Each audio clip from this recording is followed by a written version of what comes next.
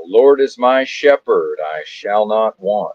He maketh me to lie down in green pastures. He leadeth me beside the still waters. He restoreth my soul. He leadeth me in the paths of righteousness for his name's sake. Yea, though I walk through the valley of the shadow of death, I will fear no evil, for thou art with me. Thy rod and thy staff, they comfort me. Thou preparest a table before me in the presence of mine enemies. Thou anointest my head with oil, my cup runneth over. Surely goodness and mercy shall follow me all the days of my life, and I will dwell in the house of the Lord forever. What's happening? Benton here. Coming to you live. What's up, Arpole from Houston, Texas? And I figured since I've been making my own versions of Psalm 23, every once in a while, why not read it as written? There it is. We are parked at a little truck stop, a little independent truck stop, a mom and pop. Seems to be owned and operated by some Middle Easterners, perhaps.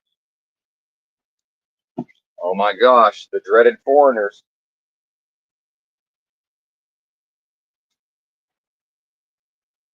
There was a bit of a language gap when I just went into the truck stop for my coffee.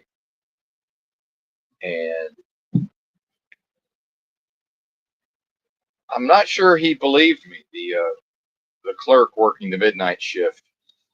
He must be fairly low on the Middle Eastern totem pole there, outranked by the fella that I paid $16 for parking. And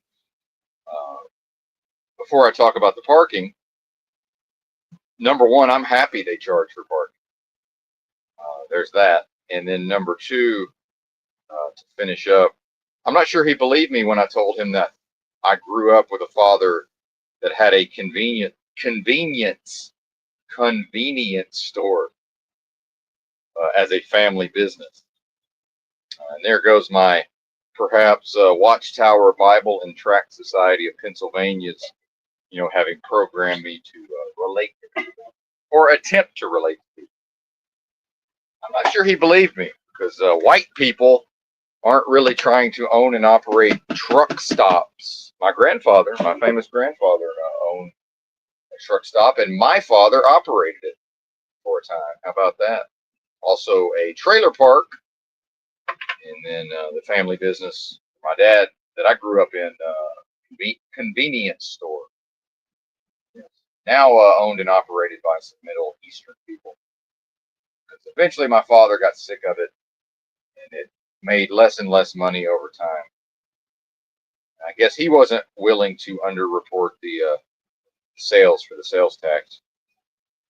If anybody's curious, you have people who are willing to sit in a convenience store more or less for free all day and steal the sales tax money. That's how some of these bodega-like stores are able to keep operating. Ain't no white man going to be up to such foolishness. Oh man!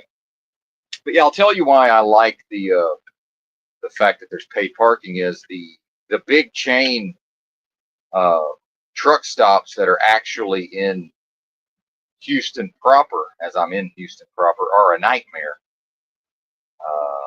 Some of the worst truck stop experiences I've ever had were in Houston during the fake pandemic. The ones on the outskirts are run down, and an actual lot lizard pounced on me, attempted to pounce on me in Baytown, east of Houston. I believe that was a flying J. Other than that, it was fine. So why I'm happy that they charge for parking is because if not, any time of day that I tried to pull into this place, there would maybe be one or two spots available. So the paid parking, I'm happy to pay the $16 with tax to be able to park.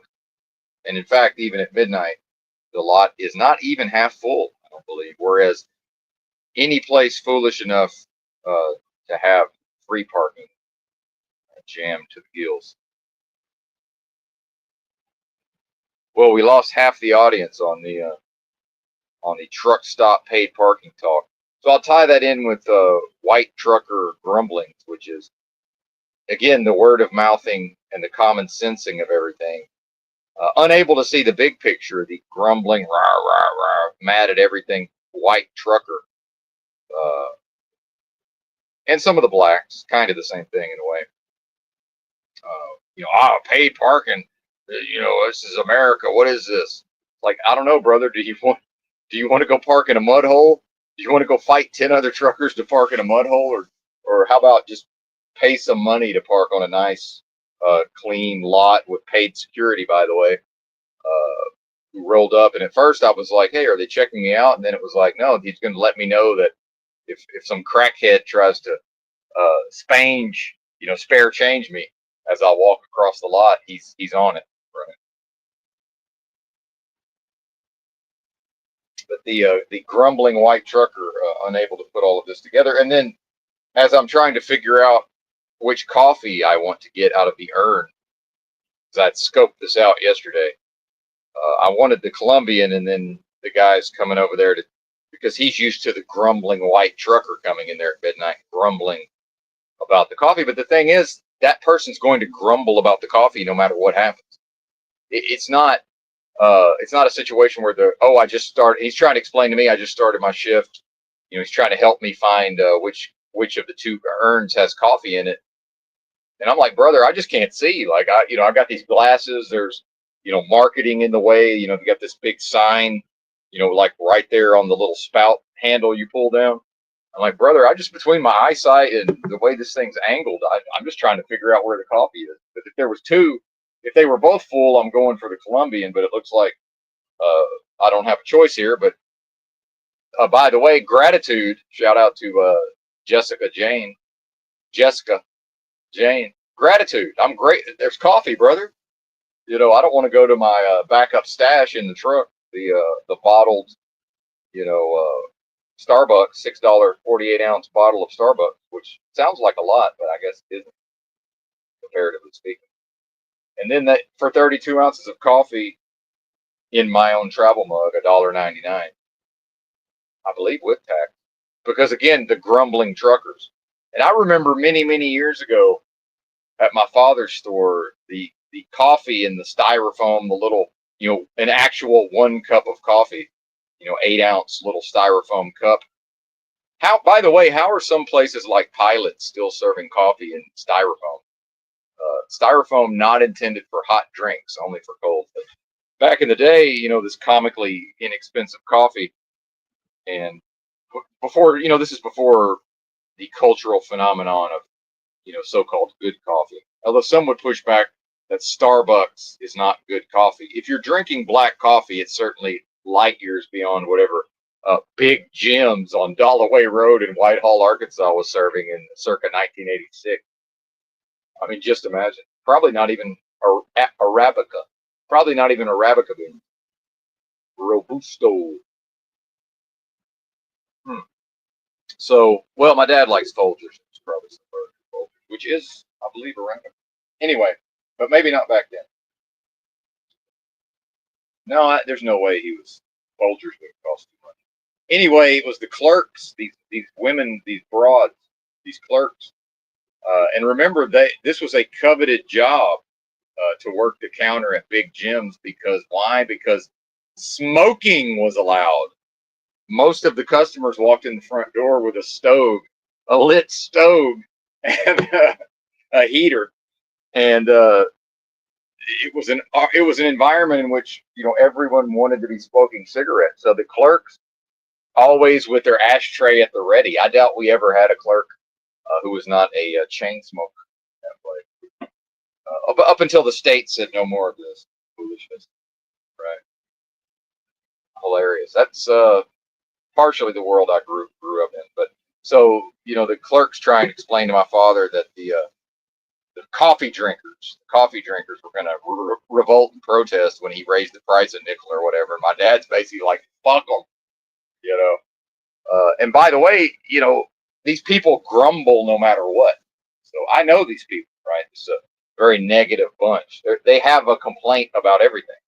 Meanwhile, listen to Benton complain on a live stream for 4 hours. Yeah, well, it's not always that exactly. However, yeah, I'm a product of that environment, so I know that when I see it. So I'm being reacted to ahead of time because the grumbling white trucker bozos, and some of them are black, certainly, have sort of trained this guy. If he's not on the ball, lickety split, right? Fuck them. What am I going to do? Go somewhere else? I mean, there's coffee there. Shut the fuck up. Be grateful, right? Perhaps I could be grateful that there's coffee at all. Right? But yeah, I did something to myself on yesterday's broadcast, bragging about my meditation and my third eye, while simultaneously engaging in some gutter talk. We got a little too sexual with some of the topics. By we, I mean me. You did nothing. Thank you for listening. Although you probably are guilty of something. That's not within my purview, right? That's outside my purview. So now, sort of observing some of the physical changes, I've gotten quite sore in a particular part of my body associated with some of this older repressed trauma and such. So probably some of that got rattled loose. They're just coming to the surface. So that's good for the healing, right? Then I'm also reminded to not, I'm reminding myself in my practices, there's really not much of an upside to talking about such topics. And then coming on here and, making my user text PI, which means properly identified. I guess I need to put the question mark in parentheses because that's not a given. Within yesterday's broadcast, certainly the sexual side of things, I allowed to effectively what that ended up being was me identifying with the delusion too strongly. Right? It's one thing to watch oneself meditatively fall away from proper identification into realm identification, and then correcting oneself, but then to go into identification with dating relationships, pimp hand, managing abroad, and all of the, not abroad meaning a different country, a space broad, right? Not derisively. It's a term of endearment. Broad at the hips, I think is what that's supposed to be. I never viewed it as an insult. I don't ever remember any ladies, if they were aware of the term broad. I don't remember being offended. Shout out to the chat, our poll in the house. So our pickup in Houston this morning is 10 a.m. And unless we're just magically by happenstance nearby, that's going to be traffic. But I'm a truck driver. Perhaps that comes with the territory. What say you? And then, of course, probably not going to be driving much later than 3 to 4 p.m. I woke up about midnight. Actually, I woke up around 7 p.m. After resisting the urge to go to sleep comically early at around 2 p.m. I think I crashed out around 4. I know this is scintillating old man going to sleep talk. Yeah, 4 to midnight with a wake up at 7. Proper identification, by the way, making it much easier to not wake up at 7 and then have difficulty going back to sleep. And I could have gone back to sleep at midnight, but I was curious by then. I said to myself, well, I'm almost certain they would have sent me my new truck driving assignment. And there was the odd chance that it would be some kind of 24-hour drop and hook where I would be able to start early. So that's motivated me to check the phone. And at that point, it was like, might as well just be awake for the day. And a live stream coming up. And egg time, certainly. Delicious egg yolk drink. Oh, man, I'm got this thing dialed in. The yerba mate has been quite an addition. Oh, and nobody's parked near me. There's one guy, he's a space over, but based on where I'm parked, in such an open lot, that's his problem, certainly. If he happens to hear my loud ass ramblings over this engine and his engine, perhaps. And yeah, as much as I might like to turn off the engine, it's already humid, though. It is Houston. I don't know what the outside temperature is. But a controlled environment is better. Control the noise to some extent, but the engine. And somehow this truck is louder than other trucks. And not the exhaust either, the actual engine. Not quite sure what that's all about.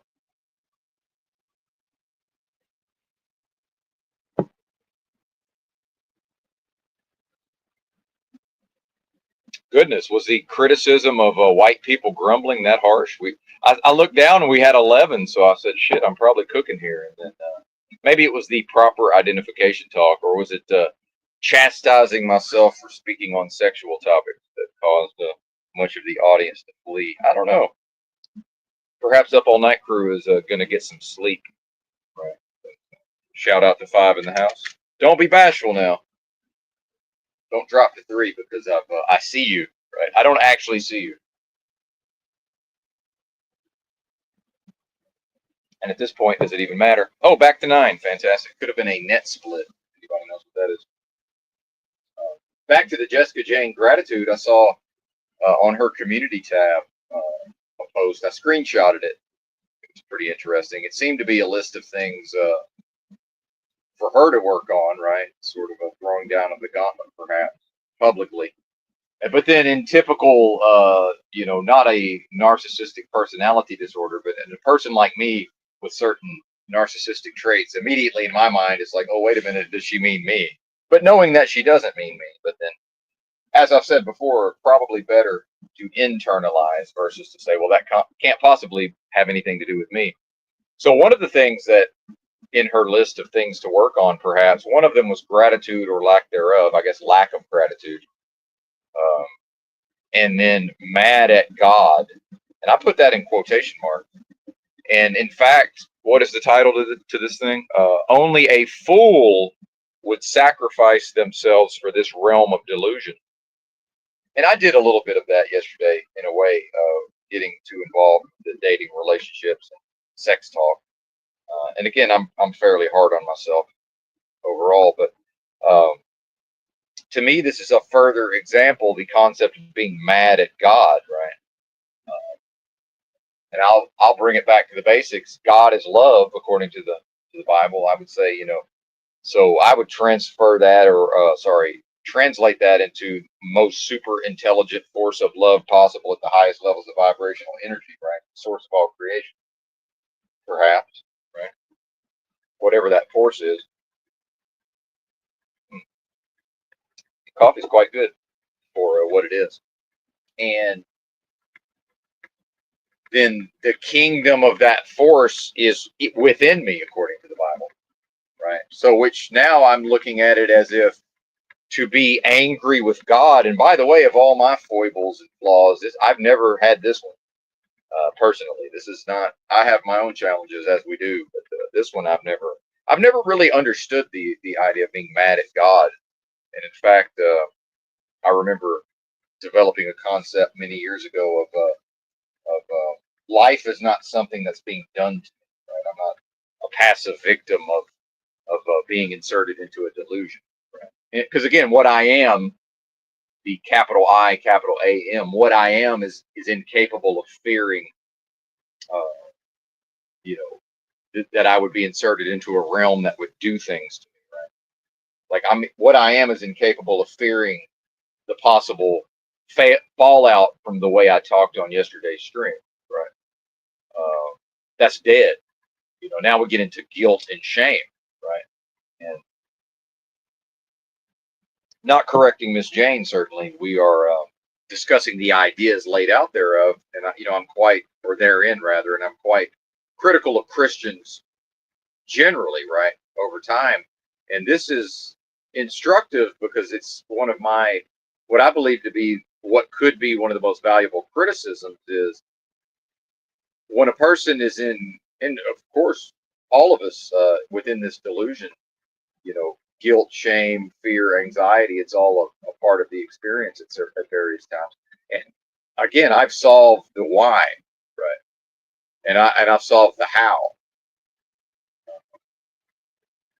within myself, and that's what we talk about with proper identification. And this is a technology that I believe anybody could develop for themselves. And this is part of what I wanted to talk about yesterday before I veered into the relationship talk, but probably wanted to show off my knowledge to some extent. So let's see if we can stay on topic here. So actually, the idea of mad at God in the proper framing is very valuable to understand that. And kudos to Miss Jane for the introspection and perhaps meditative observation of being able to see these things. And as I remind myself to also be complimentary within criticism, where warranted, of course. And, to be critically thinking and examining for herself. And whether or not she hears this later, I'm not sure. Shout out to Replay Crew, perhaps. And so for me to be angry with God as defined, God is love, the most super intelligent force of love possible at the highest levels of vibrational energy, and that kingdom is within me, right? This is all biblical, by the way. And so this is the revolution, right? The revolution, the potential revolution of Christianity in Christ. Right? This is the potential is there. And I actually began to consider and understand these concepts because of a 2-volume book set written by Paramahansa Yogananda about the teachings of Christ from the Gospels, and not a lot of Old Testament guilt, fire and brimstone talk. I ain't got time for that. The most super intelligent force of love possible at the highest levels of vibrational energy ain't capable of fire and brimstone. Lacks the capability. Doesn't know anything about it. Making war. So if that force is king, when that force is king, when Christ is king, that's a time. If time and space is involved, that's a time and a space beyond the possibility of war. If that's the kingdom of Christ that supplants what's going on in this realm of delusion, there will be no delusion, by the way.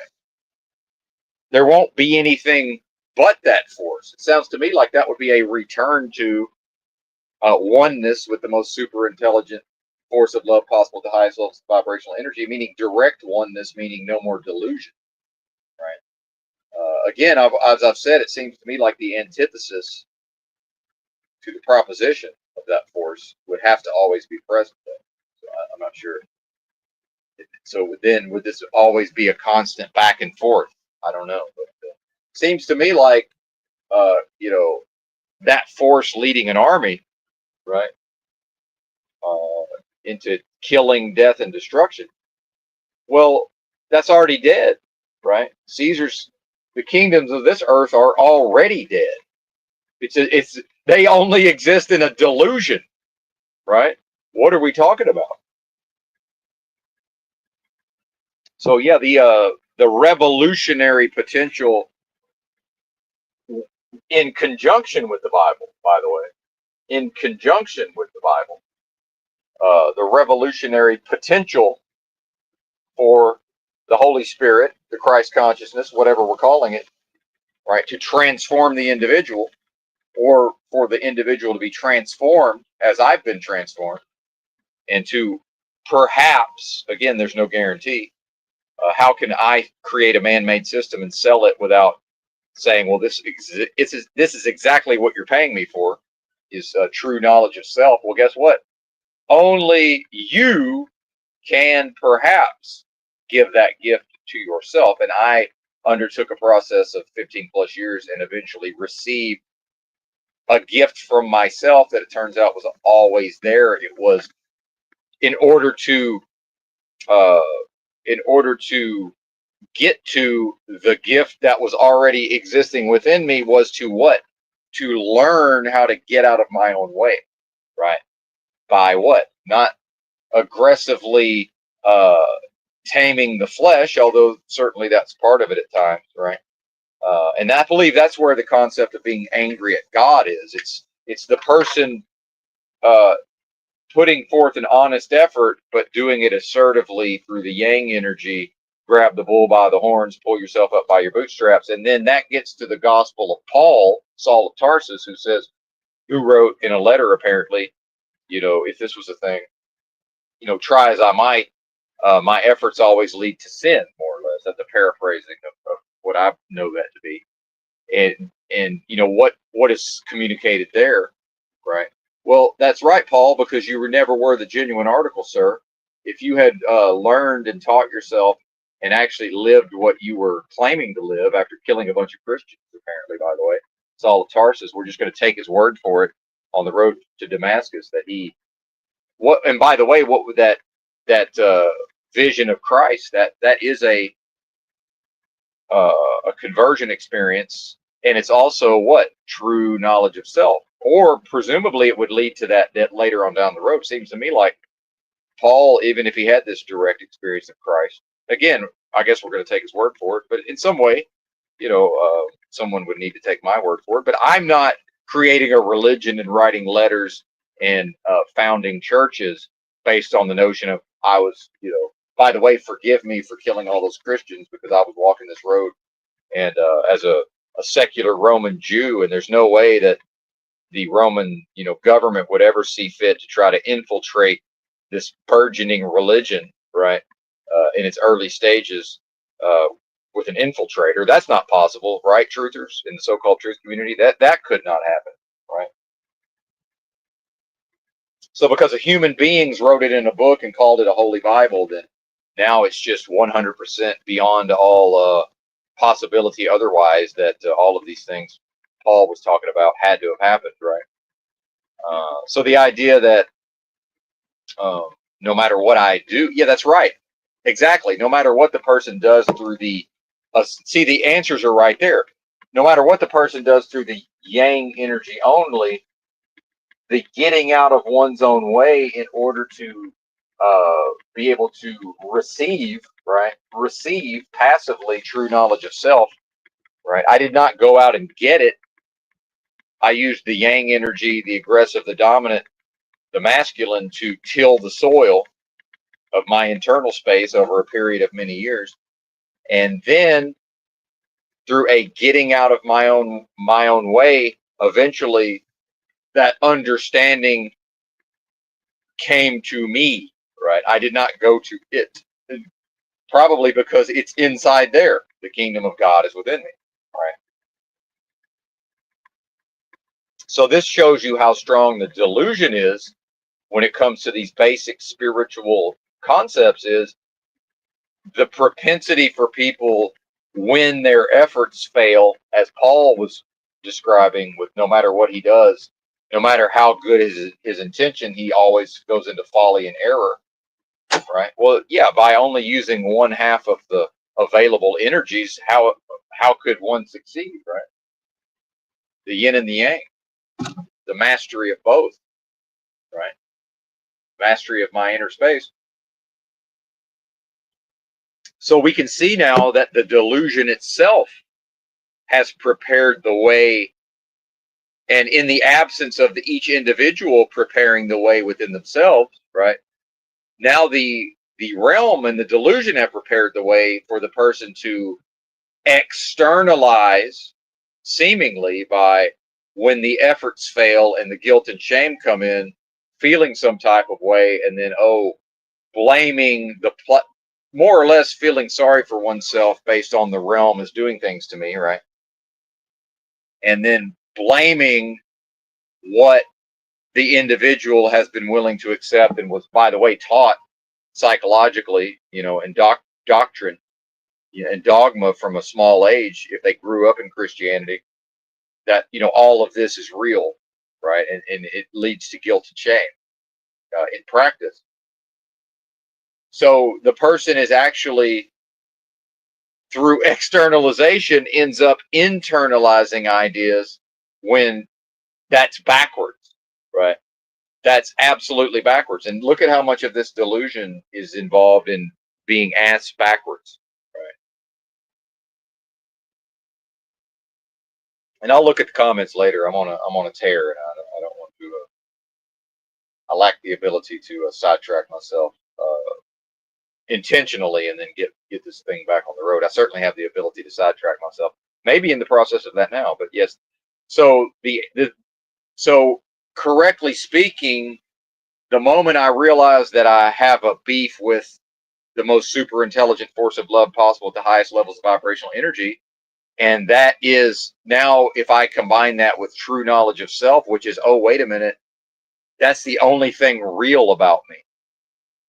The only thing real about me is that my essence or soul or spirit is one with that force, and Benton, is talking to you via delusion, right? That it's possible to break off a chunk of that indivisible force. So, put into the proper framework, what Miss Jane, and she did not state this, so I don't want to put words in her mouth. What I believe she's alluding to is attempting to correct herself for her past transgression of being angry with her own nature, by the way. And here's how it gets more diabolical. Her own nature can't be angry with itself. That's the literal when Christ in the Bible says, if Satan's kingdom is divided against itself, how can it stand? Meaning, if how can evil drive out evil, right? So that now we're back to only the yang or aggressive energy. So now we're going to, in some way, drive out the guilt and shame with what? More guilt and shame? I mean, with what force, right? It's too. The solution can never be, the problem was created by the consciousness of yang energy, assertive energy, dominant energy. So the answer has to be what? Yin, passive, feminine acceptance, right? It has to be.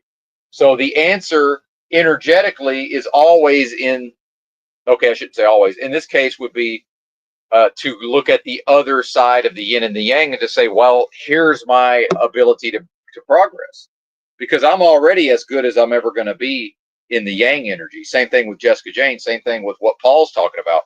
Paul's like, hey man, I'm all day every day in this aggressive, assertive yang energy. I'm on top of it. I'm starting churches. I'm writing letters. This I got that good. They're gonna put it in a book, and it's gonna be the biggest selling book of all time, right?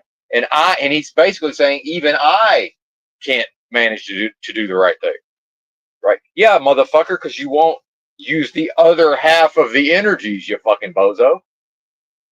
How could you? So it's a surrender to, well, wait a minute, that's me, right? Not that, forget that that's you meme. That's me. God, the kingdom of God is within me. And now I have animosity. Now I'm going to have a beef with the kingdom that dwells inside of me. If I'm divided against me, how can my kingdom stand? Think about that. If the kingdom of God is within me and I'm angry with God, is that not a divided kingdom? And how can that stand? That is error. That is folly. Not in So within the delusion, it's the idea that, man, I shouldn't have lusted after that person. Oh man, I did whatever I did that leads to guilt and shame. It doesn't matter what it was. And now the correction is, from going so much into guilt and shame, the person might become aware, or maybe somebody told them, like, hey, you're talking like you're mad at God or whatever. That to be the concept of being angry at God, question it. What is that? What would that represent? To be angry with the most super intelligent force of love possible at the highest levels of vibrational energy. And the Bible says that force is God. And the Bible also says the kingdom of God or that force is within me. And I'm speaking to you with from the position of true knowledge of myself, right? I know exactly what I am. And the moment I know exactly what I am, I know exactly what I'm not, right? I know exactly what I'm not. I'm not guilt. I'm not shame. I'm not anger. I'm not resentment. I'm not yesterday's sexual talk, right? However, I'm free to allow my creative force to be subverted into identifying with all of those things that are possible for me to do. And that would represent a kingdom divided against itself, right? And so part of Jesus's discourse in the Bible was to demonstrate his mastery, right? Jesus of Nazareth, his mastery of these forms of yin and yang by by referencing the delusion, right? And referencing negative states of being, right? And then saying, well, if a negative state of being drives out a negative state of being within Satan's kingdom, that then it's divided against itself, and how can it stand? That's, by the way, pure motherfucking brutal logic. That's brutal, pure, in your face, upside your head logic. Deal with it. And Jesus, if he was a real person, and that's my assertion, but within me, speaking only for me, he'll just lay some shit on you and just look at you, partner. Now what? Now what? Antithesis. What you gonna do with that, partner? He put his name on it. And as a human, I have a propensity to want to start challenging people. What are you putting your name on? Doesn't matter. See, that the solipsism dictates that that's a delusion. That's dead. From my perspective, whatever's going on inside of you is dead, other than what you're able to bring forth that I'm able to substantiate at the level of your creative force. Everything else is dead. The only thing I have proof of that exists here is my knowledge of self, the fact that I know within me with 100% certainty exactly what the fuck I am, and not who. Once we go who, we're already off track. We're already off track by speaking in a language of humans, in the English language. We're already off track. Remember, the Amish call the non-believers English, by the way. I'm pretty sure there's some wisdom in there. Pretty much everybody that's not an Amish is an English, unless they grew up Amish. So a non-practicing Amish is not an English, but basically anybody who did not grow up Amish is English. Right. Probably something there. Right. So again, we're back to proper identification. When properly identified and knowing exactly what I am, and then now I know I'm in a delusion. And if I'm 100% certain of what I am within a delusion, now I can point at everything that I'm not, right? I'm not my vocation. I'm not my clothing. I'm not my paycheck, right? I'm not this live stream. I'm not a 49-year-old from Arkansas in a big rig. See what I mean? I'm performing these things.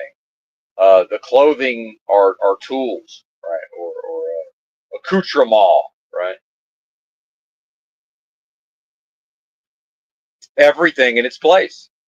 And the delusion is set up to put everything in its proper place for you ahead of time to serve the delusion that I refer to, that I've taken to referring to as Moloch's machine.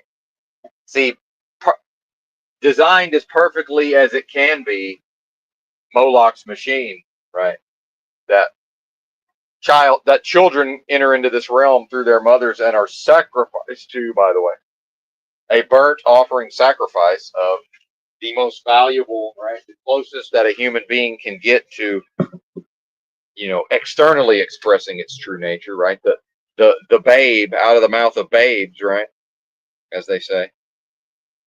And the humans metaphorically lifting up the greatest wealth, right? The newborns, and saying, "Here, Moloch, we sacrifice this to Moloch," right? And I don't even like talking that way because it sounds like I don't. No, absolutely not. That's what's happening, though. See, I don't even like speaking that way, and people are doing that as it was done to them. And I don't think it's a coincidence that I never made no people that I know of I broke that motherfucking cycle. Now that doesn't make me better than somebody else, but the point I'm making is, at 49 years old, I think it's flat wrong, in my opinion, for me. Now we get into, well, if I was to replicate, would I even have the ability to see the child not sacrifice to Moloch as a, figurative burnt offering sacrifice? I'm not sure. Once the smartphone goes into the hand, I think it's all bets are off. Is it possible to get the child to majority age, adulthood, without having been sacrificed? And then, probably they're just going to go out and sacrifice themselves, most likely. Right. So people I know who might be homeschooling their children, or, raising them up and indoctrinating them in certain ways, specifically to sort of combat the indoctrination of Moloch's machine, and just watch them go off and become so-called worldly. I mean, that's most likely what will happen, right? Some might say it's worth the chance, right? It's worth taking a shot. And I don't look down on people who have children. I mean, it's how we all got here, right? And I am grateful for this life, as crazy as that might sound. I'm grateful for the opportunity to express my true nature within a delusion, and to help, in this delusional way, to show that what I am can't be defeated. In fact, what I am will never know defeat. Right. So what Jessica Jane's talking about is, that represents defeat, right? And which is not a problem. The problem I see is, and again, this is not intended to be critical of a person. This is supposed to be instructive for everyone. And I myself, as the student and the teacher within myself, this is instructive for me. And all roads lead to narcissism. It is all about me on some level.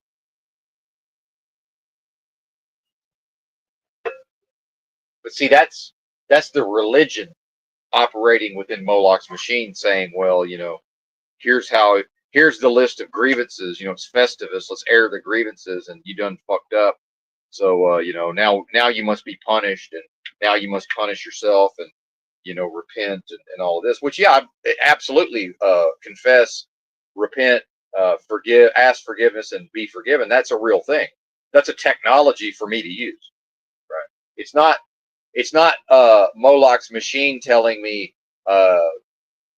how to operate a process that works at the law that's incumbent upon my own nature. So now a delusion and the antithesis and a Moloch's machine is dictating to me the law, and I am the motherfucking law, meaning the kingdom of God is within me.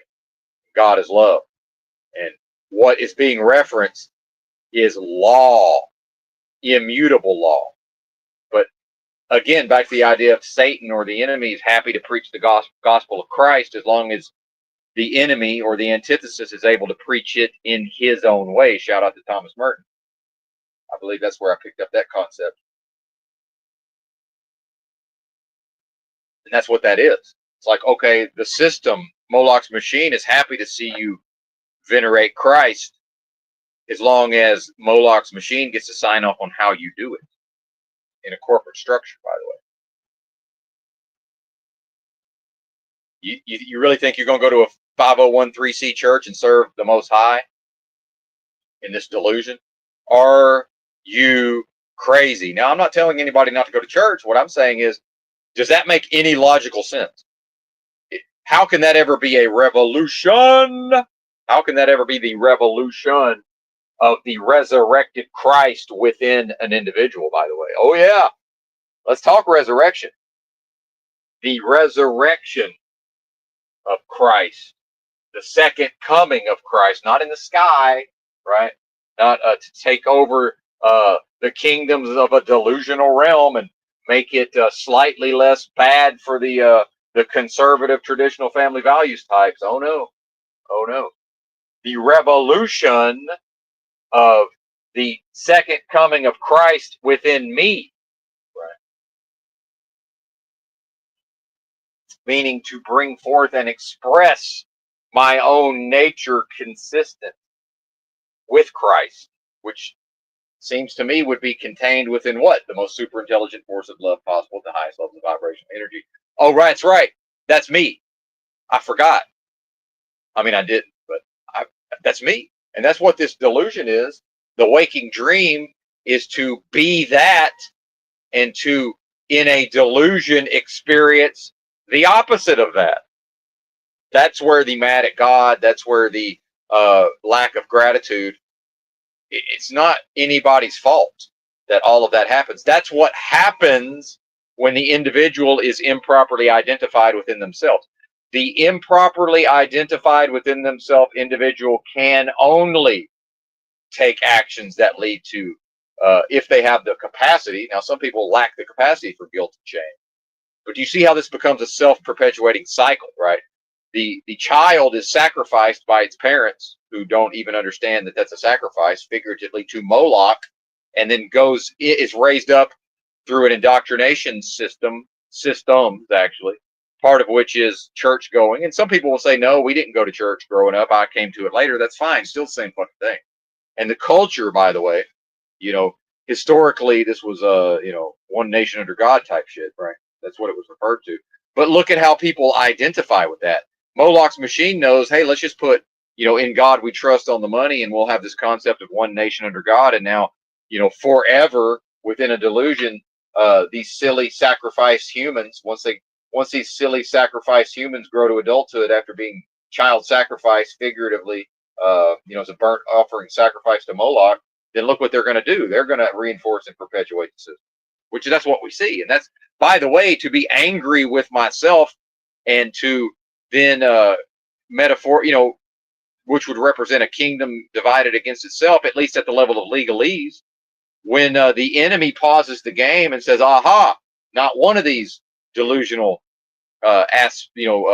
seemingly aspected by proxy in a delusion, little aspects of the most super intelligent force of love possible at the highest level of vibrational energy. The proposition or the thesis, antithesis, wants to pause the game and say, aha, got them. None of them are expressing consistent with their nature. This is a trap within a trap within a trap within a trap when the person begins to attempt to do a thing that's not even possible, right? I don't have the capacity at the level of my essence to be, I can't be angry with anything. I certainly am not able to be angry with my own nature, right? See how this is a reversal? But within a delusion, I'm free to see my power of creation subverted into such experience, and which serves the god Moloch that I was sacrificed to as a child. That this is how serious this is.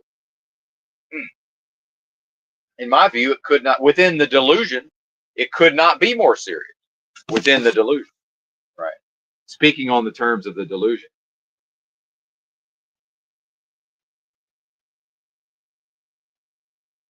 Well, let's see. Yeah. And it's interesting when a person is in the realm, in Moloch's machine, in delusion, dropping true knowledge, which isn't even true knowledge, because the moment it leaves my lips, it's already adulterated. Same thing with the Bible. The Bible can never represent true knowledge. It's dead, right? It's dead scripture. However, when a person such as myself is bringing forth manifested truth, look at how quickly the enemy comes. Look at how quickly, on behalf of Moloch's machine and Moloch, look at how quickly the person comes to say, oh, well, I went through that phase. So when a person says, and I think this is interesting because I want to address this from the comments, it's instructive for people who may not be as adept in psychological warfare as myself. What's being communicated there when they say, I went, so first they characterize what they believe. First, it's a characterization, right? The characterization, and the comments have been deleted, so actually I probably should not have timed out the user. But first was the characterization of what is happening here. So it's first to say, so the first thing is a descriptive characterization of what this broadcast is. right? Well, oh, when a person does this thing. So they actually are speaking for me, which is not possible. And now they might say, well, actually, I meant someone else or something else. Doesn't matter, because now we've introduced confusion. See, the fact that they may say, well, actually, sir, I was listening to you and you're right on point, and I was actually referring to these other people who do these other things, because philosophy was referenced, right? So what I would say is, well, now you're changing the subject. So what I'm talking about, right, certainly involves philosophy. So we're not changing. Number one, you're either talking about what I'm talking about, and you're characterizing it and framing it in your own way. By the way, this is the antithesis who's happy to preach correct philosophy or to preach the gospel, as long as the antithesis can preach it in its own way. Do you see now? Antithesis. So in this example, perhaps the sons of God came to present themselves, and the antithesis also came in their midst. Like, this is a real thing that happened, right? This is a real thing that happened. And it shows up and it says, okay, buddy, I hear your philosophies. And, then it characterizes what it's hearing, which is to what? Which is to preach what I'm preaching, manifested truth, but to preach it in its own way, right? By the way, the antithesis not having the power of creation, but only able to convince the delusional aspects of an indivisible force to subvert their creative force. Right. So this is an offer. The system is making me an offer. Hey, buddy, we see what you're doing. Would you like? How about accepting our offer to subvert your creative force? No, offer not accepted. Offer rejected. Right. But then here's the psychological warfare. So first they talk about, they characterize and reframe, and this is basically the version of, I'm in a conversation with somebody outside a truck stop and I'm making assertions, and then I stop talking and it's their turn and they say, so what you're saying? And I say, no. I say, I just said it, sir. I'm not going to stand here and allow you to restate what I just stated. Right. So no, chatter, and I've never seen your name. I will not allow you to come in here and restate what I've just said. Now, the second communication was, it was to place themselves in an exalted position above me. That's what I went through that phase meant. It meant I'm watching what you're doing, I characterize what you're doing, and I'm beyond where you're speaking from. And I know that because I went through that phase. So first it's a belittling. To go through a phase is associated with an adolescence or a childlike state, and not in a good way. So that would be associated with wet behind the ears, green behind the ears, whippersnapper, right? So the person is immediately placing themselves in an exalted position above me, and they're doing it with subterfuge and deception, right? And this is what I mean when I say to appeal to the fickle feelings of the peanut gallery with ridicule, which is it always works, by the way. I don't operate on those levels, right? And I would not stoop to operating on those levels, although show me a human and I'll show you a hypocrite. Perhaps I would. Never say never style. But do you see how quickly the enemy attacks, right?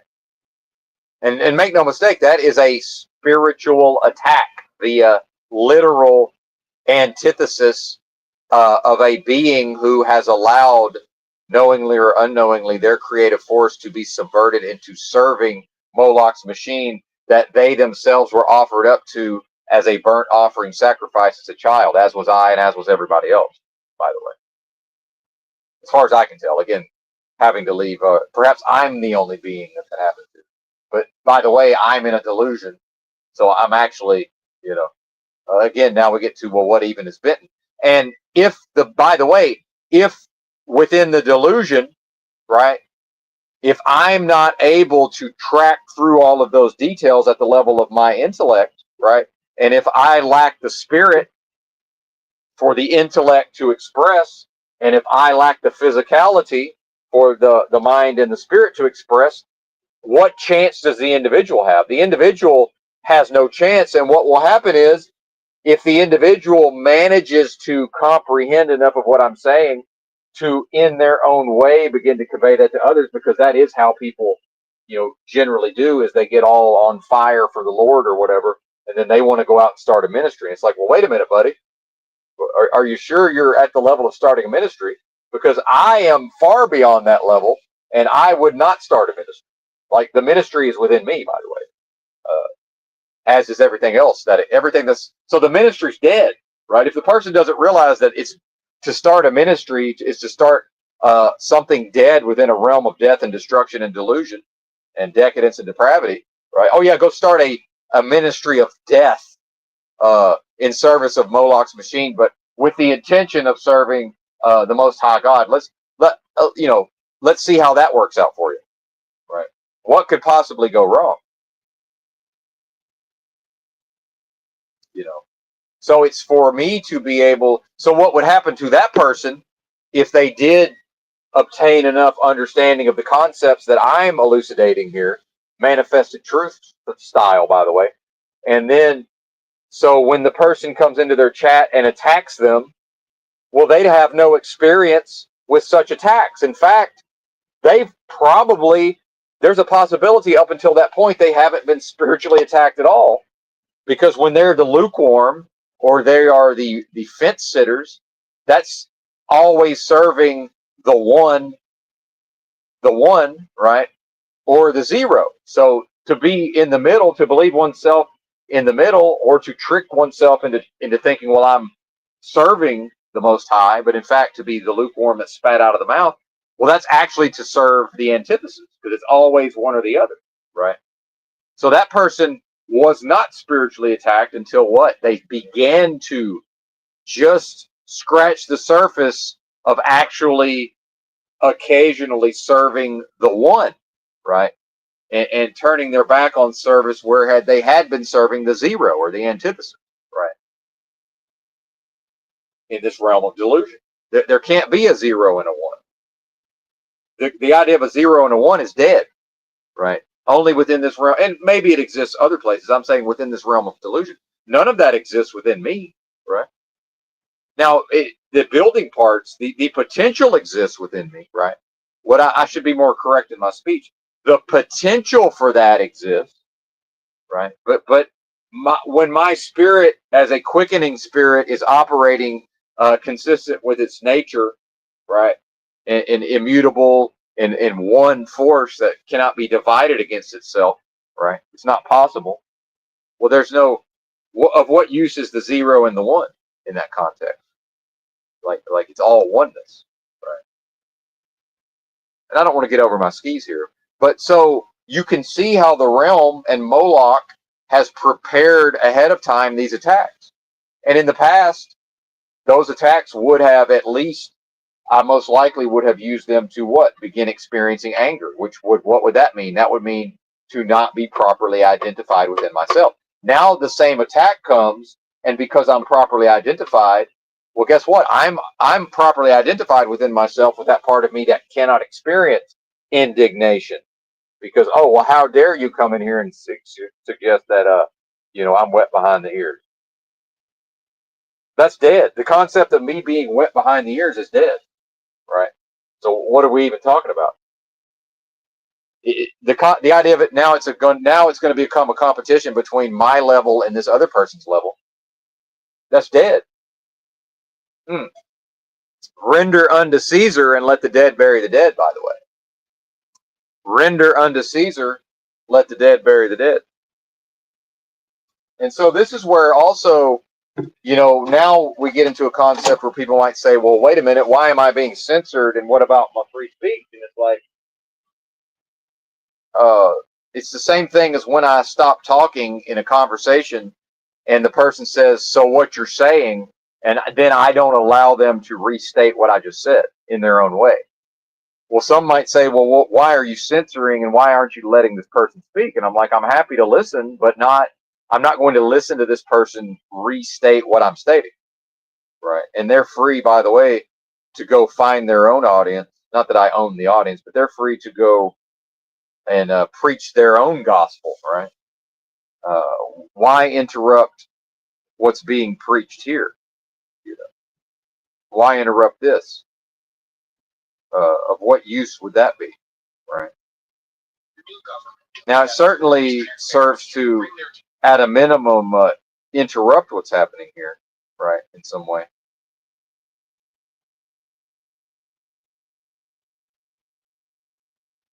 See how we've come to a grinding halt, right? The discourse has been brought to a grinding halt.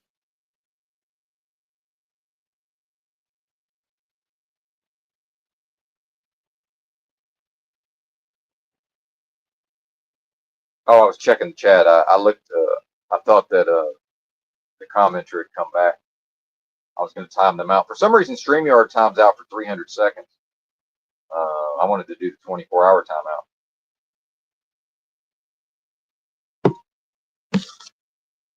It's interesting.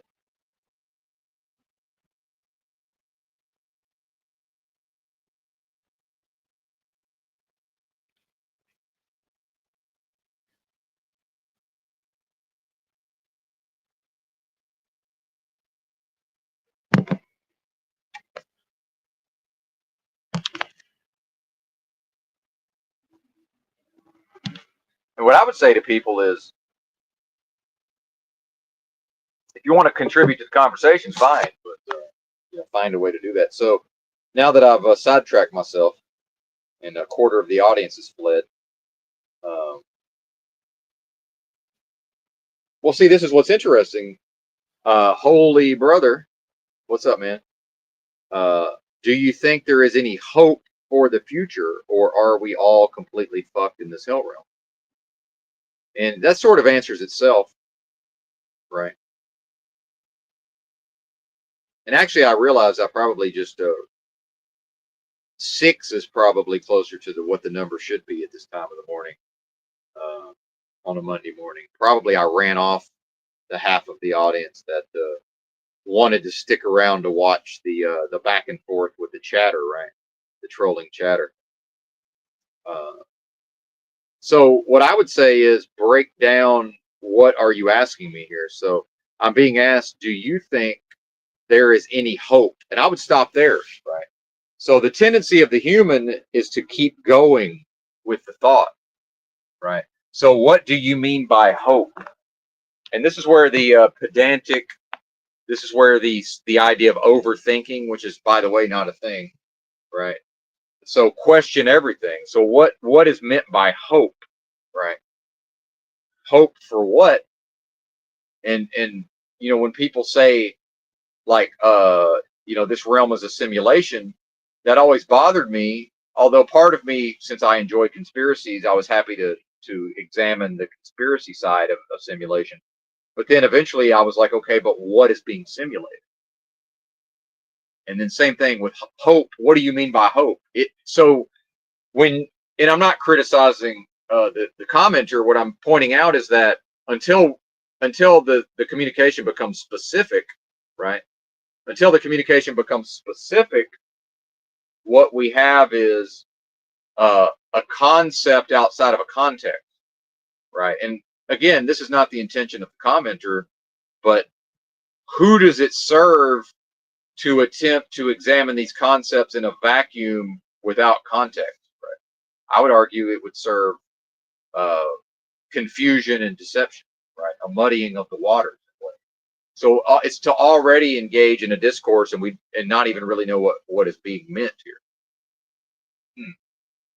So when Provo, another user, another content creator, sorry, another YouTube channel, not user, another content creator, on his posts, community posts, it said, and the fact that he's one of the few channels I'm not, that I haven't just ignored the channel entirety. That says something for him, right?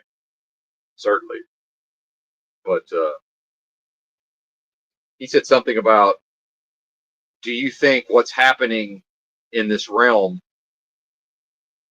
I guess I could go find it, but do you think what's happening in this realm is one way, or do you think it's a distraction, right? And then I had to post in his comments, a distraction from what? Because how can the discussion ever go anywhere if we just say, is this a distraction? Okay, from what? Is there any hope? For what? Right? What do you mean by hope? Now, I've talked about before, and again, I may sound like I'm a little angry or worked up towards the commenter. I'm not. So, what I would say is hope is because as a human within a delusion, right? Part of your experience as a human, most likely, based on what I've observed, and even I have a hope station, which means part of being a human seemingly is no matter what happens, we experience hope. Now, maybe that could be a byproduct of, again, my assertion and my true knowledge that my essence or nature is one with the most super intelligent force of love possible at the highest levels of vibrational energy. It seems to me like it's actually impossible for there never to be hope from my perspective. So I would say, technically speaking, there it's not possible for there to be no hope, right? So we've actually discovered Moloch's machine yet again inverting, right? Yet again, Moloch's machine is inverting, and at the level of antithesis is suggesting that, well, unless, and this is, by the way, this is the exact same communist idea as anti-racist. It's not enough to just not harm people based on their skin color. You must prove that you're not harming people based on their skin color. That's what anti-racist is. It's to, unless you assertively through the yang energy prove that you're this thing, you are that thing. It's an accusation in and of itself. What the realm is saying is that unless you prove the hope within the delusion, there is no hope. And now the being attracted to the concept of hope is asking me, well, wait a minute, I need something to point at to say there's hope. And I'm saying that's backwards. That's the system running a train on your ass. I am the hope. The hope is my essence or nature. The fact that it can't be defeated by this delusion. The fact that the kingdom of the most super intelligent force of love possible at the highest levels of vibrational energy is within me. So how could I ever lack gratitude, by the way? How could I ever be angry with that force, right? Remember, what I am can't experience a lack of hope. So what has happened here is the realm itself, the delusion, has made you an offer that there's even a possibility of you lacking hope. What I am can't experience a lack of hope. What I am is the hope. It's my essence or nature is the thing that the human in a low state of evolution, strongly identified with delusions of all kinds within a delusion. That's what they would hope for. That's what I am. That's what they would hope to receive. See? And they don't understand that, again, unless it's solipsism, what I am is also in them. Right? But Moloch's machine has them out here looking for it everywhere but where it exists. Moloch's, the antithesis says, well, all I got to do is set them on a path of searching and put them in a delusion, right? And have them have their parents sacrifice them to Moloch, right? This is simple. This is all simple from the perspective of the antithesis. The antithesis is like, yeah, no big deal. We'll do that. That's just, I call that Tuesday, right? No problem. So these questions actually answer themselves when the being is properly identified. So I'll say this. I'll answer your question directly, holy brother. In the moments in which the being is improperly identified within themselves, there is no hope because the being is choosing to allow their creative force to be subverted away from identifying properly within themselves with their own true nature. So when it's a zero identification within the being, there is no hope. Correct. Full doomer. When the being is correctly identified within themselves and the zero goes to a one and there's no middle ground, the being realizes, oh, wait a minute, I am hope. And the realm is set up to have me seeking something that I'm delusion, that prior to this, I was suffering from the delusion that hope could possibly exist anywhere but inside of me. That's part of the delusion. The delusion is the idea that it's a possibility of hope outside of you in this realm. Hope cannot exist outside of you in a delusion, holy brother. That's not possible because your power is only ever within your sphere of influence, meaning if it exists outside of your sphere of influence, you don't have access to it in this delusion, meaning from your perspective, de facto, it's not a thing, right? Mic drop. It's not a thing from your perspective. So again, back to where is it? As soon as I know where it is, I know where it's not. And I also know that it only has a location because of a delusion, that there's such a thing as this time and this place, which is a simulation, by the way. This is a simulation on one level because it's a series of experiments being run mathematically in the now. Each new moment, right, is a simulation or a delusion or a series of experiments. My entire life, right, within the delusion is it's a now and a now and a now and a now and a now, and the then is dead, and there is no future. It's always the now, and it's here it is, now it's gone. Here it is, now it's gone. Here it is, now it's gone. So within that, that is a simulation, and in each moment, the computer is checking, right? The computer is checking to see is it a 0 or a 1, and that's the identification. And so when the simulation, right, amongst however many beings are here, when the moment comes that there's not a 1 anywhere in any given moment, the antithesis gets to pause the game or the simulation and say, aha, now I get to appeal via legalese and say, well, actually, I'm the proposition. I've just, because remember, we've taken within a delusion and a simulation and a series of experiments, none of these various bits of data, right? If I'm now a bit or a pixel within this simulation, as long as at least one of those pixels shows a 1 and not a 0, then the proposition is not disproven. The moment the game can be paused, now the appeal can be made via legalese. And make no mistake, that's what Moloch's machine is in the process of doing. That is the hell realm, holy brother. The hell realm is everything you experience and I experience on a daily basis. That's within a delusion that's working towards the moment that the simulation can be paused. And that, like that movie Devil's Advocate, the antithesis can make its case as to why, well, actually, up until now, this assertion or proposition or thesis has just been accepted as this must be true. And I believe that I've just disproven that, right?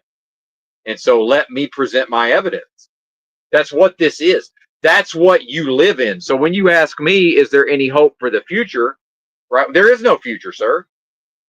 That doesn't exist. And I just defined hope for you, by the way, which I can't define hope for you, but I just spoke on hope as I know it, right? And I don't mean believe, I know it to be that, right? I am the hope, but not in a now you all are going to fall in line behind me. That's dead. See, that's dead. So I can talk as if I am that force all I want, because the idea of me then making that into my vocation or my identity, or now I'm the leader, that's all dead. I am the leader of me within me.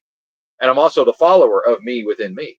And I'm also the teacher of me within me. And I'm also the student of the teacher within me. I'm all of that and more simultaneously. Because I am, what I am is more powerful than anything you can possibly imagine. Because if you have to imagine it, you've never experienced it fully within yourself. See? So I didn't even know what the fuck I meant, and I was speaking truth. I've been saying that for years. What's inside of me is more powerful than anything you could possibly imagine. I've been saying that for years and didn't even fully understand what the fuck that meant. But knew it to be true at the level of what? Intuition. Knowledge gained outside of logic and reason.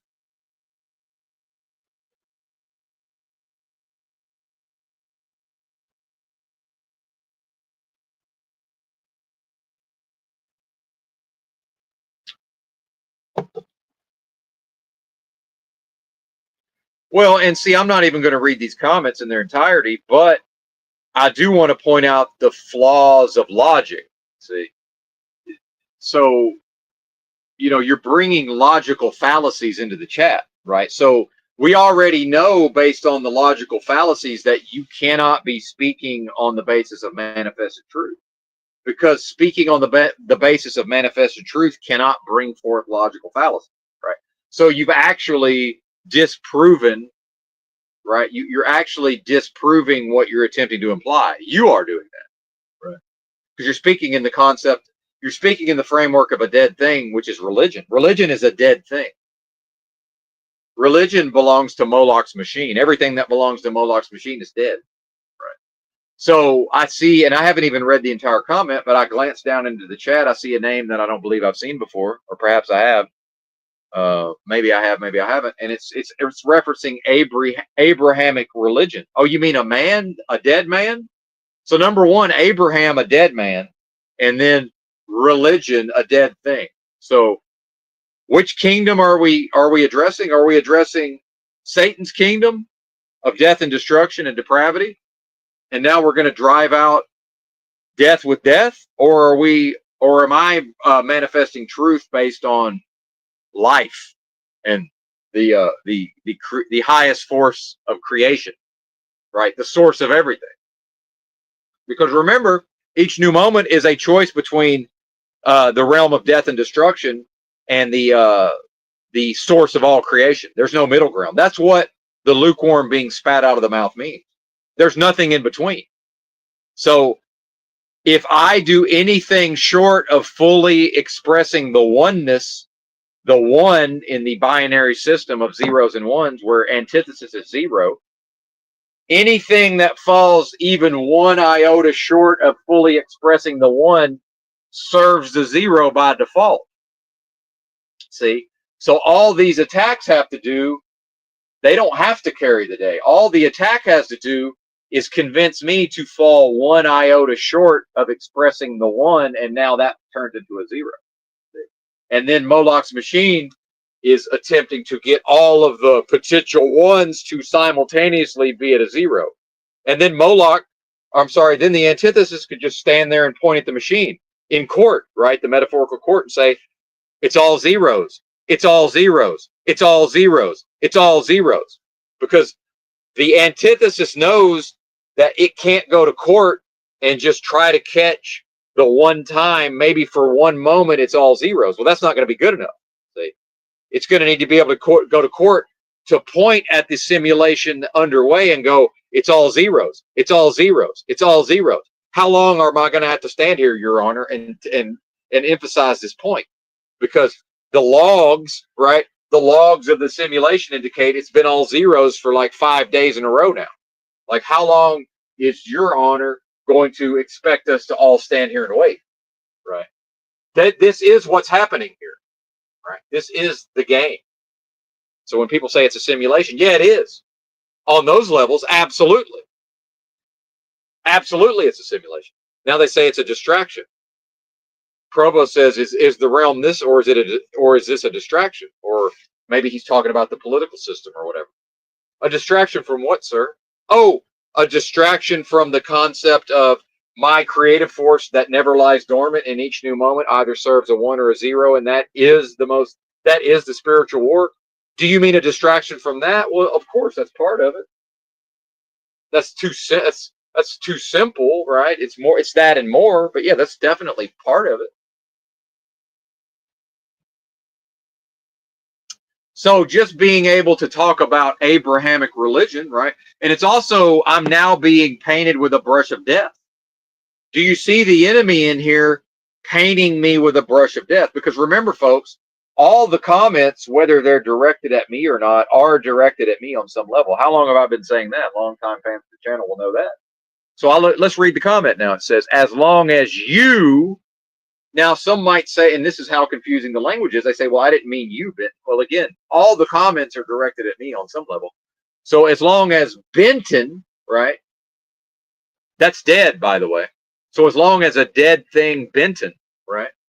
The concept of Benton is dead. It only exists within a delusion. So You're coming at me with death. Okay, I'm now. How are you going to accuse me by painting me with a brush of death when I'm pointing out that what is even being referenced here is dead. Right. And by the way, what is this? This is a quickening spirit.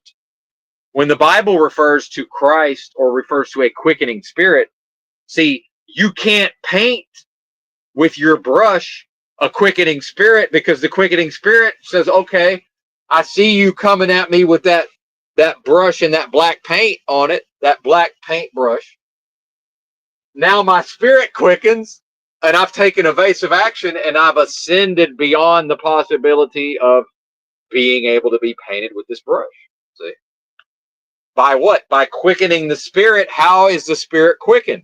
By saying, if you point at me and say you, and you mean Benton, whether you own your own words or not, like I say, on some level, years ago, I've been on this channel saying all the comments are directed at me on some level, whether they are or not. Your intention doesn't matter. That comment is directed at me, whether or not that's your intention. So what I'm saying is that's dead. The concept of Benton only exists within a delusion, therefore it is dead. Right. So that's the quickening spirit to say, oh, this thing you're rushing to paint with that brush of death under an accusation, that only works if I'm willing to identify with the very existence of the thing that you're attempting to paint, which would be to what? To allow my creative force in this moment to be subverted into becoming a zero. The one says, wait a minute, in identifying with my own nature within myself, the one, right? My spirit in this moment now quickens, and I have escaped, and I've moved beyond your ability to paint me with that brush of death. Mic drop. And you haven't even gotten a quarter of the way through your statement, and the quickening spirit has defeated you. Right. Or more correctly, the quickening spirit that can never experience defeat has once again expressed its victorious nature.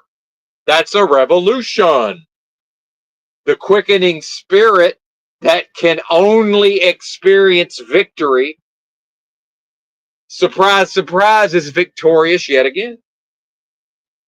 And this is why I can go into court in any moment, and no accusation can ever, no weapon formed against me shall prosper.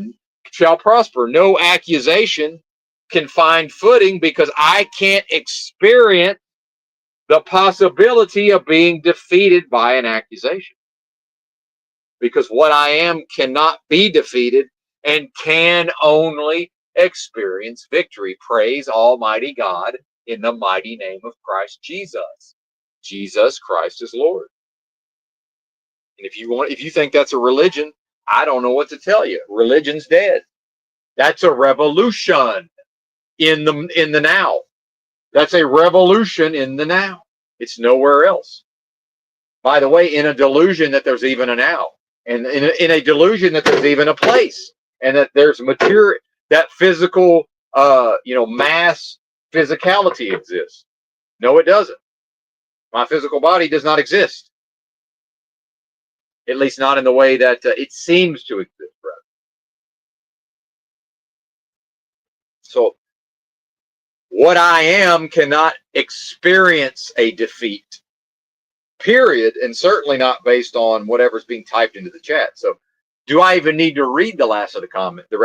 I guess I will, because replay crew might not have access to the chat replay.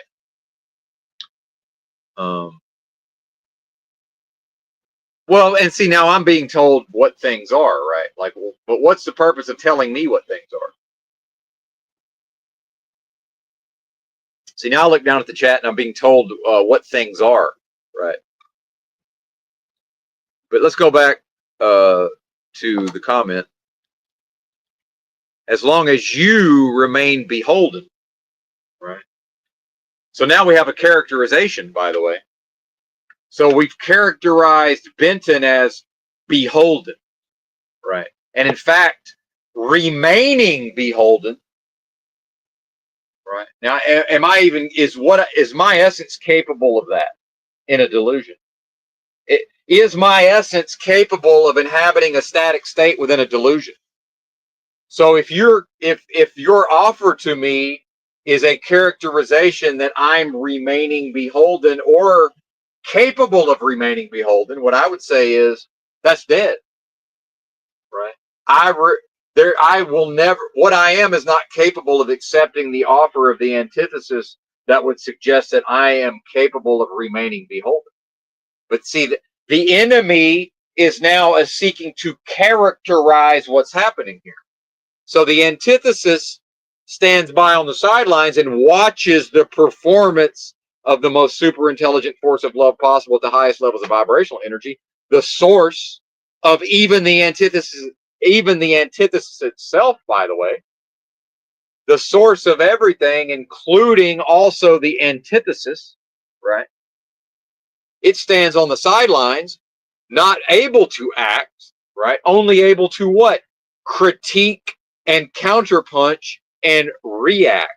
And it watches the most super intelligent force of love possible at the highest levels of vibrational energy, the source. It watches source perform, and then it critiques and criticizes and characterizes and classifies, right?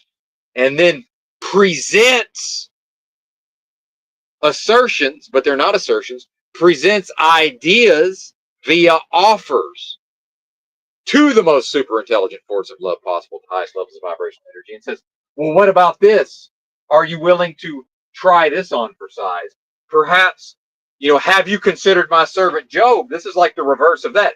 Have you considered the possibility of inhabiting a static state called remain beholden? Well, the quickening of the spirit is, well, wait a minute, within a delusion, are you now suggesting to me that what I am is capable of inhabiting a static state? That's not even possible, sir. That's not even possible. So you're now characterizing and applying to me a thing that's not possible. Right. And if I'm willing to identify with the impossibility therein within a delusion, now I could properly be seen as the zero, which would be the kingdom attempting to divide against itself, or a divided kingdom against itself, not able to stand in the moment. That would be for me to accept within a delusion the possibility of defeat by accepting the concept of remaining beholden. I'm here to tell you, sir, no such possibilities exist. What I am can never possibly inhabit at the level of being a static state within a delusion. That cannot happen. So I'm not able to accept your offer. See? So what is being suggested here? And whether the intention of the being is to spiritually attack or not, that is certainly representative of spiritual attack. Right. That's what that is. Okay. And now, so that's dead, right? That's dead. There can never be life in a static state. That can never be manifested truth can never be a static state within a delusion. Impossible. Abrahamic religion, a dead man, by the way, that's dead. A literal dead man, assuming that was a historical person. And then religion, guess what? Religion is dead. There's no life to religion. I hate to break it to you.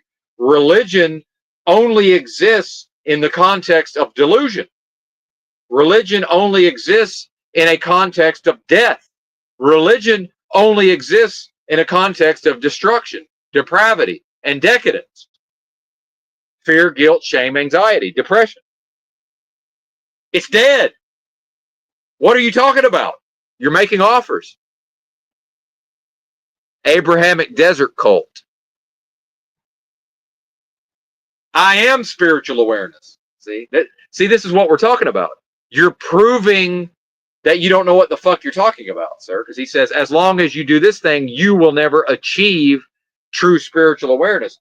when one achieves what you think you mean by true spiritual awareness, one comes to understand no such thing is possible.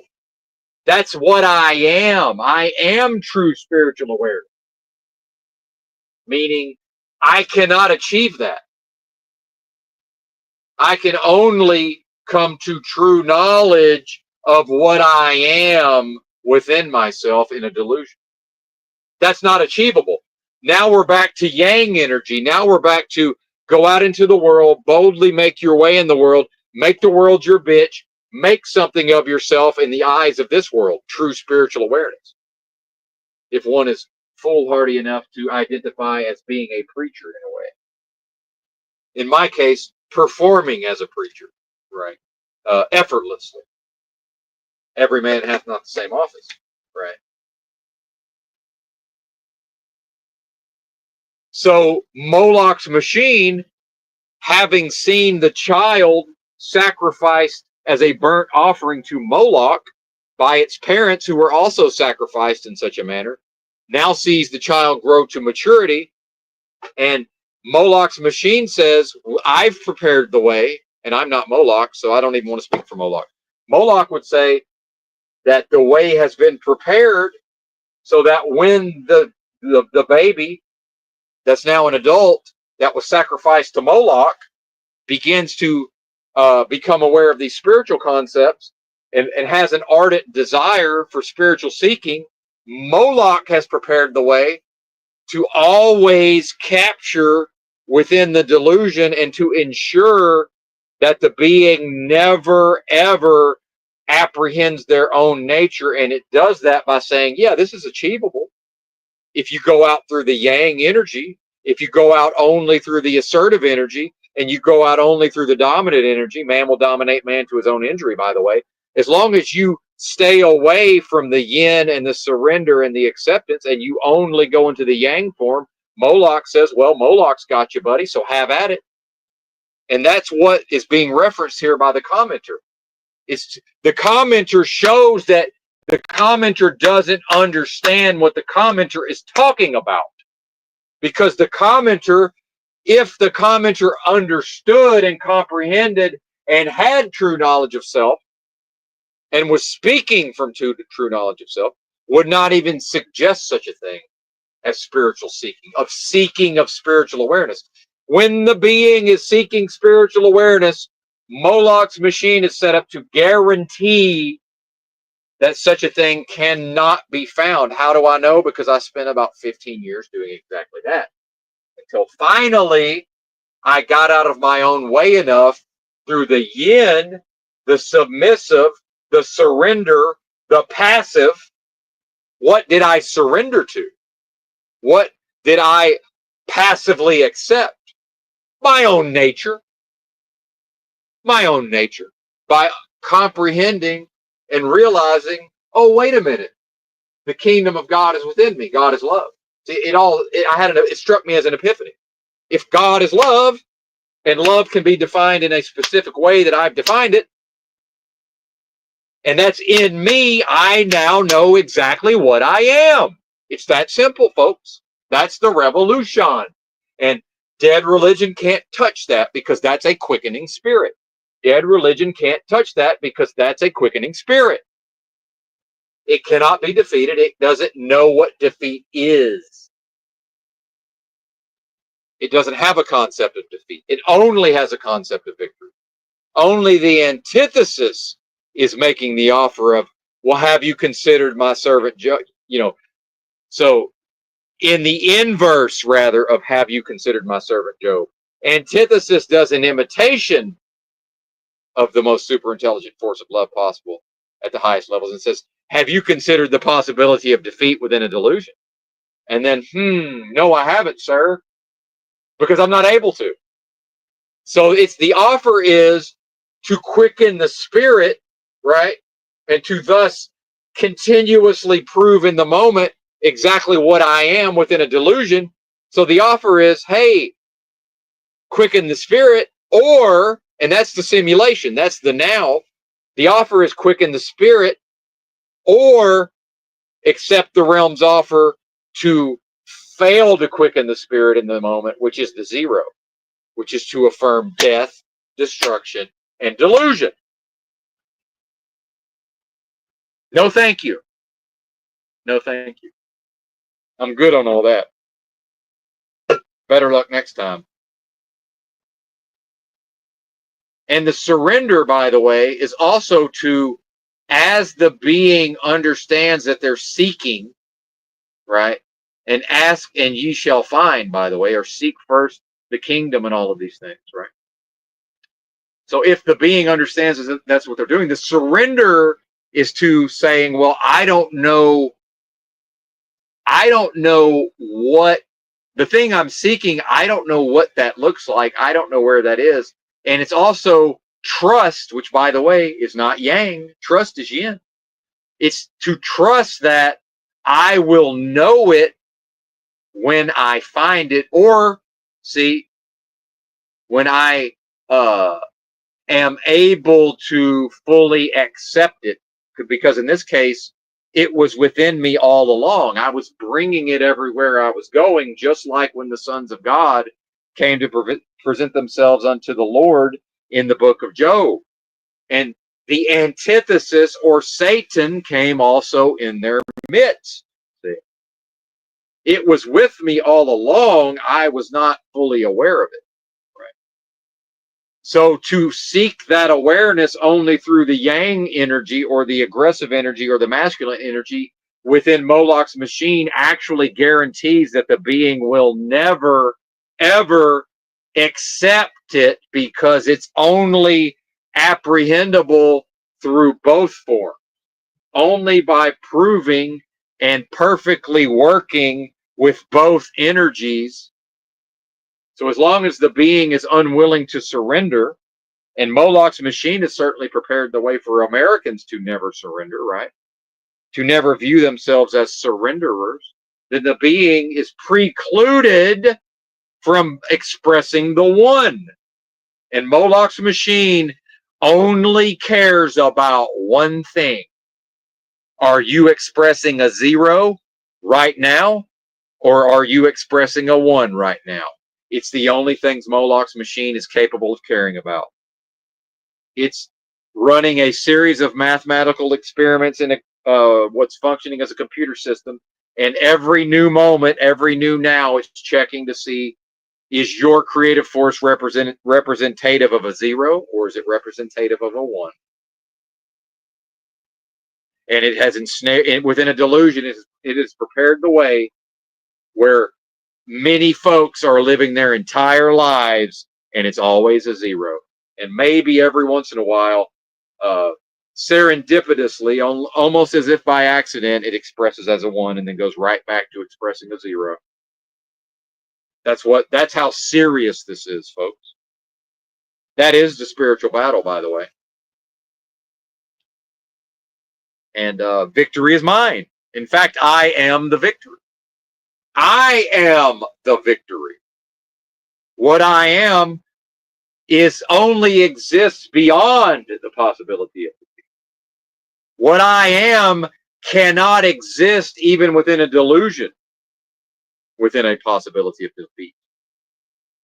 The only possibility of defeat within a delusion is when I allow my creative force to be subverted into even entertaining the notion of defeat.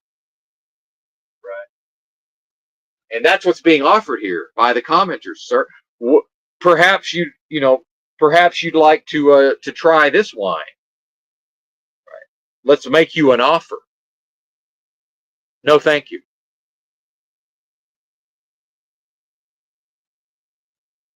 Because nothing offered is ever greater than what I am.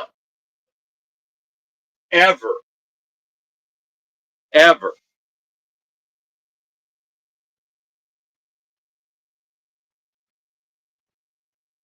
Now again,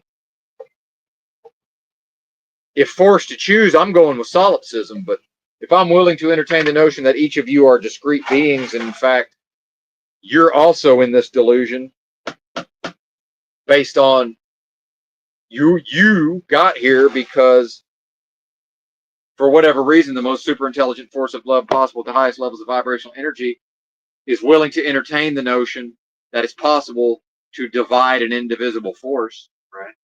So an offer must have been accepted somewhere, right? Seems to me like an offer was accepted somewhere. Did the antithesis make an offer that was accepted?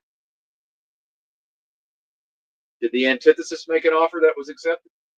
Is that how I got here? And if you're also what I am, is that how you got here? Meanwhile, what I am can't even experience being divided from that force, except in a delusion. And that's this place. You're going to tell me that various aspects of delusion got together and created a religion? And then based on how I follow, based on my adherence or lack thereof to that religion, I'm going to be judged? That's all dead, homie. That's all dead, homie. None of that can possibly have life. None of that even has the possibility of life. What the fuck are you talking about? Is this now a contest of showing off who can be the most delusional? By the way, Jack, good luck beating Jack Talcott. Good luck defeating Jack Talcott in a race to the bottom contest of the delusion. Who can behave in the most delusional fashion? Who can epitomize delusion to the highest levels within a realm of delusion? The king of the realm of delusion. That's Antichrist, by the way. That's Antichrist. Not Jack Talcott, but that idea is Antichrist.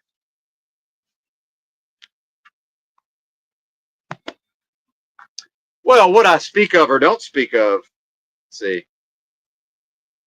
what I would ask is, may I please have the identity of the person that's questioning me? Who is the questioner? Right? Who or what questions me? Who or what deigns appropriate to question me?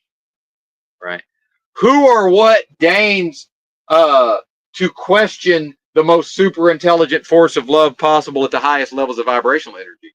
Would not the questioner thus have to be representative of antithesis? I'm the proposition, sir. If you're questioning me, are you not proving yourself to be antithesis?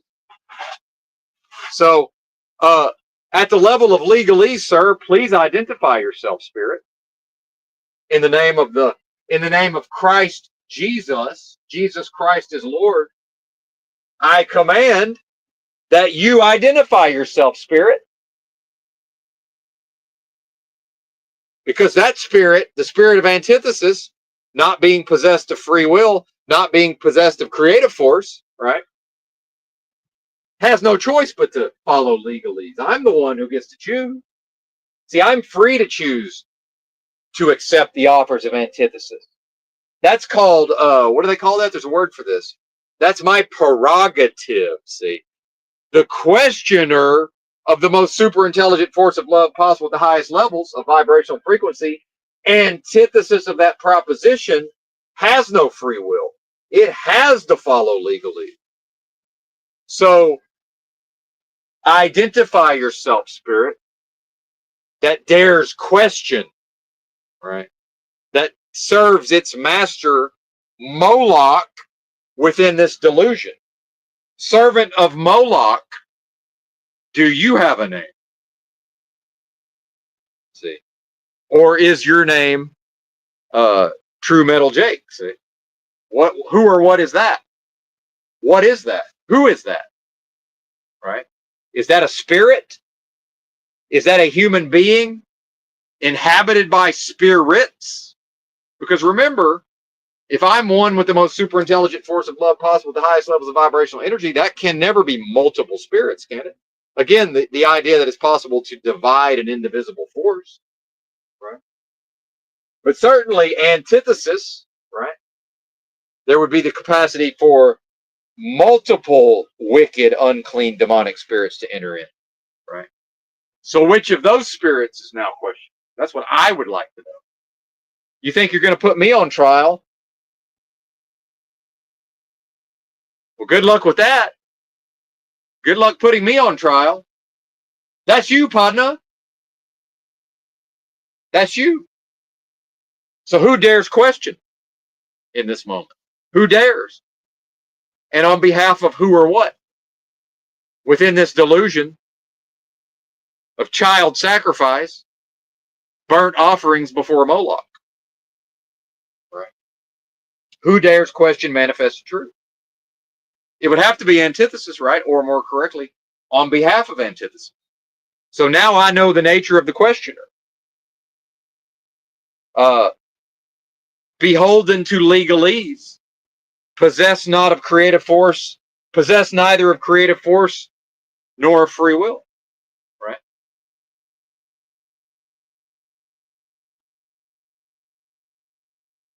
And that's my basis of compassion for that being, right? Because I can relate to being inhabiting such a low state of advancement, right? And that, by the way, that is a kingdom divided against itself, if in fact that is a human being, right? And again, outside of solipsism, if that's a human being that in fact exists, and with Nancy Pelosi's MS-13 spark of divinity, right? If that's what's questioning me from the live chat, right? Then that's a being in such a lowly state that's my basis of compassion towards that being, right? So what's preventing you from getting your shit together, questioner? Why are you operating on these levels, right? What is the motivation? What is the reward for serving that master? What do you get out of it? Because altruism doesn't exist, right? The fact that if that's a human being typing into a chat, that person proves by doing that they're getting something out of it or seeking to get something out of it. Attachment to outcome, by attachment to outcome.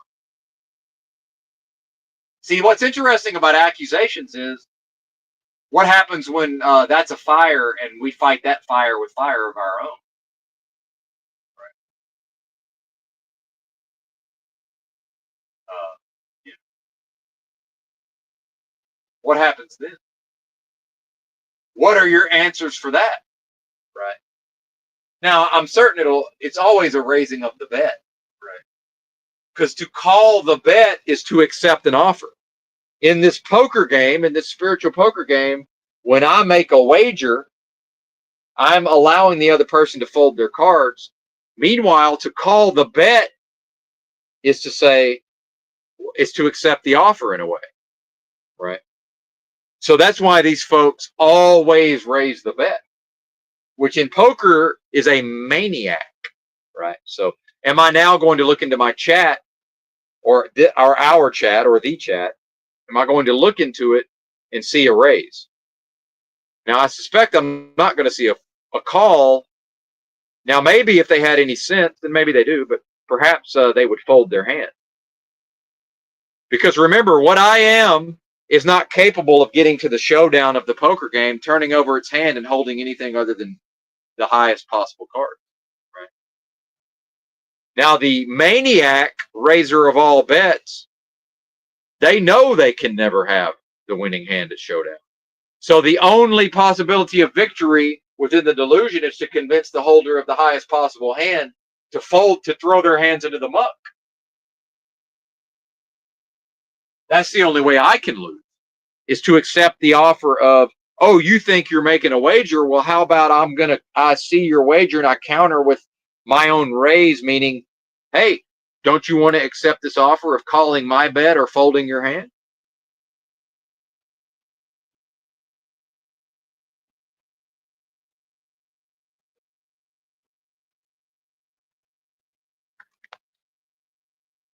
Oh, now we're ridiculing the notion of the existence of evil. See, now we have the appeal to the fickle feelings of the peanut gallery via ridiculing the idea of the existence of evil itself. So, okay, sir, get to typing. Let's hear you make the case that evil doesn't exist here. I'm waiting. Is if you're going to ridicule the notion of wicked, unclean, and demonic, aka evil, let's hear it. Let's have your assert. Let's hear you misstate the case that evil doesn't exist here. I'm ready. We're waiting. And I'll go to the dictionary. I want the actual definition of evil, by the way. Evil, intending to harm, malevolent. Number 2, morally corrupt. Number 3, unpleasant or foul. Number 4, producing or threatening sorrow, distress, injury, or calamity. Unpropitious, calamitous. In computing, it also means undesirable, harmful, or bad practice. Synonyms, sir. Synonyms for evil: nefarious, malicious, malevolent, and wicked. So the commenter is now ridiculing the notion of wickedness existing at all. Right. So, okay, I'm going to make you eat your words here, sir. Go ahead and state your case that there's no such thing as evil or wickedness, because that is what you're asserting, by the way. So we cannot continue on with you present unless you're willing to own your own words or assertions here by ridiculing or mocking the idea of the existence of evil within this delusion. So, by the way, you've already blundered in the now it's not a poker game, it's a chess game. And a chess game is a game of complete information. A poker game is a game of incomplete information. So you've now actually moved into the chess game, a zero-sum game of complete information. You've already blundered, sir. You might as well resign because you can't win. You've blundered so badly out of the gate of this chess game, you can't possibly recover from this blunder. So in the chess, you've made a chess move where the only way you can win is to somehow, some way, make a convincing case that evil doesn't exist. Woo!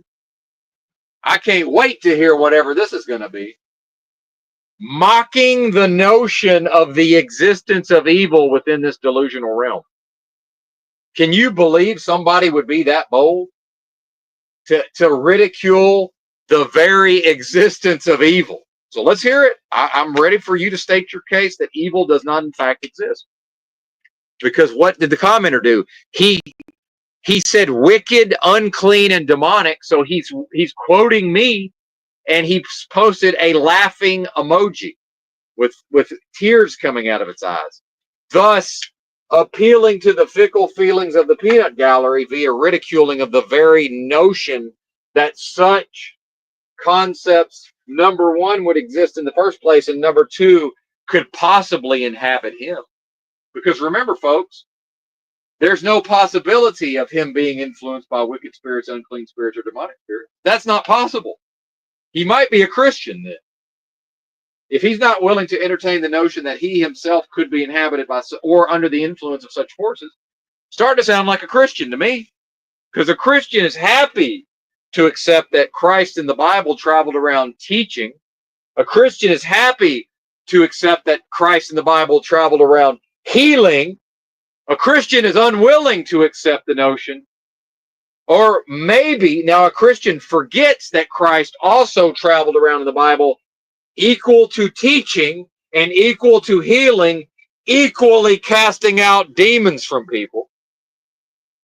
And now maybe you will remind a Christian, oh, that's right, that is in the Bible.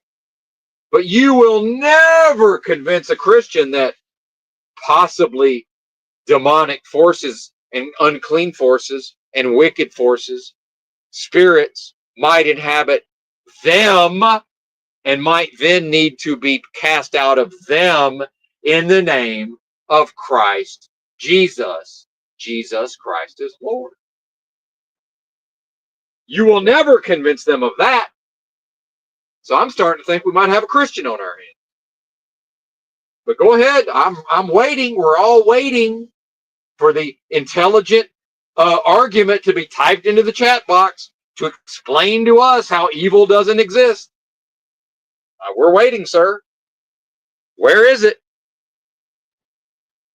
Oh, wait a minute. We're changing the subject. Well, we're not going to allow you to change the subject, sir. But now we're changing the subject. Okay, well, Let me remind you, sir, the topic is your assertion that wickedness, uncleanliness, and demonic spirits do not in fact exist within this delusion, sir. We're waiting. I will remind you that no, I will not let you off the hook and allow you to introduce other topics. The topic at hand is you've asserted that that in fact does not exist. So let's hear it. But while we're waiting, we will go ahead and entertain at least the content of your message. You don't disagree. So now we're pretending to seek common ground. So now the questioner is seeking to regain its prior position. See, the expert strategist, Benton, right, is recognizing the tactics of the enemy. The enemy, seeing that it's lost ground, is now seeking to regain the lost ground by saying, well, I don't disagree.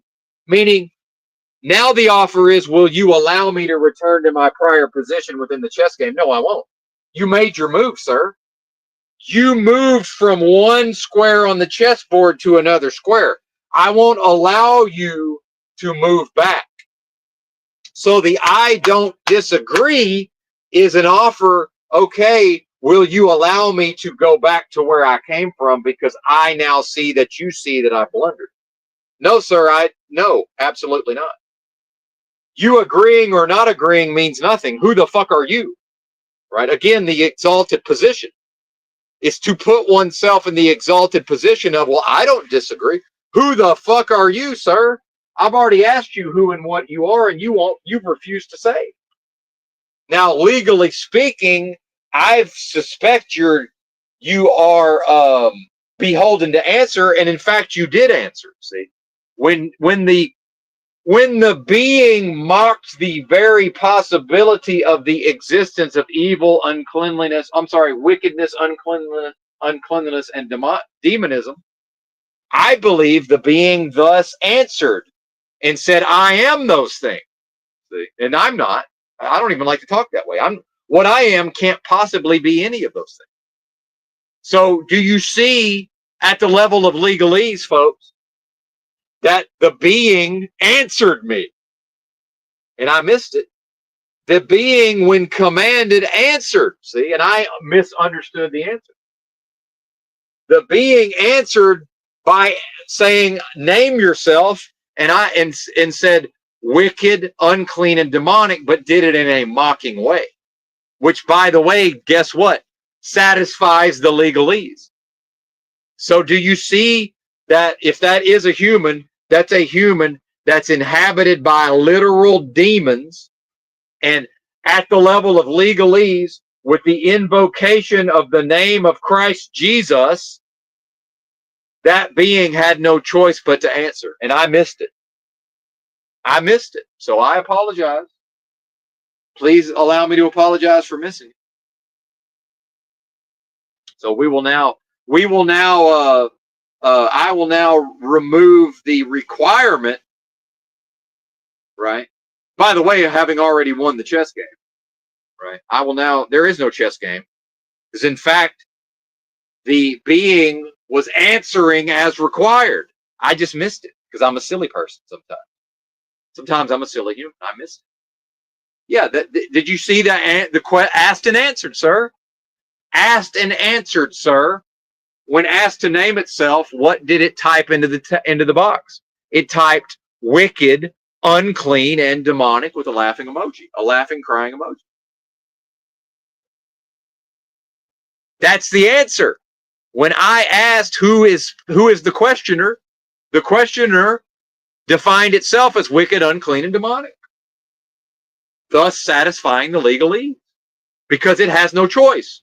Because it's just unlike what I am, it is not possessed of creation. It is not possessed of free will. It has to answer when commanded by what?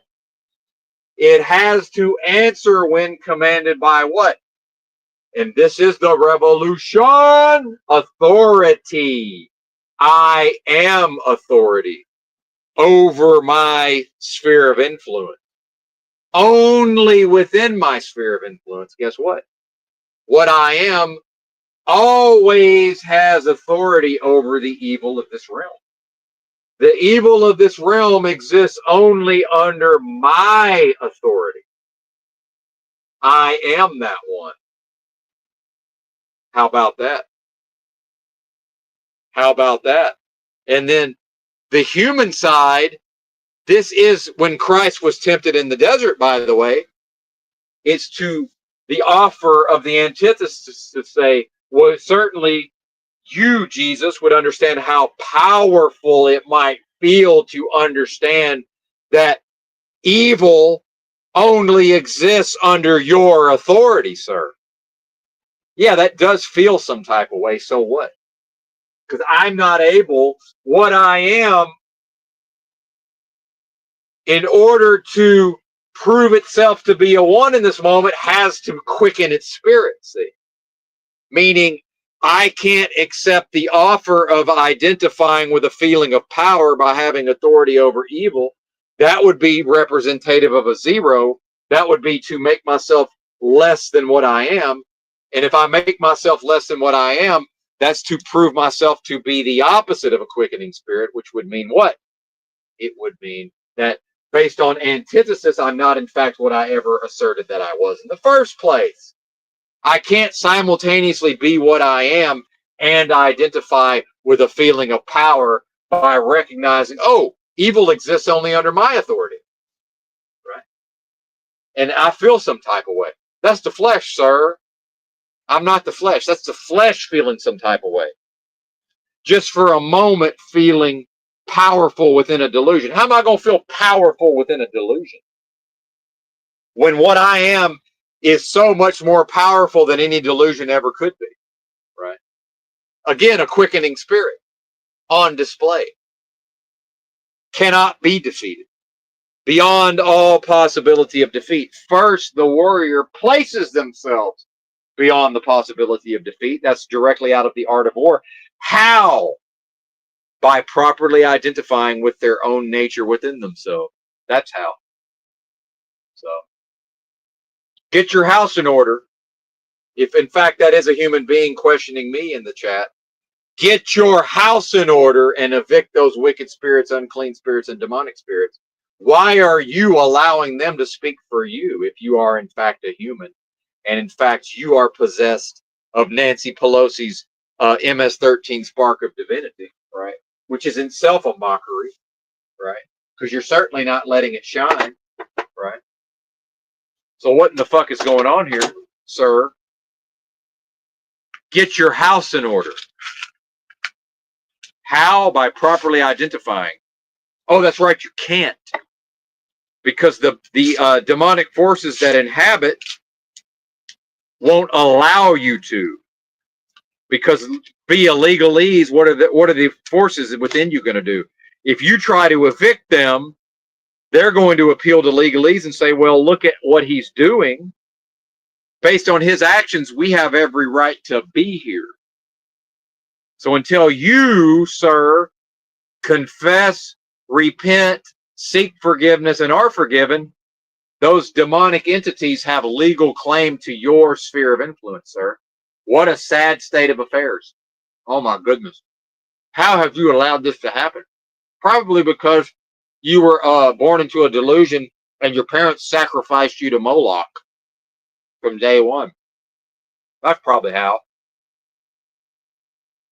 Get your shit together. Good Lord. And they say, don't take the Lord's name in vain. God damn that.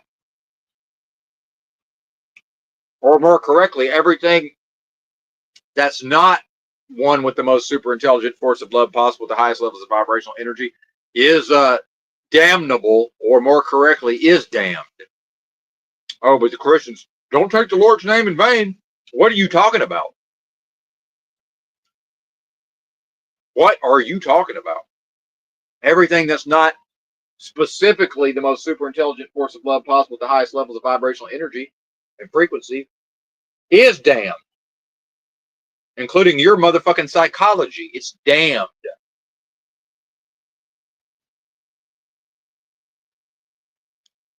Yeah, see, there it is. There it is, see? There it is. It's right there on the screen. See, they're proud of it, Christians. And I'm going to put my name on it. None of you Christians are practicing what you think you're practicing. None of you. Until you start having spiritual warfare experiences where the enemy names themselves to your fucking face and praises their master, as is happening in my live chat, until you reach that point, sorry, the enemy's got you. The enemy says, we don't even need to attack this bozo. See what I'm saying? It showed, and that's fruit, by the way. That's evidence of the fruit. Look at the enemy showing themselves when commanded to do so under my authority. I am that one. Do you see it on the screen? I won't even read it. I won't even read it out loud. I won't even say the words. Now, I could, but I won't. It's on the screen if anybody wants to read it. Basically, it's a person who is beyond redemption, most likely. Again, that's not for me to say. It's a person who, at least in the present state, is beyond redemption, right?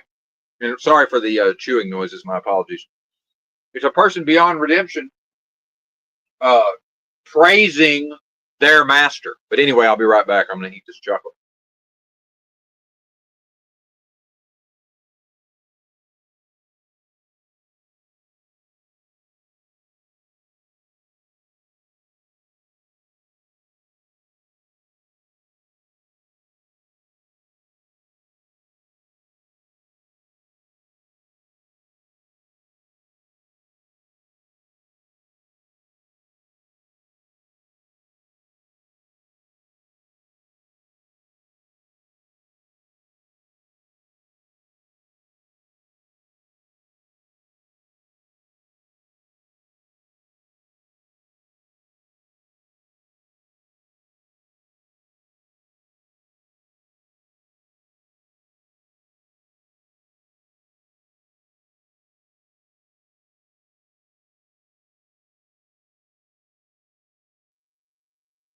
So I'm here to tell you, Christians, if you're not being persecuted, if you're not being spiritually attacked, you're not even practicing what you think you're practicing. Because why would Moloch's machine bother to send its minions to attack you if you're already serving those forces? Because it doesn't matter that you think you're serving Christ. It doesn't matter that you think you're serving your own nature. It doesn't matter.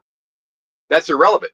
All Moloch's machine cares about is it a 0 or is it a 1 in each new moment. That's all it cares. That's all it's capable of caring about. The machine itself. Right? Do you see what's happening here? And I'm here to tell you, when I had my direct experience of Christ in Washington State many years ago now, and when because I had put out, asking ye shall receive, I said, look, I don't understand, and I've had my own experiences with religion, and I said, listen, all I'm going to say is, if Christ calls out to me, I will answer the call. That's all I said. I said, I just won't resist, right? By the way, what is that? Spiritual surrender. So I spiritually surrendered, and then over a period of the concept of time, right, within a delusion, I seemingly went through a progression of time, right, which led to about 3 weeks ago now, having true knowledge, acquiring or experiencing true knowledge of self, a bell that cannot be unrung, by the way. And I'm here to tell you that living in the streets with nothing for all those years, I vacillated after that direct experience of Christ. There were times I would go into what I would describe as a religious fervor, right, which is dead, by the way. If it's connected to religion, it's dead.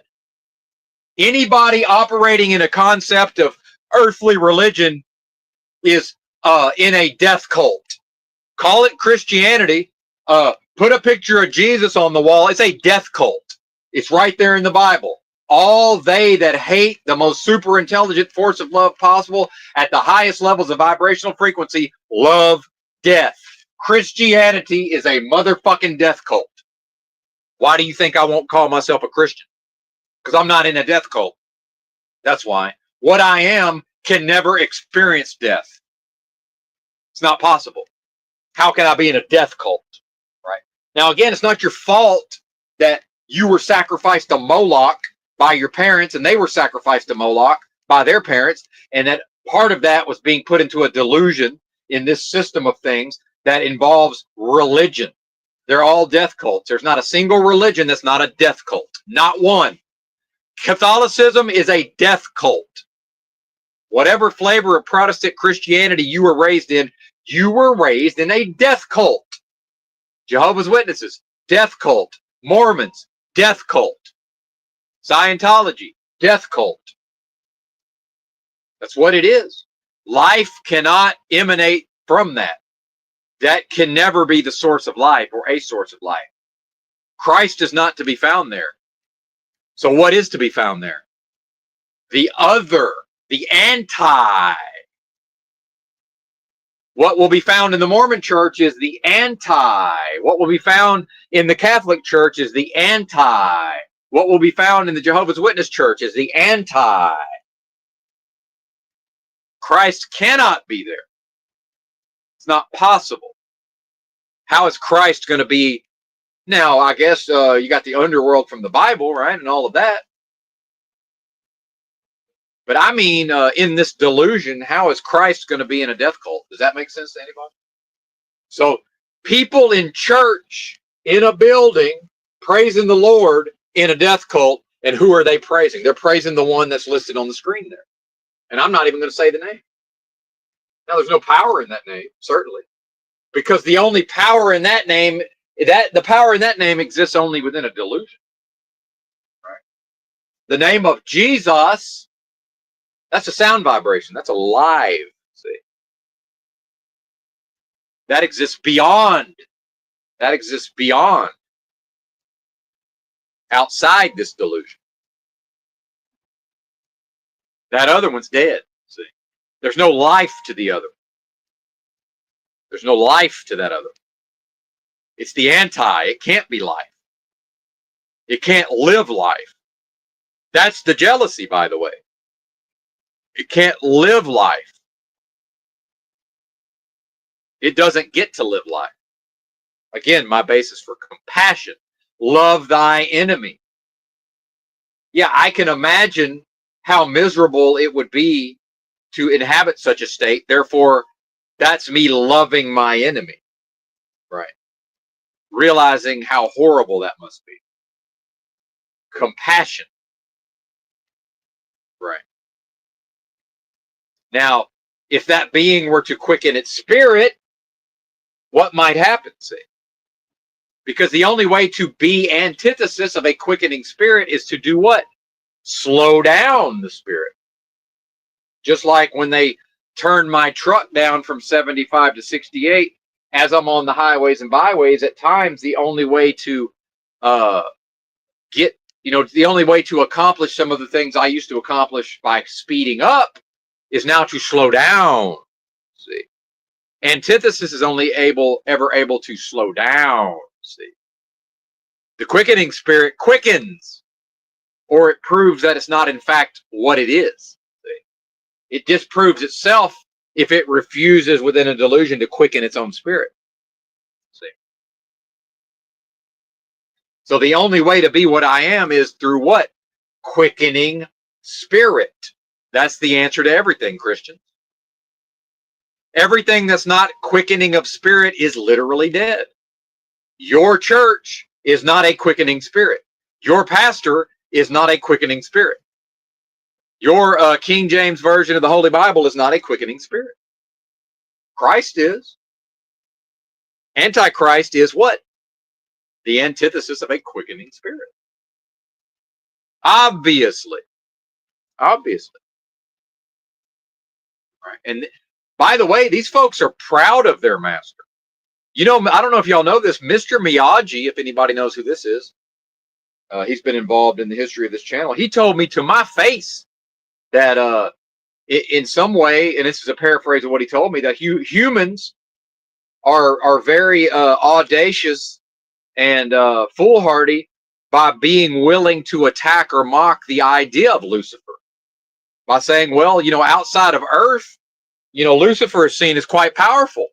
And, just imagine a silly human actually, denigrating a powerful force. And in a way, he's right. In a way, he's right.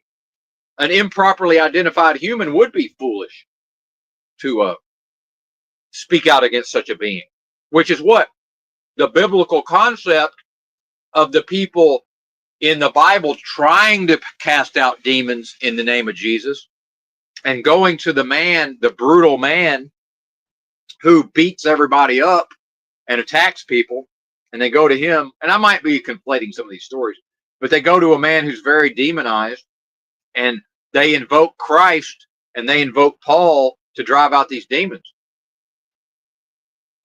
And you know what the demonically possessed man says? He says, well, I know who Jesus is, and I've heard of Paul. I don't know who the fuck you are, and beats them up in the Bible. Because why? Because they were not representatives of what they claimed to represent. And because of legalese, the demonically possessed man, the demon said, well, we know who the Lord is. We know who Christ is. I've heard of Paul. I don't know who the fuck you are. And beat the fuck out of those guys. That's in the Bible. Meaning, if I'm a human and I'm not living at the level of a 1 in the moment, it would be foolish to speak out against wicked spirits, unclean spirits, demonic spirits, the master of those spirits. That would be foolish. You're right, Mr. Miyagi. That would be foolish. I agree, sir. Only in a context, though. Only in a context, because what I am is so powerful, it's not capable of lacking authority over wicked spirits, unclean spirits, and demonic spirits. Which is probably why, when I talk about living in the streets with nothing for all those years, when I first came to beginning to practice these concepts, these demonized street dwellers would get a look at me from across the street and make a fucking beeline towards me. I'm not kidding. And begin the spiritual attacks. It used to happen time after time after time. That's how the being knows they're on the right track, by the way. And that's also how the being knows they're not quite there yet. That almost never happens to me anymore. Because it's such an obvious in-my-face attack that it's just like, okay, I see this demonically inhabited person is attacking me. Right?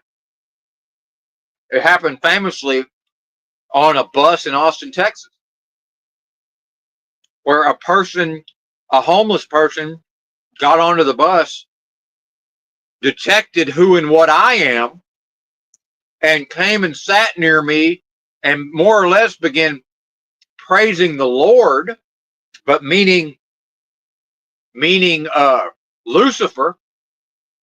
And I actually was attacked so strongly that I began to recite, guess what? Not the Bible, Quranic verses that I had in my phone. That, in fact, I utilized to cast demons out of myself. Believe it or not. Believe it or not. And you know what that person did? They fled. And this happened to me twice on buses, actually. It happened another time. Actually, when it was the woman, I got off the bus first. It happened, that was at nighttime, going back to the Salvation Army from work, right? I was in truck driving school, staying at a homeless shelter, working at the airport, and on my way back from work to the homeless shelter, I was attacked spiritually on the bus, in front of everybody, by the way. Crowded bus. That person made a beeline towards me and attacked me. That was one of Dark Glasses Woody's favorite stories, by the way. Demon on the bus. It happened another time by a fella, and I responded so strongly with the spiritual warfare, he called out for the bus driver to stop the bus, and he ran physically off the bus. No bullshit. From me reading not Bible verses, reciting Quranic verses. And I remember being in Austin panhandling before all of this and being approached by these demonized street dwellers and pulling my phone out and reading those Quranic verses. Never did anybody make it all the way through 2 readings, and they would just leave, physically left me. So don't tell me this ain't real. I've experienced it. I've experienced it. It's all real. It's all very real, Christians.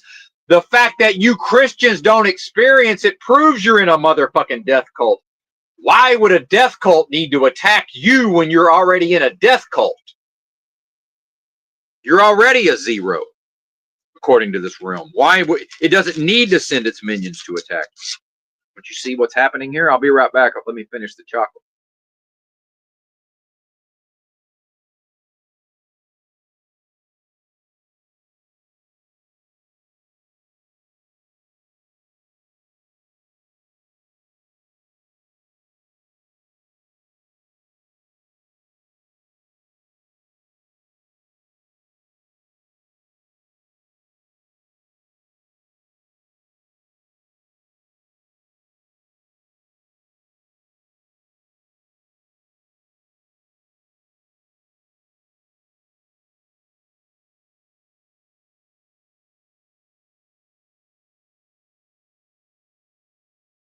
And see, now we have mockery, but probably some version of the truth. Now a different being says, I am in a sexual. See, I don't even want to say this. See what I mean? I am not. Right? You see how cunning the attacks of the enemy are? I'm not going to say that out loud. I almost did. Hang on. I'll be right back. More chocolate.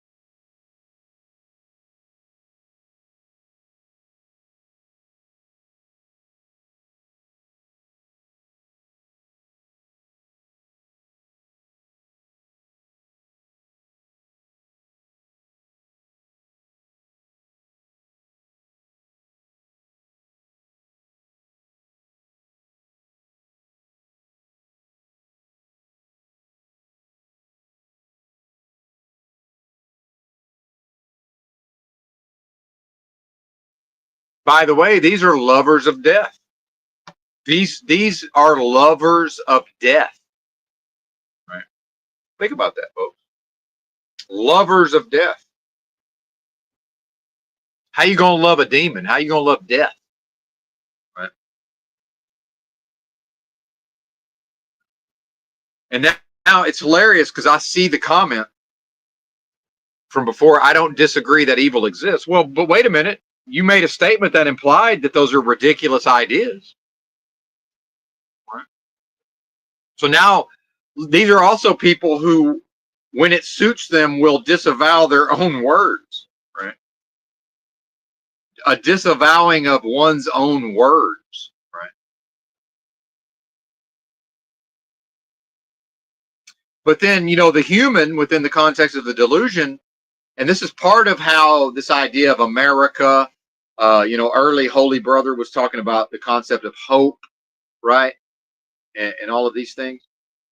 So Moloch's machine is set up to work as if now there's these people, right, given over to wickedness in my live chat, and then Moloch's machine would suggest, okay, well, Benton, it's your job to help them to win their souls to Christ. No, it's not. Absolutely not. No, it is not. I have no involvement at the level of a judgment or the level of, moving beyond this place. Meanwhile, what I am can never even be trapped in this place, by the way, this realm of death and delusion. What I am can never be trapped in this place, lest we forget. Not possible. That cannot happen. Right. But so what Moloch's machine will say is, okay, brother, because of this, that, and the third, it's written or whatever, you have to help them. No, I don't. No, I do not. Why? Because that's ass backwards, because I have no power over them at the level of I can't make them, right? Oh, more correctly, if they could be made to bow down, right, within themselves and worship their own nature or likeness, right? If in fact they are possessed of Nancy Pelosi's MS-13 spark of divinity, well, what I am can't force someone into that, right? I'm not able to do that. I can't force them to do that. That's not appropriate. In fact, that would not be a loving of one's enemy. See.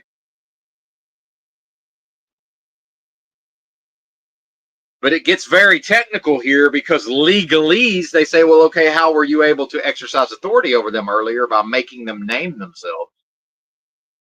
Right? Even though they did it in a mocking way and I missed it at first. Yeah, that's legalese. That's the same exact thing that the antithesis is going to try to appeal to disprove the proposition of what I am, by the way. So, of course, I'm able to operate within that framework. See? So I'm able to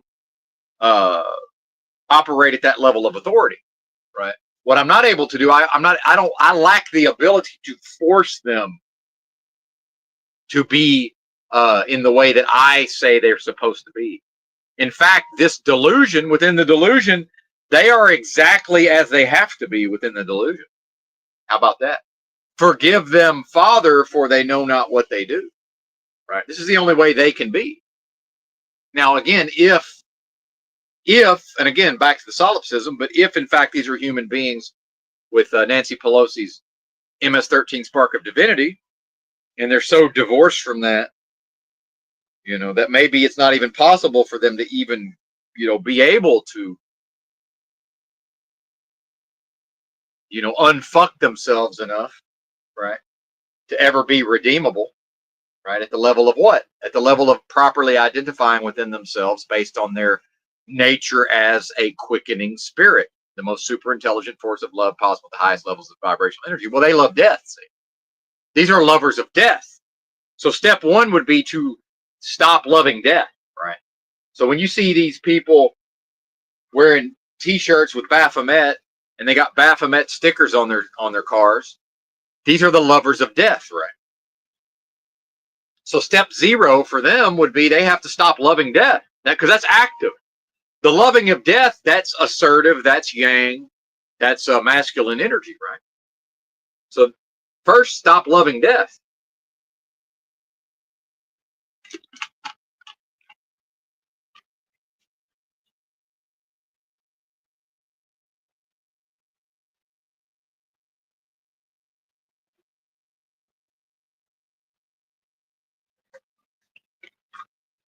Now the next question, and this is what Moloch's machine would then say, okay, Benton, now go make it your life's mission to help these people. Absolutely not. And what I would say is, I would first question and say, okay, if step zero is for them to stop loving death, how? Question mark. I have no idea. How would I know? What I am is not capable of loving death. What I am is not capable of experiencing death. And now here we have the antithesis yet again, asking me to do things that are not even consistent with my own nature, Mr. Bill. What? No, I will not accept that offer either. No, it is not my duty to assist them. Until they are willing to properly identify within themselves, there's no hope for them. I hope you realize this. They cannot move beyond this place if they are unwilling to properly identify within themselves. And I have absolutely no influence. I have no power to do anything whatsoever. And that's another trap of Moloch. It's this idea that, well, and it's also when Obama was president at all these town halls, it's right out of Saul Alinsky's Rules for Radicals. By the way, who did Saul Alinsky dedicate the book Rules for Radicals to? Lucifer. It's a book literally dedicated to Lucifer. So when Obama was at the town halls, anytime somebody mentioned a problem, he would immediately say, well, what's your solution? Right? Well, and if the person is dumb enough to accept the offer, now they're right back into Moloch's machine. Defeated. Like, what do you mean? What are you talking about? What's my solution? I'm properly identified within myself with my own nature. What do you mean? I'm not able to experience it. What are you talking about? So in fact, the fact that the person is at the town hall asking the question basically proves that they're not on the right track. They can't possibly be serving Christ solely based on being too strongly identified with what? Make America great again. Traditional family values, conservatism, right? Or leftism, or Democrat, or the political system whatsoever. All politicians work for banks and corporations. Everybody knows that. Everybody knows that. Who doesn't know that all politicians work for banks and corporations? I don't know anybody that doesn't know that. They say, what do you mean? Oh, well, subconsciously, at a symbolic level, based on my understanding of Carl Jung's man and his symbols, it seems to me like the symbols are present in the realm. And it seems to me like every human subconscious mind perfectly decodes all symbols. So yeah, at a symbolic level, everybody knows that politicians only serve banks and corporations. And of course, Moloch's machine itself, there's no other possibilities. Moloch's machine will not have people in those positions of power who don't serve Moloch's machine. It's not possible. Donald Trump, by being president of the United States, proves that he serves Moloch. He's proving it through his actions. And I have people who are in a death cult claiming to be followers of Christ who are venerating Donald Trump as if he's some version of Jesus. Sick. Donald Trump, by swearing allegiance as president of the United States to uphold the Constitution and do all of these things, he proves that he's a servant of Lucifer and Moloch. He's proving it with his actions, folks. I hope you understand that. And the entire a lot of areas in my home state of Arkansas, although interestingly not where I'm from, right, voted to elect Donald Trump. My county, Kamala won, my home county in Arkansas, Jefferson County. But and remember, kids, historically the Deep South has been Democrat until not that long ago, until the last, I don't know, 50 to 75 years or so. The entirety of the Deep South was Democrat. I hate to break it to you. In fact, most of my childhood, my state had a Democrat governor. That's considered more or less impossible for a Democrat to become governor of Arkansas. It was pretty much nothing but Democrats before that. Right. What's up, Rob Cleveland? Good to see you, sir. I hope I trust that you see what's happening here. Oh, did not mean to ban you, Rob. That was a misclick. My apologies, Rob. I hope you're listening. That was a misclick in its entirety. StreamYard going to take the L on that one. Oh, wait a minute. Now I'm thumbsing up my own stream. Hang on. Let me see if it'll let me unban you from the YouTube. That was a complete mistake. My apologies. I don't know how to unhide you, so 5 more minutes, I believe. Yeah, 5 minutes you'll be untimed out. So I hope you understand that was absolutely a misclick. Hopefully you're still here to know that. But yeah, you will be back in 5 minutes. I'm not exactly sure how to unhide you from the timeout on my phone.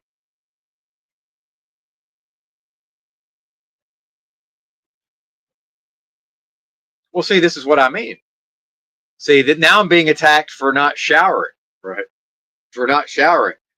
What condition did Christ show up on foot to these towns in? When Jesus Christ in the Bible showed up to the next town to teach and preach and cast out demons, what condition did he show up in? And what did the people often do when he showed up there? Did they not wash his feet? Did they not compete to wash the Lord's feet? Right? But then if I'm dumb enough to accept the offer to identify as someone who doesn't bathe regularly, even though I do bathe regularly, depends on what you consider regular, right? But now, see, we're back to a right-wing or conservative concept of the uncleanliness of the physical form and needing to scrub it clean on a regular basis. This is already guilt and shame. So now Lucifer's minions are making me an offer to identify with needing to scrub myself clean. Right. Sorry, that's not a thing either. What I am is not capable of experiencing a state of needing to be cleaned up. What I am is not capable of experiencing being dirty. Isn't that interesting? I will never know uncleanliness. What I am will never know uncleanliness. Isn't that interesting? It can't know uncleanliness. See, do you see the answer to the attack? I've been made an offer, and to continue to prove myself a one in each new moment, what is required of me? Quickening of spirit, evasive action. Oh, you're making me an offer to identify with uncleanliness and to then become a 0 instead of a 1? I'm not capable of that. Identifying with the incapacity of being unclean, that's the quickening of spirit. Oh, you're offering me the opportunity to identify as unclean? Guess what? What I am cannot experience a state of uncleanliness. I quicken the spirit yet again. Isn't that interesting? See, these enemies are defeated. Satan or Lucifer is the defeated foe. What this delusion is and what the simulation is, it's a never-ending series of offers for me to either administer the defeat within my sphere of influence or to accept the offer to allow a reprieve to the enemy by entertaining the potential validity of what the enemy asserts at the level of what? Antithesis. See, what I am can never know uncleanliness. Can't know it. Only within a delusion that it's possible to break off an aspect of an indivisible force of creation, the source of everything. That, by the way, the moment that force was willing to entertain such a notion, that's what created this place, by the way. This place, this delusion that we all seem to be enmeshed in simultaneously, was created when that force was even willing to entertain such a notion. Right. Via what? Antithesis. It's right there in the book of Job. Have you considered my servant Job? The sons of God came to present themselves before the Lord, and antithesis, or Satan, came also in their midst. And then the most super intelligent force of love possible recognized antithesis and said, "What's up, Satan? What's happening?" And antithesis answered as required, by the way, as legally required, answered, "Oh, you know how I do, roaming to and fro, seeking whom I may devour." And the Most High said, "Have you considered my servant Job?" Because what's implied there is, well, I know the nature of my servant. It's the nature of me.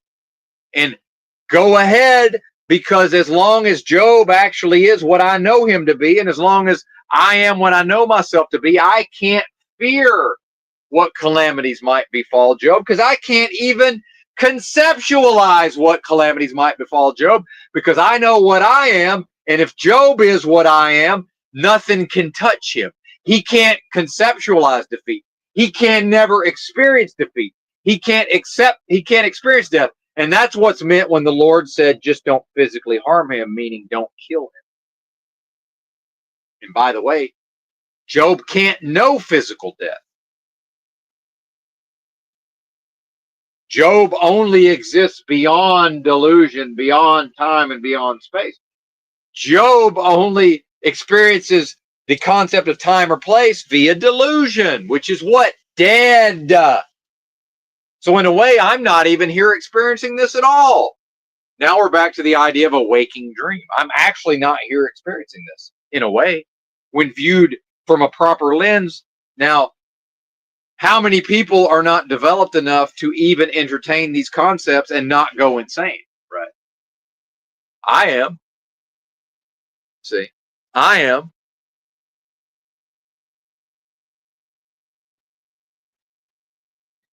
Moloch, sir, is this system of business. Now, homelessness is certainly a business because everything in America is a business. So when I'm attacked now and given an offer, right, here's True Metal Jake making yet another offer. Moloch is a homeless guy that doesn't shower for days and calls other people unclean. I didn't call anybody unclean. Isn't this interesting? See, now what is the enemy doing? The enemy is reframing again. Do you see what the enemy does, folks? The enemy reframes what I asserted. I never in any way accused anybody of uncleanliness. I invoked my authority via legalese over demonic spirits, unclean spirits, and wicked spirits, and through deductive reasoning based on the behavior of the being, I deduced that this being must be inhabited by wicked spirits, unclean spirits, and demonic spirits, and I exercised authority over them and commanded them to name themselves. And guess what? They immediately did so as commanded in the chat. But they said, they repeated what I said and seemingly mocked it, so much so that I missed it initially. They repeated what I said. They repeated unclean, demonic, and wicked, and then posted a laughing emoji, which represents ridicule. And then I ran with the ball temporarily and said, okay, well, now you're ridiculing the notion of evil existing at all, because wickedness is a synonym for evil. And now I said, okay, well, in a chess game, you must now make your case that evil doesn't exist. But then I backed up and realized, no, wait a minute, they actually answered me as required, not the human. See, I'm not accusing the human of uncleanliness, because when Christ in the Bible was traveling and came upon the man who was infested with demons, Christ commanded the demons in the man, name yourself. And as required, they answered in the Bible and said, we are legion, which seemed to imply something around 1,000 spirits. And they also said, you know, it's not the time, Lord. And in fact, this was a story, I believe, when the Lord showed up and the spirits in the man recognized the Lord and became fearful and said, well, wait a minute, it's not the time to be destroyed yet. And then they actually called upon the Lord to do what? To practice mercy consistent with the Lord's nature. Said, well, let us go into the swine. There was a nearby herd of swine. And Christ in the Bible showed them mercy, and the legion went out of the man into the swine, and the swine ran down the side of a cliff into the water and were drowned. Because what? Lovers of death. Lovers of death. That's in the Bible, Christians. Do you not see the attacks happening in real time? Right?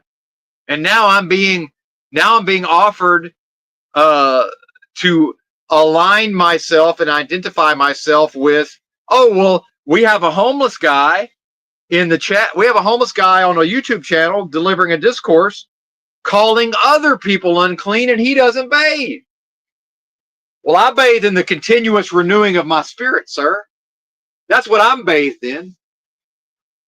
Right now, as I deliver this discourse, I am bathed in the perpetual, continuous renewing of spirit.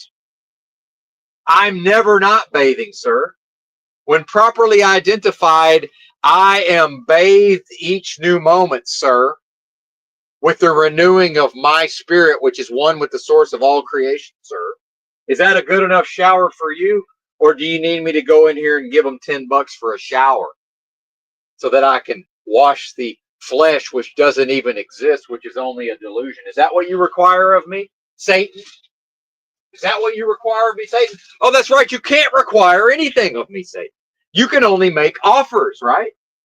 And by the way, when my nature shows up in the physical and one of your servants detects my nature, your servant might become fearful of my power and call out to me and say, it's not the time yet. Show us mercy and let us go into the swine. That's what I am. That's what I am. So I'm never not bathing in the continuous renewing of that quickening spirit.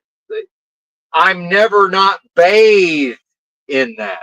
And if you think you're a Christian and you don't understand this, you're in a death cult and you're serving Lucifer and you're serving Moloch, Christian.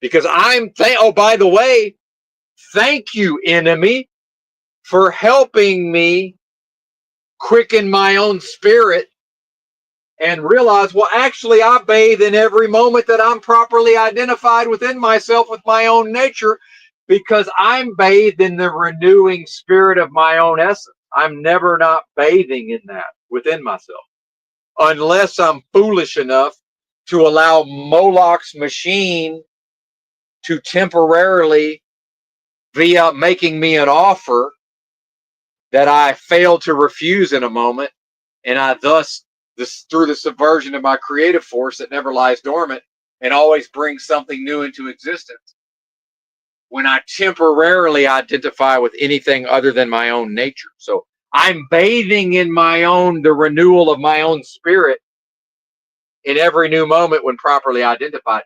Is that a good enough shower for you, antithesis? Or do you need me to go pay $10 and go rub-a-dub-dub?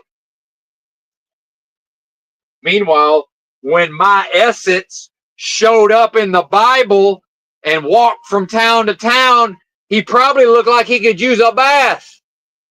What do you think? Did they not wash the Lord's feet when he showed up in their town? Did they not anoint his head with oil, meaning cleaned his hair with oil? Did they not?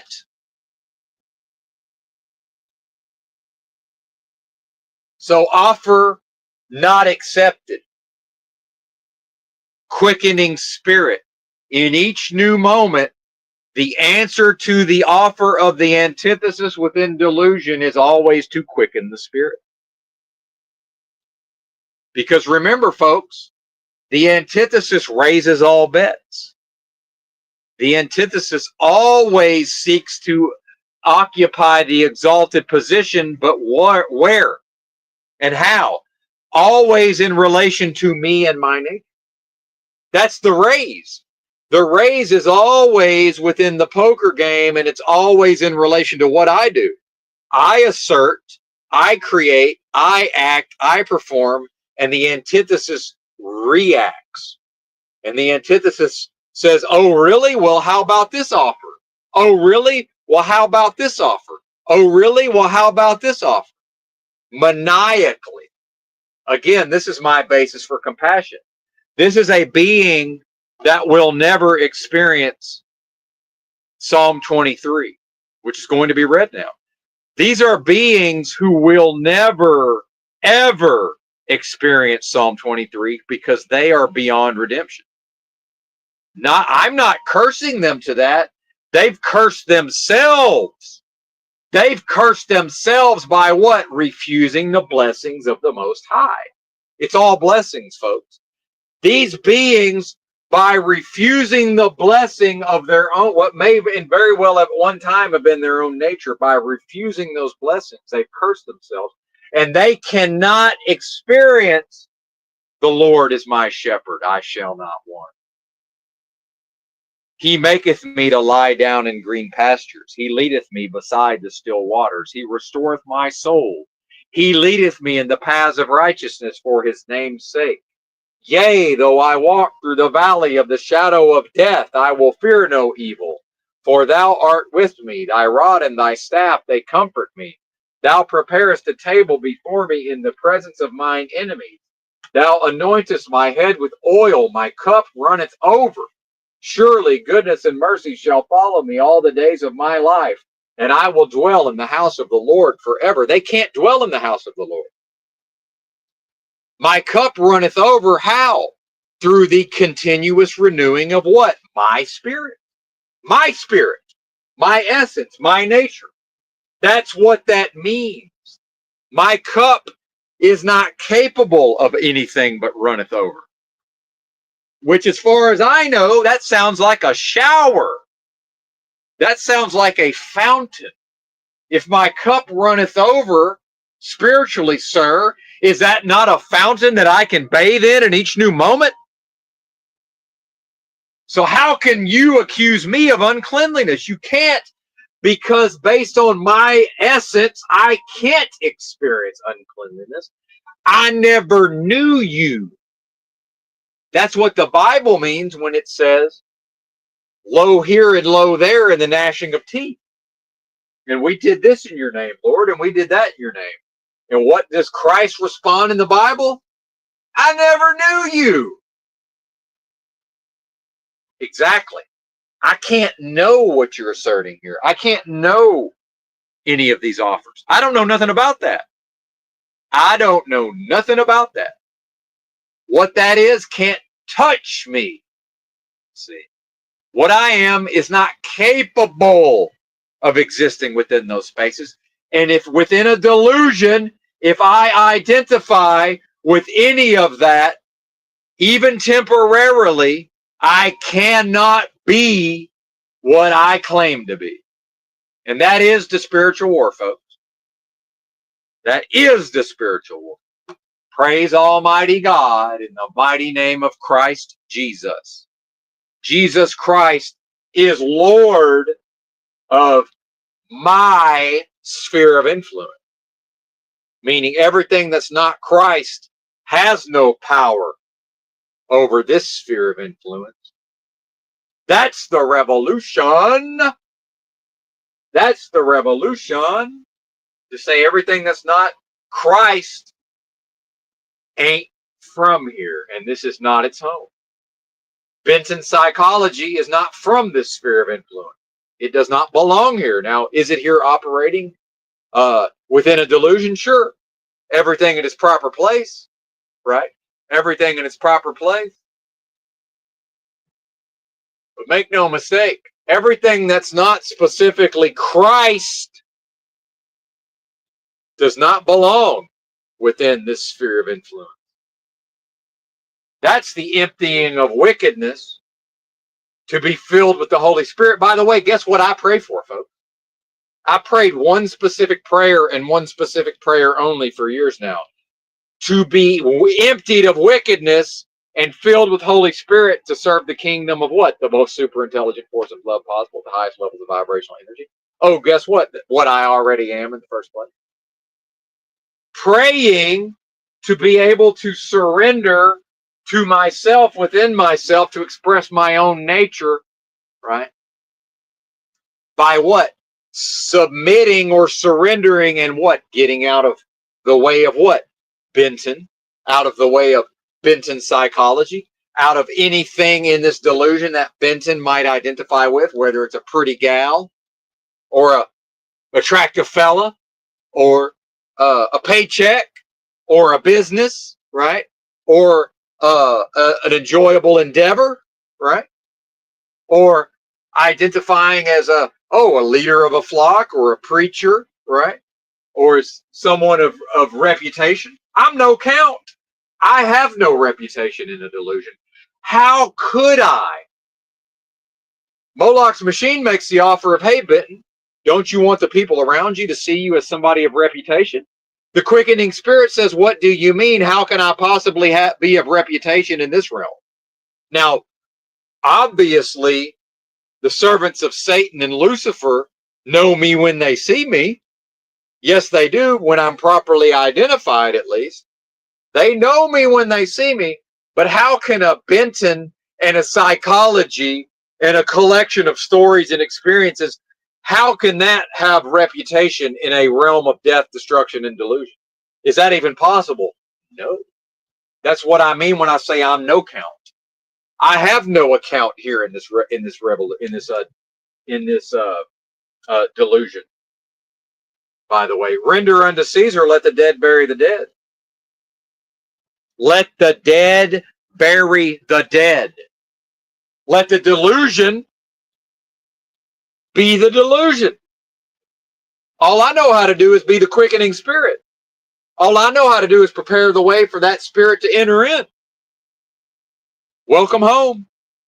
What does it say in the Bible? The man reformed himself, right? And the wicked spirit was thus cast out of the man.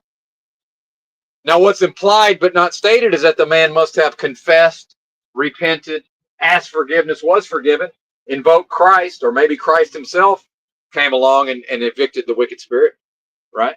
And so the spirit left out of the man, then wandered in the dry place, seeking rest and finding none.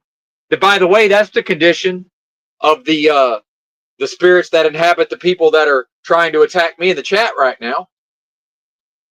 When they're not within a human, all they can do is walk in the dry place, seeking rest and finding none. What does that mean?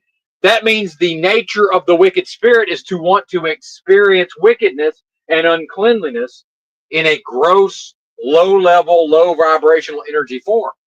By what? By going into a fleshly human within a delusion, and that if the human is willing to lower their spirit to, quote, sin, and thereby the wicked spirit, the unclean spirit, the demonic spirit can then experience via extension through the human.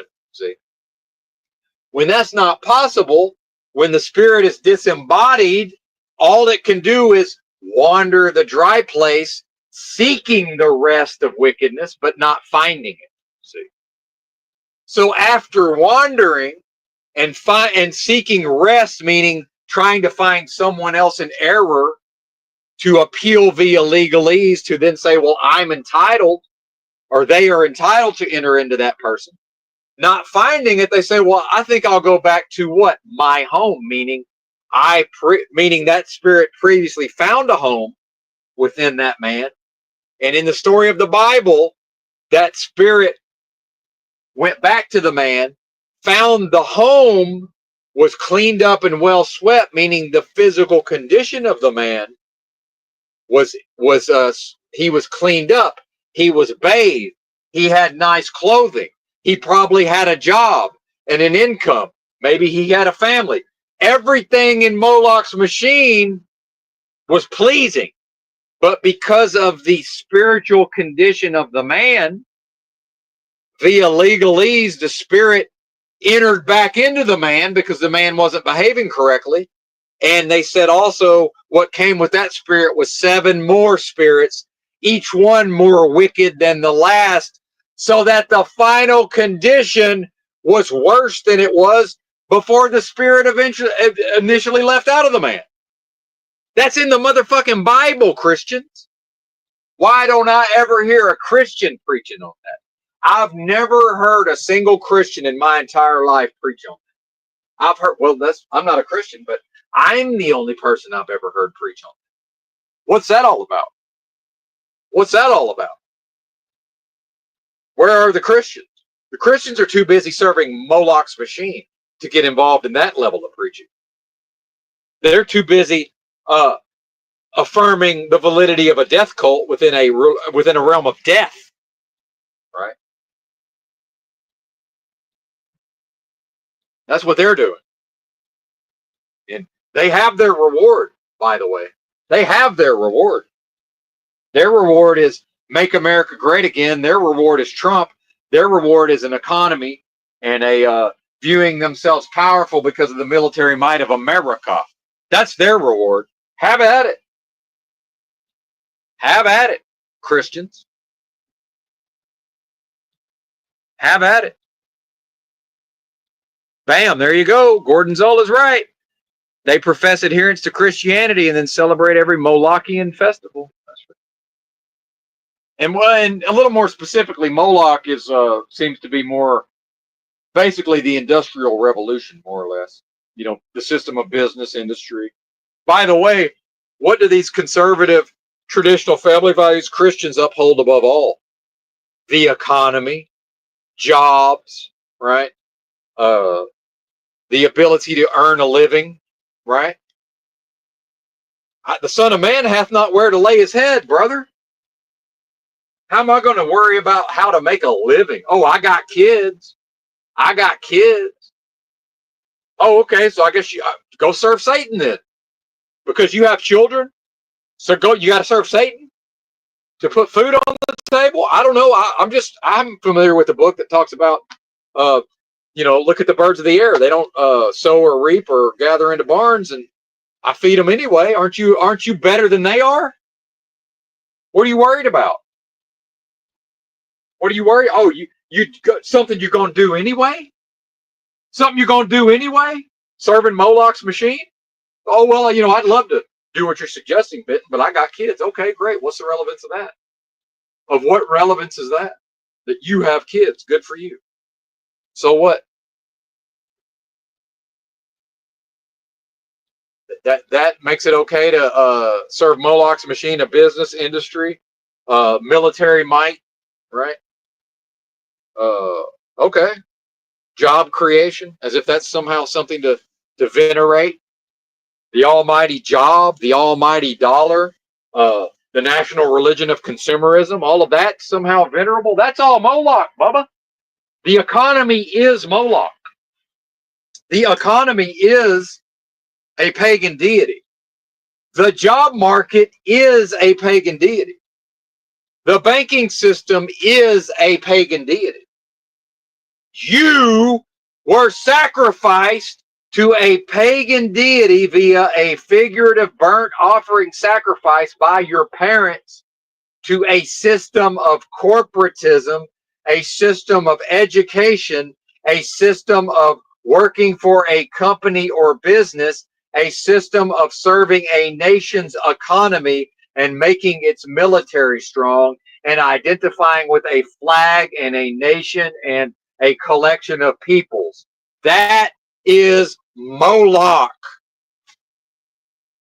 And most of you are identified psychologically with Moloch, whether you know it or not, whether you accept it or not. That is the state of the people, which explains their condition, does it not? Does not all of that explain the condition of the people? Seems to account for it as far as I can tell. It seems to account for it as far as I can tell. What say you? I can't wait to read the spiritual attacks after this. No answer to the continuous renewing of my spirit, though. Do you notice that no answer to me referencing that I'm bathing in the continuous renewing of my spirit in each new moment? That's what I'm bathing in. And saying, do I need to go into the truck stop and pay $10 and scrub a dub the physical flesh? Well, I'm here to tell you, to scrub a dub the physical flesh without identifying with the continuous renewal of my spirit in each new moment.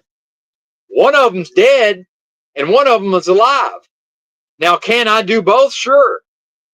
One of them is not necessary because one of them's just straight up dead. The other one is life itself.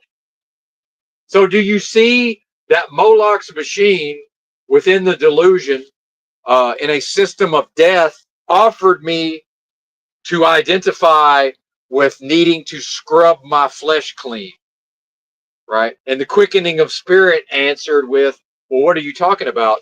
In each new moment, I'm bathing in the continuous renewal of my own spirit or nature. So what the fuck are you talking about? Are you stupid? Right? The quickening spirit never lacks an answer, because the answer is always it's always an answer to an offer, and it's always the quickening spirit. It's always the quickening of the spirit. See? And Christ set forth that example when tempted in the desert. That Satan showed up and made offers. Satan showed up to Christ, either literally or metaphorically, 40 days in the desert or whatever, right? Fasting. And whether literally, metaphorically, or both, started making offers. And how did Christ respond? Through a quickening of the spirit. It is written, right? Answered every proposition, by the way. Not by treating Satan as authority, right? Not by appealing to anything. By what? By referencing Christ's own nature as a quickening spirit, and quickening the spirit, and rising above the offer. Rising above the offer. And now what's an offer? When I talk about a burnt offering sacrifice to Moloch, see, the quickening spirit is an answer to, do you not want to offer up something to Moloch? Oh, I'm going to offer something up, all right. I'm going to offer up based on my own nature. I'm going to offer up to the quickening spirit by what? By quickening the spirit. The Alpha and the Omega, the source of it all. By bathing in that, see, by surrendering to my own nature, by accepting to fully be inhabited within the energy sphere, my own essence or nature, which is the only thing that can escape this place. Praise Almighty God in the mighty name of Christ Jesus. Jesus Christ is Lord of this energy sphere, as it walks through the valley of the shadow of death. My cup runneth over, to be continuously bathed in the renewing of my own spirit. Made to lie down in green pastures, made to walk beside the still waters. My soul can never not restore itself. My soul is only capable of restoration. My soul cannot destroy. My soul cannot be destroyed. My soul can only create in every new moment a continuous restoration or renewal within myself. I am the source within myself. It's a surrender not to a Bible, which is dead. The Bible's dead. That's dead scripture. It's not a surrender to a religion. That's dead. That's a death cult. It's not a surrender to a religious conception or image of Christ. That's also dead, by the way. That's a dead image, right? The painting of the white man on the wall, that's dead. No, no, no. It's to empty myself through the yin energies, to be drained of my own nature that formed within. Now, see, this is incorrect. Not my nature. My apologies. That's the wrong term. I'm now in error. I will correct myself. Not my nature. It's to empty myself of any and all capacities to improperly identify myself with Moloch's machine and this delusional realm of death and destruction. And that surrender, that's what allows me to get out of my own way within the delusion and to bathe in the continuous renewing of what? My own spirit, my own nature. I am source. I am creation in that context. It's a context. Now, I already know what will be implied and insinuated. That's not my problem. What people will imply or insinuate is not my problem. It has nothing to do with me. That's their problem. And oh, well, Benton, you might end up in a mental asylum. Well, there's not really mental asylums anymore. So I don't. What do you mean? I thought Reagan got rid of the state hospital, right? Oh, you mean there are mental health beds in some hospitals? Sure there are. Sure there are. I don't fear possibly ending up in one of those. Benton, don't you fear being cast into prison? No. What, a prison within a delusion? I can't be entrapped in a prison that is a delusion. How in the hell can I be entrapped in a prison within a delusion? Does that make any sense? Right? Nope. Sure doesn't. That makes no sense. See, I already have the capacity to defeat all attack. All I do is embrace my own nature as a quickening spirit. That's all that has to happen. See, it's so simple. It's yet sublime. Sublime. What does sublime mean? I love this. Let's go read the meaning of the term sub or sublimate.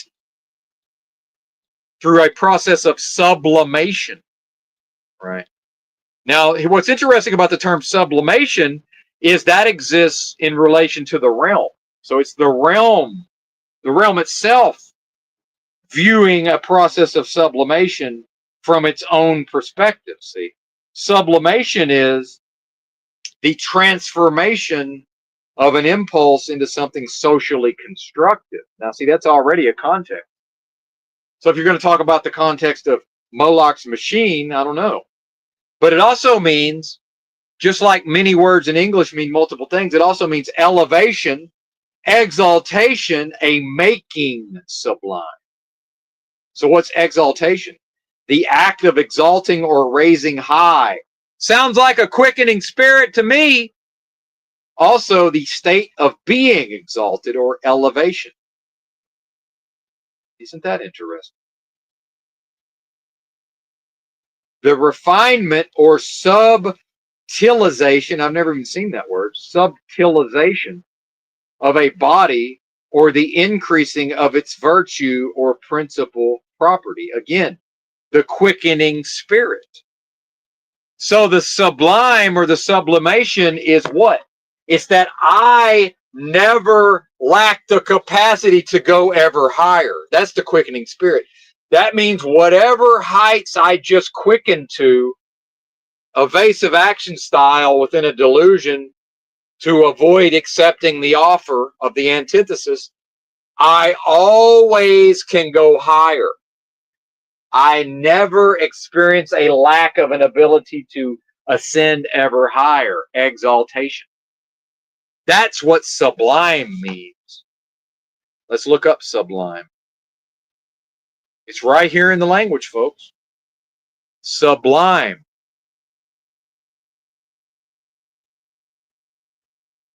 To raise to a state of excellence, to exalt. So sublime is always available. If your essence is one with the most super intelligent force of love possible at the highest levels of vibrational energy, in every moment that you're properly identified with your own nature inside of yourself, you can never lack the ability of sublimation in this context.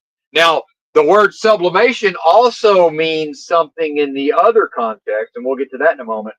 But you always, meaning you always have the option when properly identified of saying, well, I'm going to go ahead and access something sublime, meaning I can always raise my state of spirituality or morality. I can always exalt via my own nature. That's sublimation. So when properly identified, I can never lack the ability to do that. That is a quickening spirit. And this is a revolution. And you'll never, and again, yeah, does it sound egoic? That's fine. You're not going to hear this preached by anybody else in this way. I am that one. I'm putting my name on it. If somebody says, oh, there he goes being egoic or arrogant again, so what? So what? Who cares? What does that matter? Do you really think the being who understands all of this well enough to explain it in this way is going to fall victim to that? And maybe I will. I doubt it. I doubt it. Right? Obsolete, by the way. Here we have obsolete, to cause someone or something to ascend. Am I not able to do that within my own sphere of influence, which is, as far as I can tell, the only place that I have power? Can't I cause that? Sublime, to cause someone or something to ascend, to raise something or someone to a high position. Well, if I know at the level of true knowledge of self, 100%, that I am that one and I am that force and that is what I am, then I can never lack the sublime. There's never, ever the lack of the ability to cause ascension within myself, or to raise what? Myself to a high position inside of myself. Because remember, this belonged to me. My energy sphere is my property, right? And I'm telling everyone it belongs to Christ, right? Christ is master of this sphere of influence. And that is the second coming or resurrection. It's the revolution of the risen Christ. Where? Within me. Within a delusion. How? Quickening of spirit. Sublimely. Sublimely. All questions answered. All anxieties tranquilized. Just like in the movie Network from 1976. But not via Moloch's machine of business and industry and war machine and military industrial complex and banking and consumerism and depravity and your daughters on OnlyFans, right? Or you're even worse, perhaps your son's on OnlyFans. Goodness gracious. Don't even want to think about that one. Meanwhile, what happened in Sodom and Gomorrah? They entered into the city, and when the locals came around, they offered up their daughters, not the locals. The new people came to town, and when the locals came around, they said, "Well, here are our daughters." They said, "Never mind your daughters, send out your son." Oh my goodness! Oh my goodness! You believe that? It's right there in the Bible. Nothing new under the sun, Jack. Nothing new under the sun. Lovers of death, by the way. I said, no, we don't want to penetrate your daughters and create a new life. We want to penetrate your son. You believe that? Right there in the Bible. Old Testament.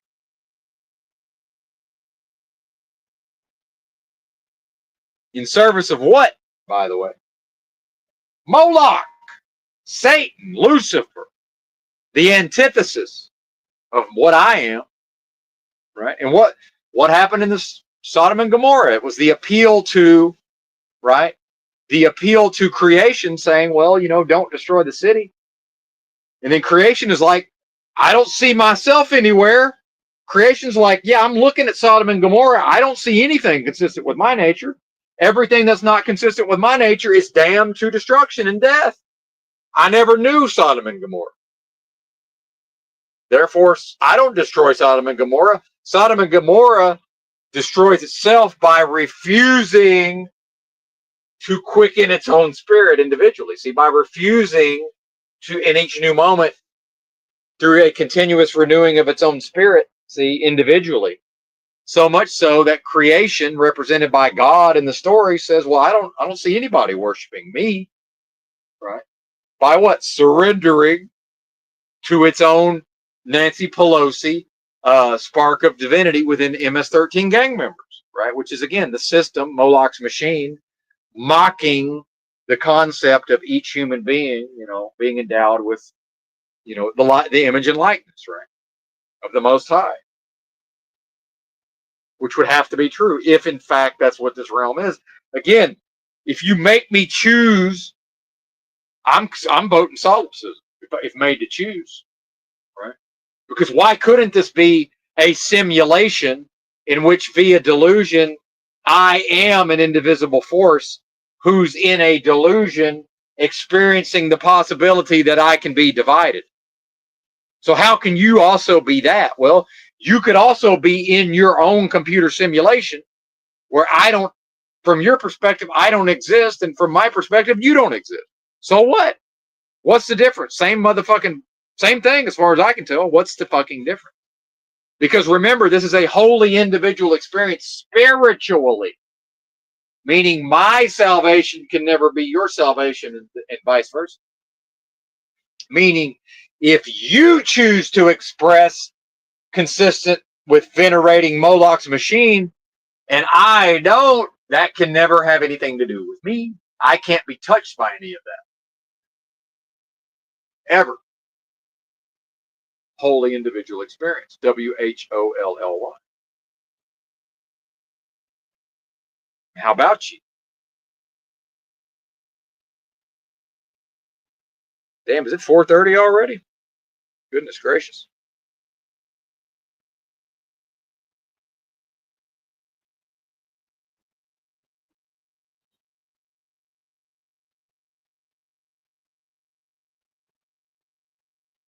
Christianity's dead, sir. I am the most super intelligent force of love possible at the highest levels of vibrational energy.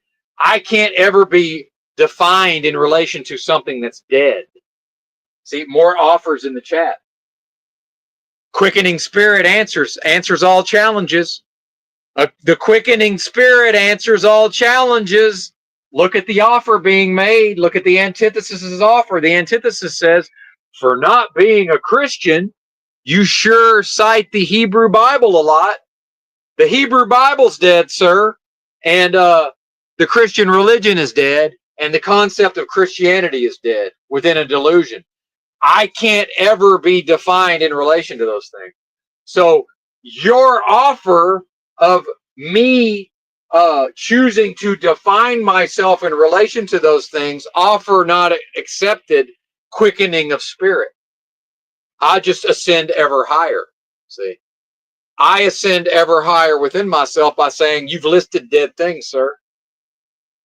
Now, why wouldn't I reference a dead Hebrew Bible, right? Why wouldn't I reference it when it's in the common lexicon? When so many of the beings that I'm addressing are aware of it, why wouldn't I address it? See? Do I then take on an identity solely based on referencing of a phenomenon, right? See, this is a metaphysically, this is a confusion of terms. In observing and referencing an aspect of death within a realm of death, destruction, and delusion, does that then confer those properties onto me? Of course not. So, unless I'm foolish enough to descend within myself to begin the process of thusly identifying. See, if I'm silly and foolish enough to descend far enough within myself to even being capable of thusly identifying with such concepts, see? Or the quickening spirit continues to rise above and look down and say, what do you mean? That's all dead, sir. I can't possibly ever be defined in relation to death, for what I am can't experience such. So what the fuck are you on about? I'm flying ever higher. I can barely hear you from up here. Right? But it seems to me like antithesis is always present. So I guess antithesis is always close enough. Meanwhile, time and space exists only within delusion via my creative force, for I am creation. And This realm exists only because my nature or essence, for some reason, was willing to even consider the notion, right, that it's even possible to break off a chunk of the most super intelligent force of love possible at the highest levels of vibrational frequency, an indivisible force, and entrap it or ensnare it into a time and a place and a body and an identity and a psychology within Moloch's machine. Right. Meanwhile, what I am, my true essence, can't conceptualize what calamities could befall. It can't conceptualize being defeated via delusion and death and destruction. It cannot experience defeat. It can't experience death. So what's there to fear? What do they say? Nothing to fear but fear itself. Well, what I am cannot experience fear or death. So what are you even talking about, antithesis? Well, antithesis says, well, actually, that's what I'm trading on, partner. I'm trading on you lacking the frame of reference for these things. Meaning antithesis says, I will present it all to you, sir, backward. I will present these concepts to you because your parents are going to offer you as a burnt offering sacrifice to Moloch, as their parents did to them. And then Moloch has prepared the way in the psychology, and your parents are going to allow this system of things to install a psychology that's going to teach you all of these concepts backwards. And that's exactly what has happened. Meanwhile, Benton has tapped into the quickening spirit that is his nature and has risen above. Where? Within Benton. How? By emptying himself of everything that's not exactly his own nature as much as he's able to within a delusion. Praise Almighty God in the mighty name of Christ Jesus. Jesus Christ is Lord of what? This energy sphere. Absolutely.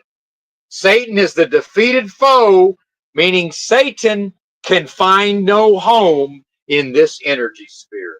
Satan can find no footing in this energy sphere, which guess what is the only thing I am able to access, control, and have power over within a realm of delusion, death, destruction, depravity, decadence, and on and on and on. That's it, and that's all. There's really nothing left to be done now, is there? Except what? Through a continuous renewing of my spirit, continue to rise above the offers of the enemy. And thusly always prove via my creative force that never lies dormant in any moment, and the moment only exists via delusion, that time and space exist in the first place, right? As long as I continue to rise above via quickening of my own spirit, nothing can touch me here. Death cannot touch me. Destruction, defeat cannot touch me. Victory is mine, for I can only know victory. And Satan or Lucifer or demons or uncleanliness can find no footing and no foothold and no home within the energy sphere that belong to me. That's it, and that's all. I am. Again, what I have no use of religion. If anything, religion needs me. I don't need any of that. What do I need in this realm? Oxygen, food, water, shelter. Based on what you heard me say today, what here can I possibly have need of?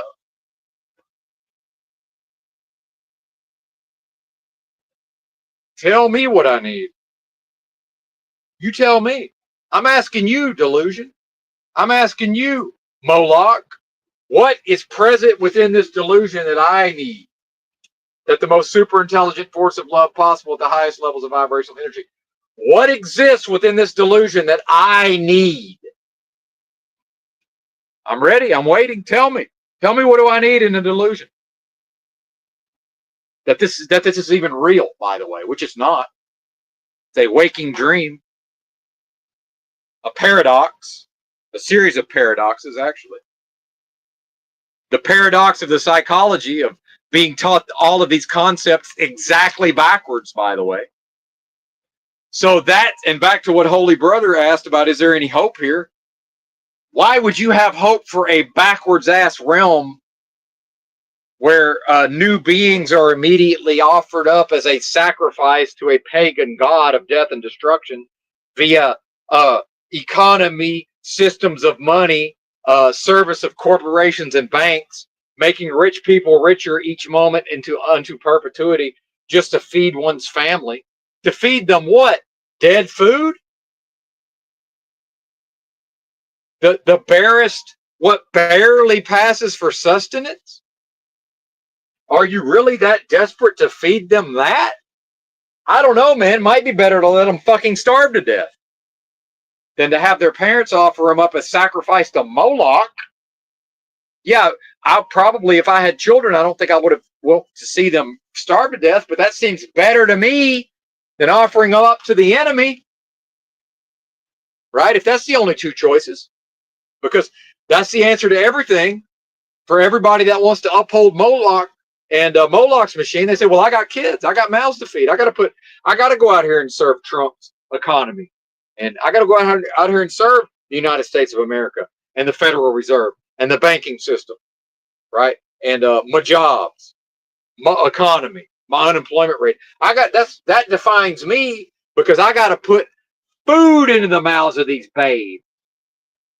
I don't know, man. If that's the only two choices, you're probably better off just letting them starve to death, honestly. It's just my opinion. What do I know? And I'm not calling for that, right? Meanwhile, look who's here and never made any people. So I don't know. Really, I don't have a dog in that hunt. I never made a person and offered them up to Moloch. So I reckon I'm better than most of you in that respect. Some of you ain't got kids, but I reckon I'm better than most of you in that respect. Probably. Probably am.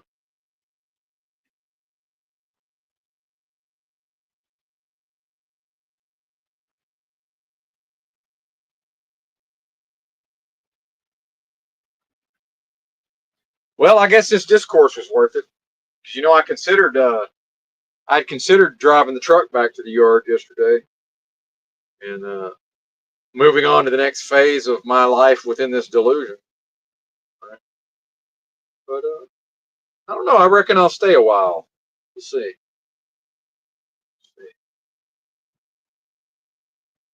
I can't decide if I want to continue discoursing or I can decide.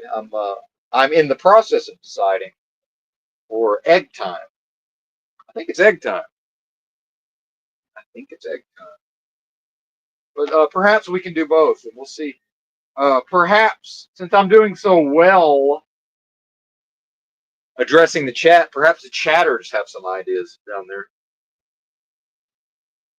The demons have certainly seen themselves defeated, but then again, demons can't ever know victory. That's what's interesting.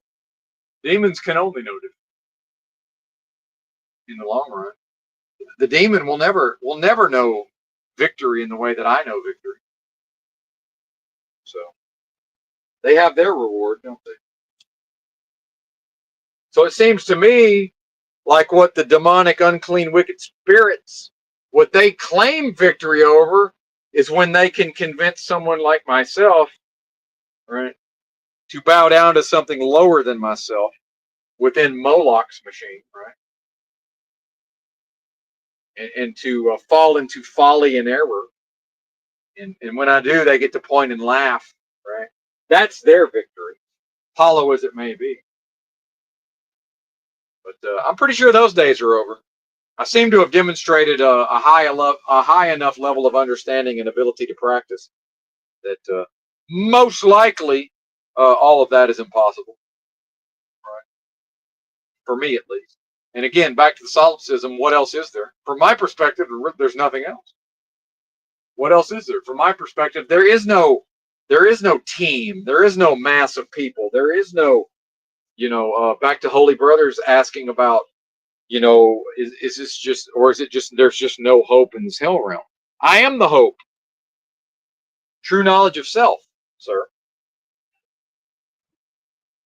Now, would I be willing to assist other people in seeking that? Sure. Am I going to start a school or a movement or an organization? Most likely not. If somebody else was foolish enough to have an organization and invited me to come speak at it, yeah, probably. Probably. Probably I would.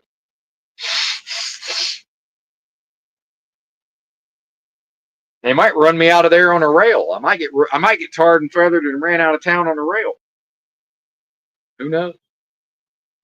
Because we know antithesis would be in their midst. Just like when the sons of God came to present themselves unto the Lord, Satan or antithesis also came in their midst. So whatever organization was created, well, the antithesis would be right there. And it would be able to influence. It would at least the potential to influence, right? Or for people to allow influence. So probably I would show up and immediately recognize the influence of antithesis and begin addressing that, just like God did in the book of Job. That's probably what I would do. And probably whoever had sought and obtained power within that corrupt organization, for all systems of man are corrupt.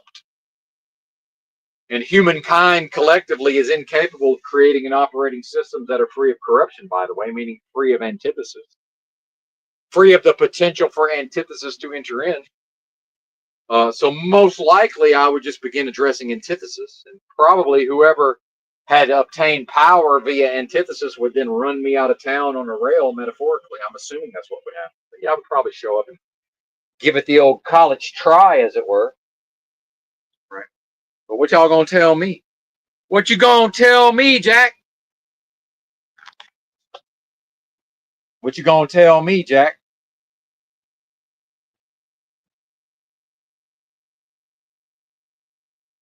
Anyway, I guess we'll go to the question and answer portion while I make some eggs. Egg yolks, more correctly.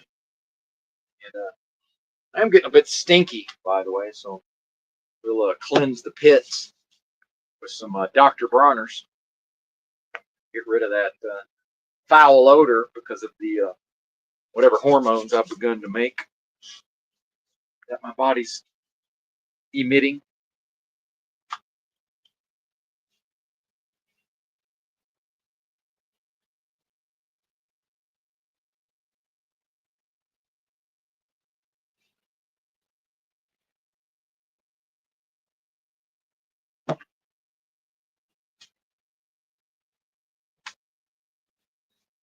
And it's also interesting, the person said the last comment was for not being a Christian. It doesn't seem to me like I can be anything within a delusion. What can I be at the level of my identity or existence within a delusion? Right. What do you mean? I don't even believe it's possible to be a Christian. How about that? Not and also live. Right. Now that I have knowledge of self, right? What does that mean, by the way? That's the revolution of what Christianity thinks it is. Right? But what also does Moloch's realm say? Moloch's realm says, well, Benton, you can't be the way, the truth, and the life. Bullshit. Who else is going to be the way, the truth, and the life inside of me? That'd be Christ, right? So the religion, the dead religion death cult that will tell me to be Christ-like also offers me up to Moloch, and Moloch's machine tells me, well, try as hard as you want, you'll never be perfect, meaning you will never perfectly express Christ within yourself. Bullshit. Because guess what? The only thing that exists is the now. And if you're trying to tell me there's never a moment, there's never a now that I can fully express Christ, bullshit. And if that's all that exists is the now, it doesn't matter if the past that's now dead, that someone can get me to identify with death enough to look back at the past and say, well, in the past, I was not identified with my own nature. Therefore, I've now lost the ability to perfectly practice. Bullshit. Right now is the only thing that exists, and it's already gone. And now it's different now.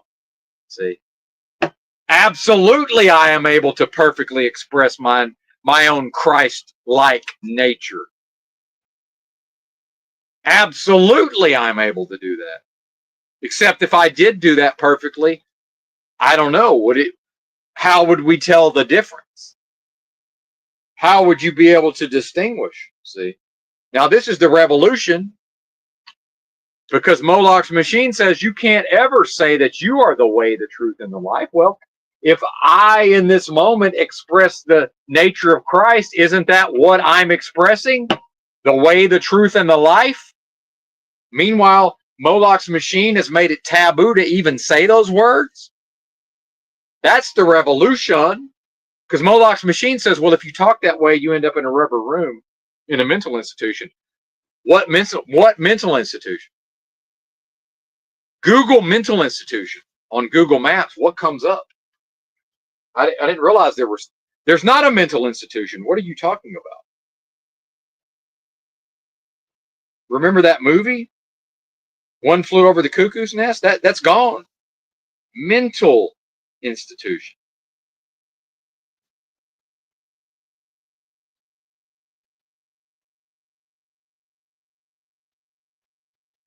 There's businesses that are medical hospitals. There's no asylum. We got hospitals with psychologists and psychiatrists. Yeah, every hospital in the country will call in a psychiatrist when it needs to. Some hospitals have psych beds. Right? So what? See how Moloch's machine is set up to, if I even dare begin to speak that way, fear. Oh my God, fear! You're gonna end up in One Flew Over a Cuckoo's Nest. What I am can't fear that. So what? So what? Do your worst. Moloch, you can't touch me. You only exist in a delusion, sir. What I am exists beyond all time and space. I can't even, I can only be, again, it's a delusion. I can only experience these negative states of being via literal delusion. How am I going to fear being cast into a mental asylum for having the audacity within a delusion to say, yeah, I am the way, the truth, and the life within me. That's what I am.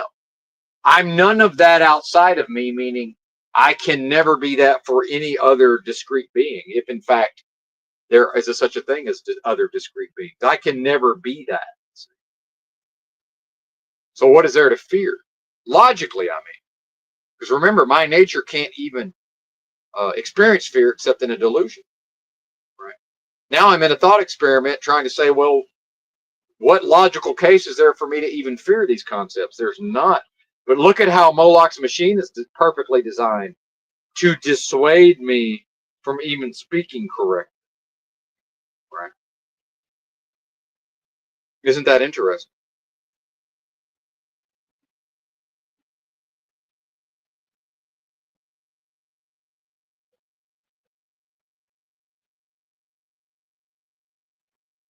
Isn't that interesting? Oh, I had a papaya yesterday. Walmart, who sells papaya, but I've only ever seen unripe papaya. And it takes a very, very long time for papaya to ripen. But they had actual ripe papaya. I had a papaya yesterday. Oh my God, wonderful. What a blessing. What a blessing. What a blessing. But see what, again, Moloch's machine is set up to where, oh, we've heard Benton talk and we like what we hear, so we need to join something, right? We want to buy something. We want to read a book. You know, we want to go to a building. We want to sing some songs, right? Well, I'm not doing any of that. So I don't know what to tell you. And I certainly, what I'm speaking, you know, I did not get in touch with my own essence via any of those means, not directly anyway. So what good? That's all dead, by the way. That's all dead, man. There's no life in any of that. What does the Bible say? When two or more are gathered in my name, right? Namaste. If I see in you what I see in myself, other than that, what else can there be? And I can't ever be fully sure. Back to the solipsism. How can I ever be completely sure that I'm seeing that in you? Ultimately, I can only verify at the level of experience what I'm experiencing within myself and apprehending. See how it works? Only within me. That's the holy individual experience. Born alone, die alone. In this delusion. Born alone into delusion, leaving delusion, right? Or the earthly life, which is interesting because I'm no longer beholden to the delusion. The physicality, right? The ability to speak and be heard, the ability to earn money, the ability to nourish the physical body, the ability to, clothe myself and shelter myself, that all exists within a delusion. Beyond that, what am I left to experience via delusion? Not much. So this idea of live alone, die alone, it's like, well, I mean, I'm born into this. And at some point, as far as I know, the Benton version of this experience will be over. But I mean, what is death then? Right? What is death? And so I would bring it all back to the fear of death, right? The fear of what? Uncertainty, the fear of the unknown, Holy Brother. When Holy Brother asked earlier about the hell realm and is there any hope? The hope, I hate to say it, the hope is in your physical death, in a way, seems to me. The only way out is through, right? And so it seems to me like all of those notions of hope and the state of the realm and the military might of the country and all of these things, that seems to be based on what? The fear of death, the again, this delusional idea that maybe in fact the being will live forever. It's to be too closely identified with your particular aspect of the process, right? So whoever Holy Brother is, whatever his biography is, whatever his collection of experiences have been, right? It's all of that, but he's too closely identified with that, in my opinion. So it's to say, well, I only exist in relation to all of these aspects of a delusion. So in order to feel some type of way, Holy Brother, at least right now, needs the external world to manifest in specific ways so that he can feel uh, uh, calm and peaceful, right? But within a delusion. So what I would say is, if you're looking to delusion as your source of a reason to be calm and peaceful within yourself, it seems to me like that's to operate on Moloch's machine, which has taught you to do things backwards. So to me, it would be uh, why not search inside of your own power source, inside your own sphere of influence? Why not search there? Why are you even looking outside of yourself? Well, probably you don't know how to look inside of yourself yet. It's like, well, we're looking, and Benton is talking, but then why is Holy Brother not looking inside of himself? Well, again, disorientation, right? It's disorienting, it's uncertain, it's uncomfortable. If that space is unexplored, right? Now not everybody's an adventurer or an explorer necessarily. It's like, okay, that might be scary. It's disorienting. Humans seek comfort. Humans seek certainty. Humans seek to feel assured. So what I'm suggesting is to go inside of oneself and explore and reckon with whatever is present that needs to be explored and reckoned with. And by the way, accept and accept it as it exists, right? Which is why I've talked about in the past some of my experiences involving particular types of attractions. And I'm not going to get into specifics because I've been shown the error of my ways when I try to get specific. However, where I've shown myself that that's an error, right, more correctly. But see, to resist those ideas is to create something that serves Moloch's machine. So when I examined my internal space and through a process of meditation and eventually discovered, yes, there are certain proclivities and certain titillations at a low level exist, that can never be me. See? That can't ever define me. That can't ever be who I am. But those can be things that the being, not knowing how to deal with them, what does the being do? The being suppresses and represses, which creates what? Oppression and depression, right? Which is what? Harmful to the individual. And what does that harm serve? That harm serves Moloch, right? Literally. And Moloch's machine. So to get to where I've gotten to with true knowledge of self, I had no option, or more correctly, strategically, I was not able to give myself the possibility of ignoring or suppressing certain things about my human flesh, right? That, by the way, can never define me, right? But as we saw the spiritual attacks in the chat, attempting to define me as a homeless person that doesn't take baths, right? And then I countered with the quickening spirit of, well, what do you mean? I'm bathing or showering in the continuous renewing of my own spirit. So what are you talking about? Do I really need to go scrub-a-dub the physical flesh? Meanwhile, didn't Christ in the Bible go from place to place and showing up with dirty feet, from trotting, from walking in the dusty roads or whatever? Right? Isn't that what happened?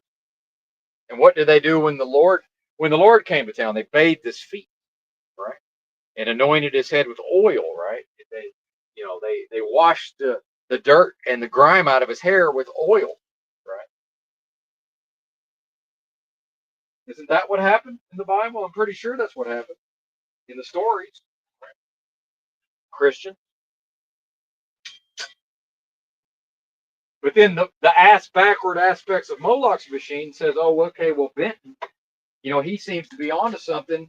So let's ask him to resolve, well, why it's basically to ask, okay, here's what Holy Brother is suggesting. He's saying, I would prefer that the realm offered me the hope. He would prefer that the delusion itself offered the hope. That's his preference, right? Oh, I realize now I forgot to. Hang on. Hang on.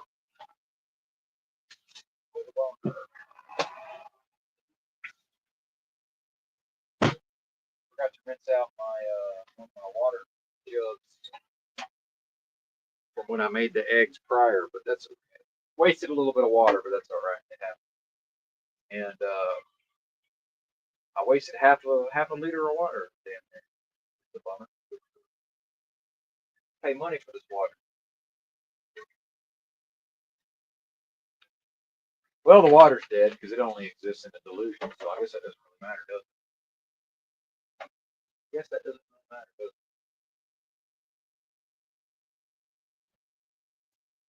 So he's operating from a premise and a preference of he would feel more comfortable if there were things that Benton could identify within the realm and say, well, here's your reason to hope.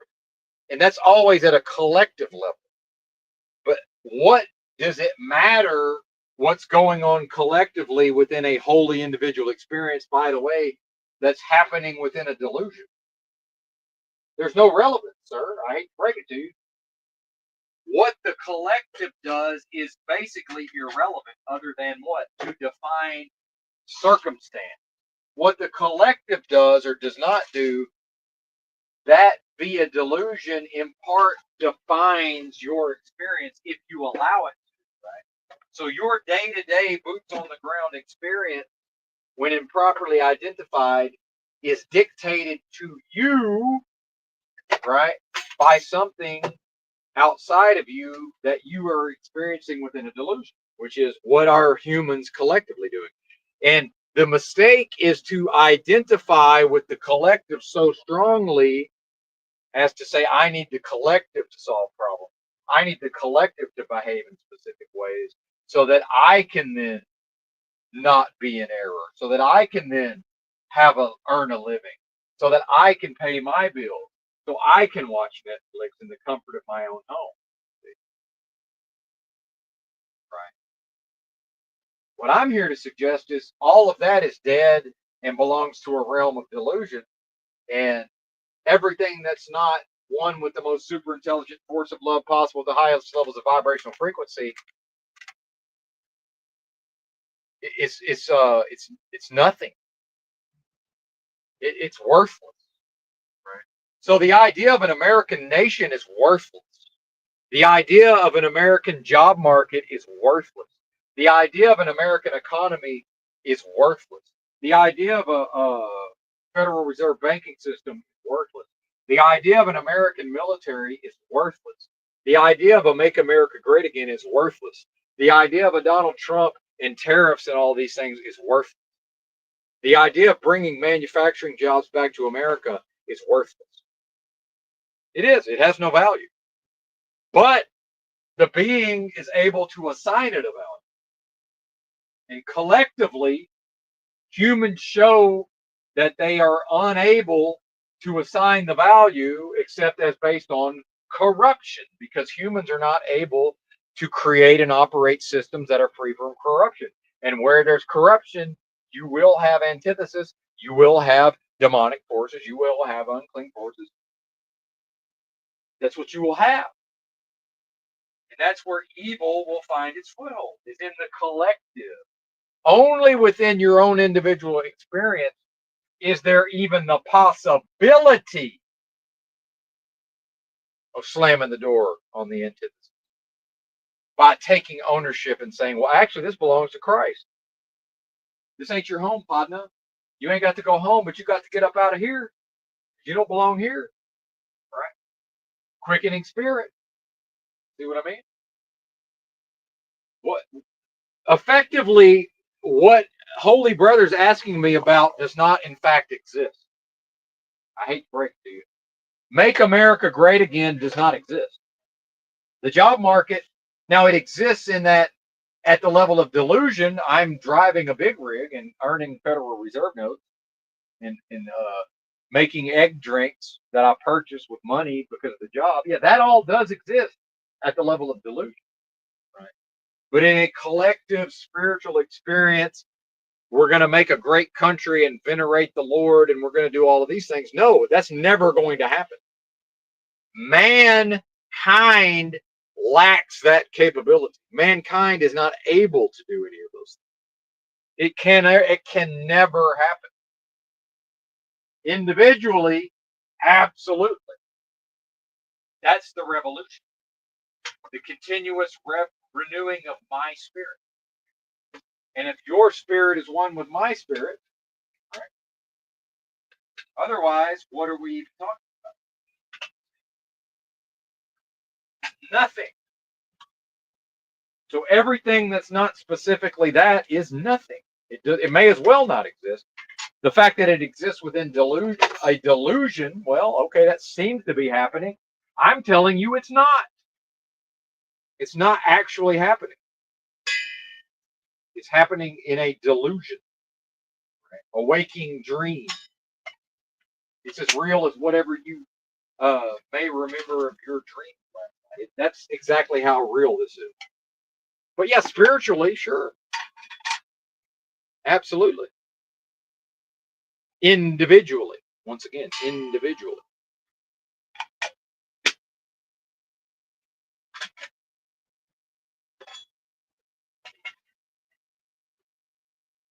As we got ginger powder. We got cinnamon, which is not the Ceylon, the cassia. I have both. Oh wait, that is Ceylon. Uh, I'm actually after the cayenne. We're at the wrong spice. Cayenne. There we go. I'm here to tell you, folks, if you ever think you're going to get to where Benton's at, not not by eating that junk food. That junk food alone will keep you from getting to where I am. Just your diet. An improper diet alone will prevent you from accessing within yourself what I'm accessing. Mind, body, and spirit. Any one of those things, mind, body, and spirit, will absolutely preclude you from ever accessing these levels within yourself. Just how you eat will do that. Now, by eating properly, that's only going to afford you the chance to get to where I am. Right? It's not the whole thing. That's just one of the three: mind, body, and spirit. That's just one of them.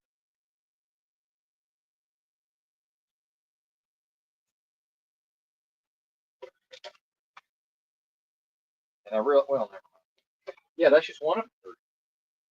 It's also the logic, the brutal logic that I've been able to put on display. That's a third of the equation.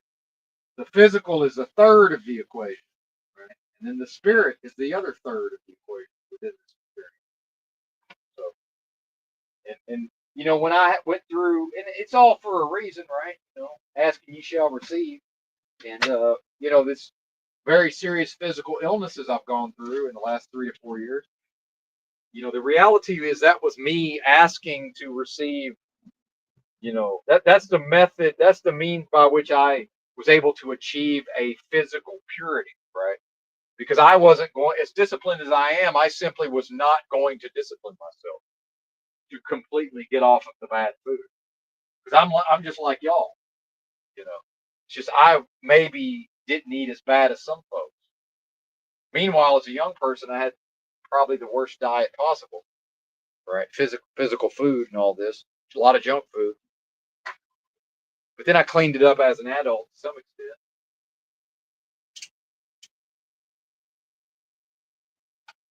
But I'm here to tell you, if you can figure out, and you know, it was easy for me because I was so fucking ill that I recognized, well, the medical system is not capable of curing, and you know that was obvious. And so then I was left with, you know, physician, heal thyself and let thy medicine be thy food, right?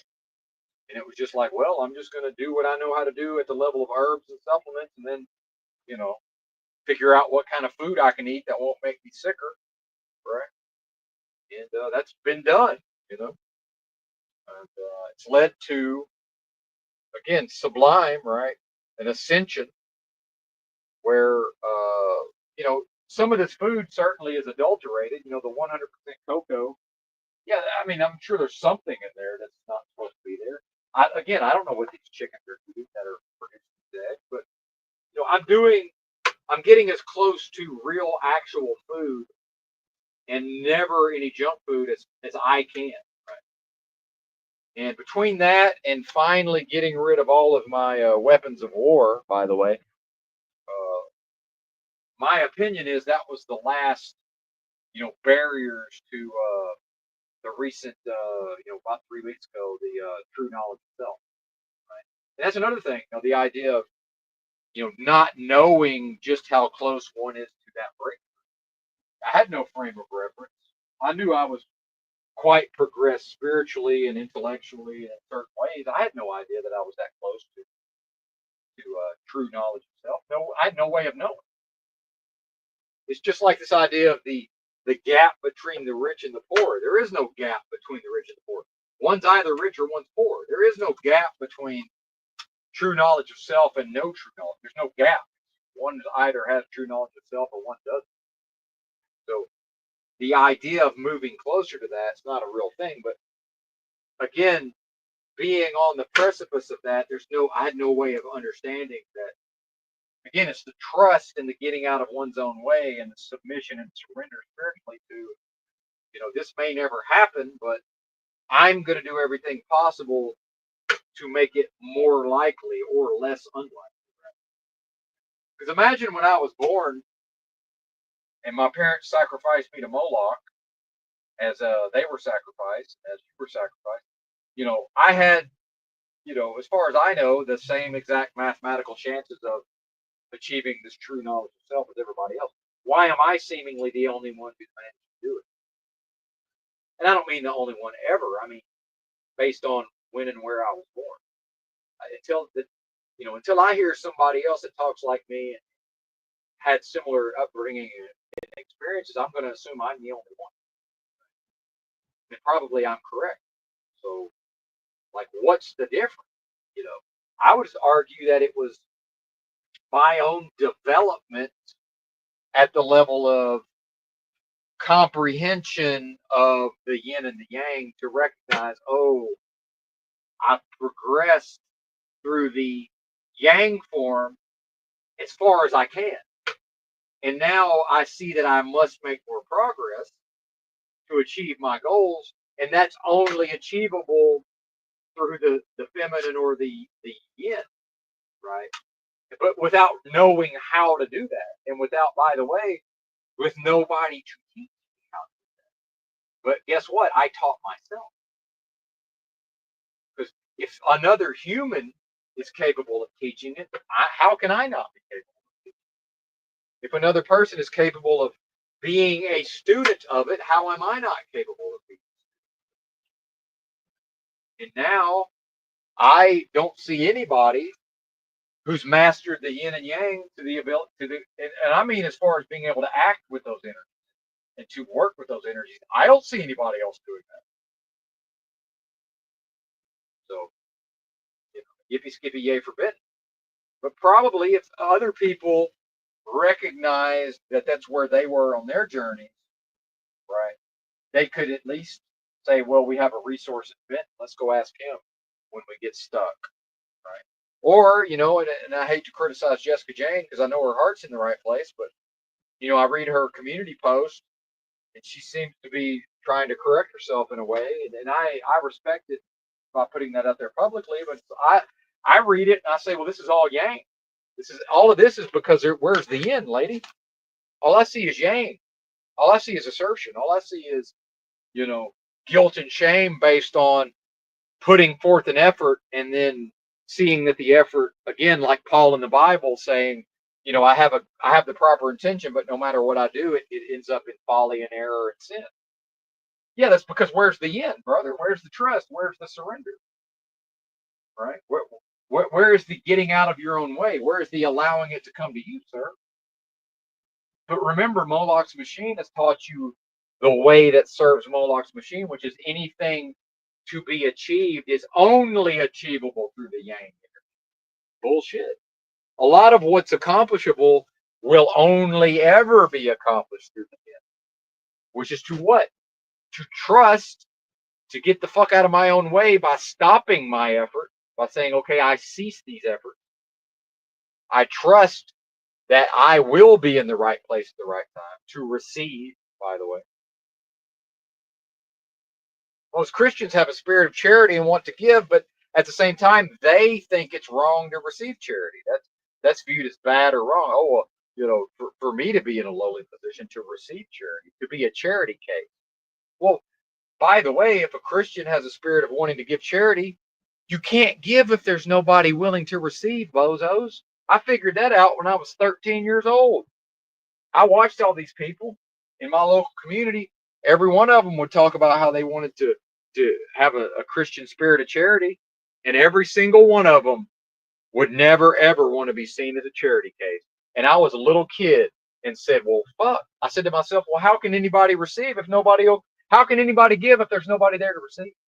It's obvious to me by the time I was 12 years old. So what is this?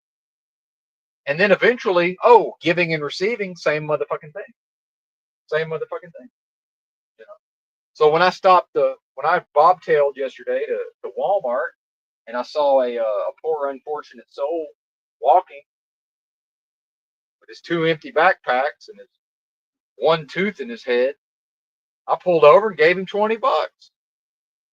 Well, number one, it's nothing to me. What do I care? Number two, It's the same thing. I'm giving myself. I used to be the person that somebody might stop their car and give $20 to. By the way, still am that person, right?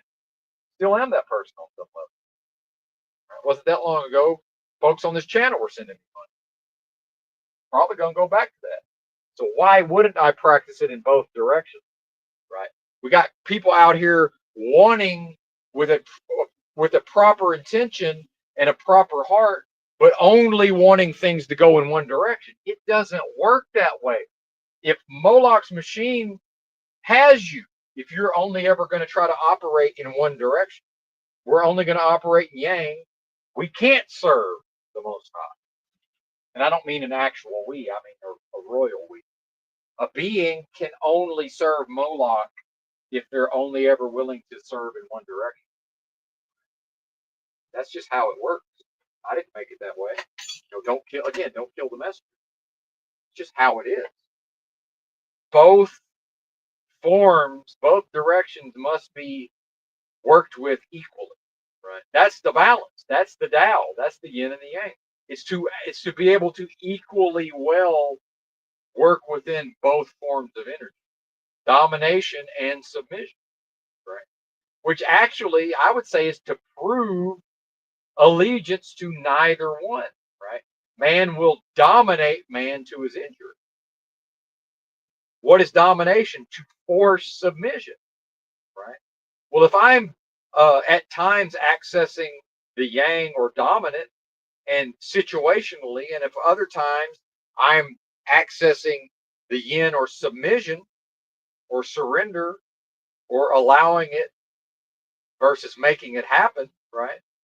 Am I not proving to everything that exists that I have allegiance to neither? Right?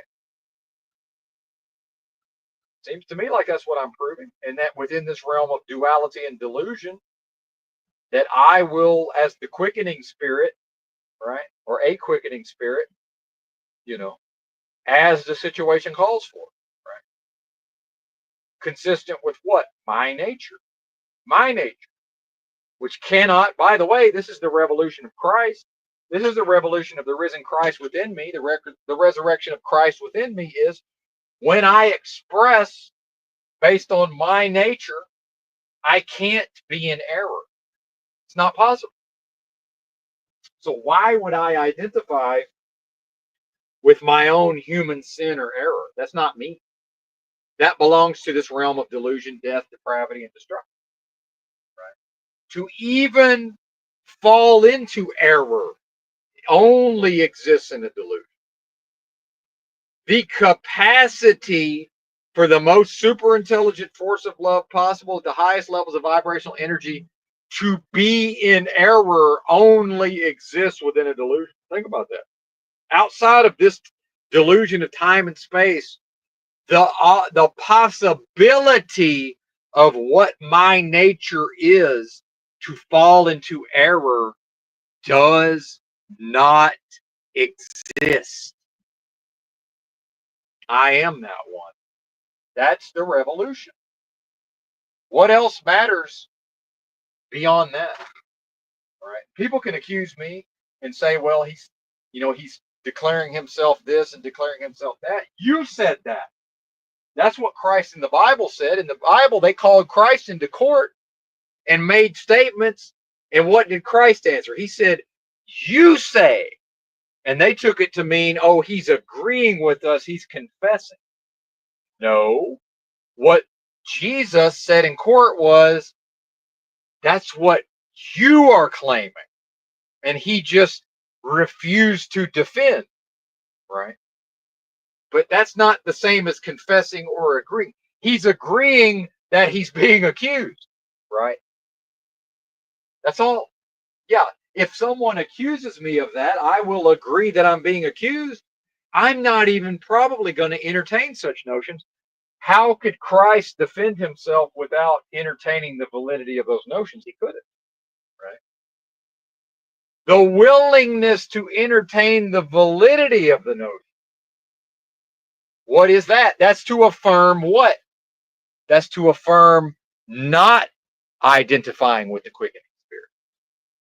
And Christ would know in that moment, well, all I can do in this moment is identify with as the quickening spirit that I know myself to be, and to identify with a need to defend these accusations would be to identify as something other than a quickening spirit, which would be to affirm the zero and not the one, and that's not a possibility.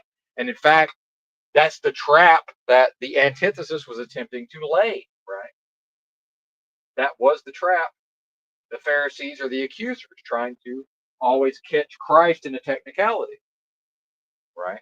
So technically speaking, Christ would have understood, well, I'm not able to defend, right, in that moment because I must quicken. I'm sublimely, I must sublimate and rise above. Meanwhile, I can't fear what they might do to me because what I am cannot experience these things. Those experiences of the crucifixion and whatever Christ was put through in the Bible, that can only exist within what Christ would have known to be a delusion. Do you see what I'm showing you here? Y'all can talk about Jurassic liars and Garo all you want. I've never heard him preach and elucidate like I'm elucidating today. And it's not a competition, but you know, him holding himself up as some kind of man of God and preaching on Jesus and all this, that's fine. But that only gets us so far. And I mean the royal us. I don't mean us collectively. I mean individuals who may be seeking to practice and to express their own Christ-like nature, by the way. Or more correctly, to prepare the way for Christ to resurrect within them, right? The risen Christ within the individual, which is a revolution. That is a revolution. That is revolutionary. I can't think of anything more revolutionary, in fact. But Moloch's machine has convinced you that all revolutions are collective outside of you. No, they're not. That's all dead. Everything collective outside of you is dead and only exists in a delusion. The only true revolution is possible within me. Back to the solipsism. That's the only revolution. That's the only real revolution that can happen inside of me. See? And from your perspective, inside of you, if in fact you are a discrete being with Nancy Pelosi's MS-13 spark of divinity, right? Again, as a mockery, Moloch's machine mocking, right? Because that's effectively what it is when it hasn't been, when it's not being embraced and apprehended and acted upon and brought forth, right? It is something to be mocked, at least according to Moloch's machine.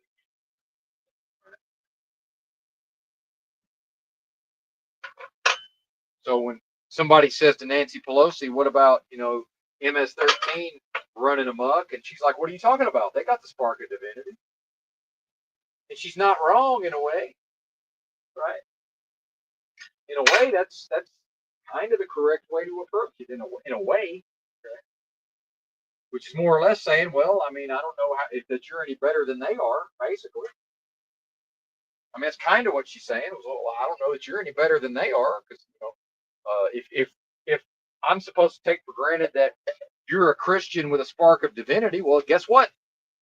MS-13 also, and yeah, I understand they're criminals and hurting people, but what are y'all up to, right? What are y'all supporting? Supporting this government, believing in a government. Right? It's a joke. Of course it is. And if I'm dumb enough to identify with a joke, what does that mean? What happens? I become a joke, at least in a way. Right now, I'm identifying with a joke. Right? Why would I do that? For what? For some temporary, to temporarily be seen some type of way by a bunch of bozos who can't get their fucking shit together? That's the best description of humanity at large I've ever heard. a collection of bozos that are unable to get their shit together. Do I want to? Why would I be concerned about how that views me? Because I've gotten my shit together inside of me. My only source of power, like, or more correctly, within the delusion, the only place, right, that I have power, the only, again, my own energy sphere. My house is in order. Why am I going to concern myself with what a collection of bozos that can't get their own shit together thinks? You crazy? Who the fuck are they? A bunch of bozos that cannot get their shit together. So go ahead and identify with Republicans. To identify with Republicans is to identify with a collection of bozos that are unable to get their shit together. Same thing with Democrats. But the people are so confused, they think, well, we can mock and ridicule Democrats, and so now we're operating on a negative, from a negative motivation, so that must then confer positive traits onto Democrats. Oh, you mean that group of bozos that can't get their shit together? So because there's a Biden's poopy diaper and there's a Kamala Harris who can't give a speech to save her life, and there's decadent and depraved on Front Street Democrats, so you're telling me that somehow confers positive traits to a collection of bozos known as Republicans that can't get their shit together. So two wrongs make a right all of a sudden? Two negatives make a positive all of a sudden? Fuck. Nobody told me. Nobody told me any of that. Sounds to me like a bunch of folks are identified with a realm of delusion, destruction, depravity, and decadence. They love death. To put one iota of one's being into finding a Trump meme amusing is to verify their own love of death. That's what that is. Now, in my own history and memories, have I at times engaged in activities in a limited fashion that some would align with Democrats, right? And certain weirdo type of people. Yeah, sure. How's that any different than when these people identify with Trump memes? It's no different. It's the same fucking thing. I was loving death in exchange for what? Enjoying gratification. Looking at a Trump meme, identifying with it, and receiving gratification, even though it's not the same type of gratification. Same motherfucking thing, people. It's no different. And the fact that it's based on how ridiculous and decadent and depraved Democrats are does not validate it. It doesn't make it appropriate. I hate to break it to you. It doesn't. Republicans and Democrats are the same fucking thing, folks. Two groups of people that either will not or cannot get their shit together. The Democrats won't, because they're proud of their evil and their decadence and their depravity. The Republicans can't get their shit together because of repression, which is always harmful to the individual. They think they can repress their way out. Nope. Apologies for the loud noise. That's the truck regenerating. That's the government emissions, by the way. And I got people out here that think Trump got rid of the emissions for big rigs. No, he didn't. What are you talking about? If that's the case, why is my truck doing a regen? That's based on DEF fluid, sir, or diesel exhaust fluid, rather. That's based on DEF, DEF. Yeah. That's why the engine's revving up. It's incinerating the captured particulates, presumably. Sounds like a lefty Democrat communist plot to me. Oh, Trump's in there. Trump said no more emissions. No, he didn't. No, he didn't. Do you really think that Moloch's machine of business that's now created an entire business out of big rig emissions is going to reverse course? Are you crazy? That's not going to happen. Do you think all these truck stops got fitted with a DEF pump and they're just going to go take all that? They're going to uninstall all of that? $4.89 a gallon for DEF? Are you crazy? That's a business. That's not going to happen. But I got people who literally believe that that's no longer a thing. It's like, yeah, maybe you're going to be able to buy a diesel pickup truck, a light truck, and not have to put DEF in it. That might happen, right? They're not. It's not going to change for big rigs. Nope. But people think it is. They think it is.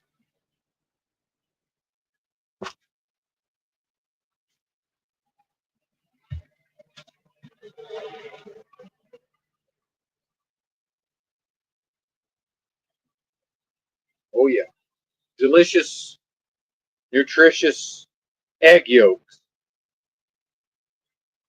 This is not medical advice. Don't take my word for it. But based on my experiences, I suspect that egg yolks alone would reverse a lot of liver problems, fatty liver disease. I'm just guessing. I don't know this. I suspect it would be the case.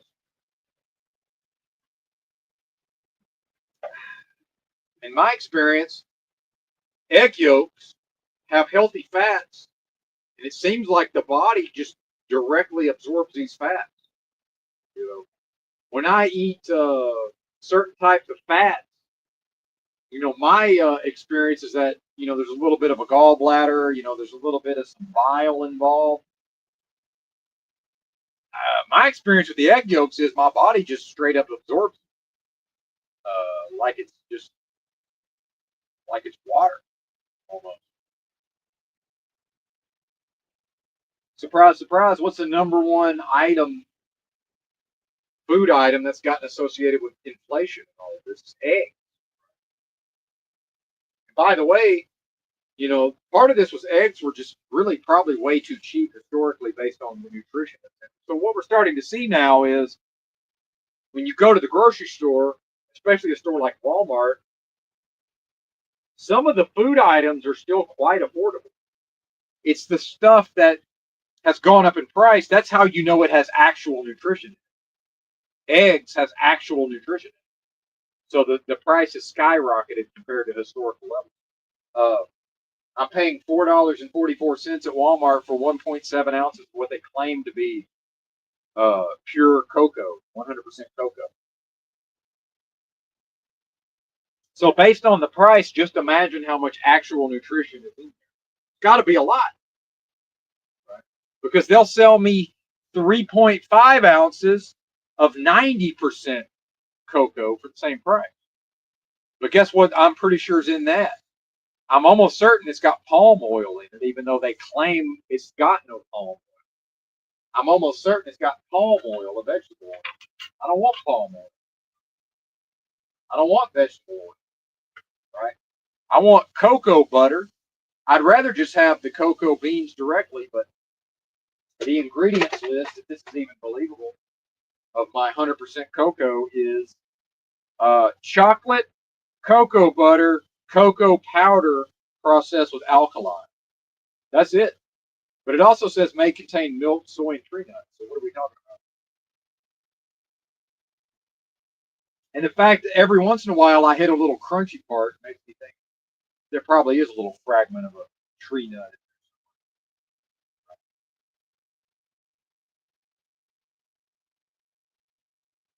Whatever little bit you by law they can get away with, right?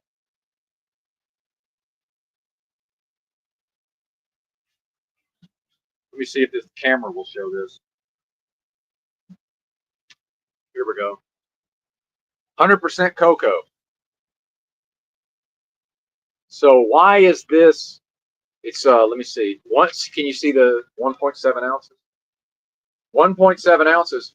Why will they sell me 3.5 ounces of 90% for the exact same $4.44? And then on the back it says ingredients. I don't know, maybe you can read this. Maybe not. Let's try this.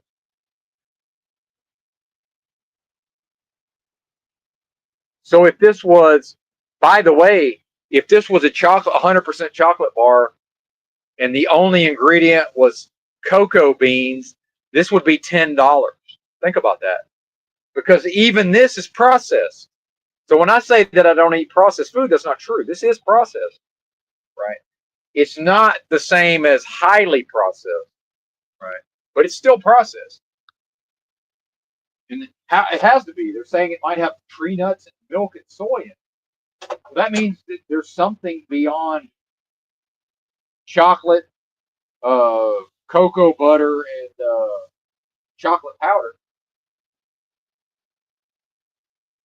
If it might have tree nuts and milk and soy, that means there's something beyond that. So that means we're going to put as much soy lecithin, which is an emulsifier, we're going to put as much soy lecithin in there as the government will let us put in there without declaring it as an ingredient. That's what that means.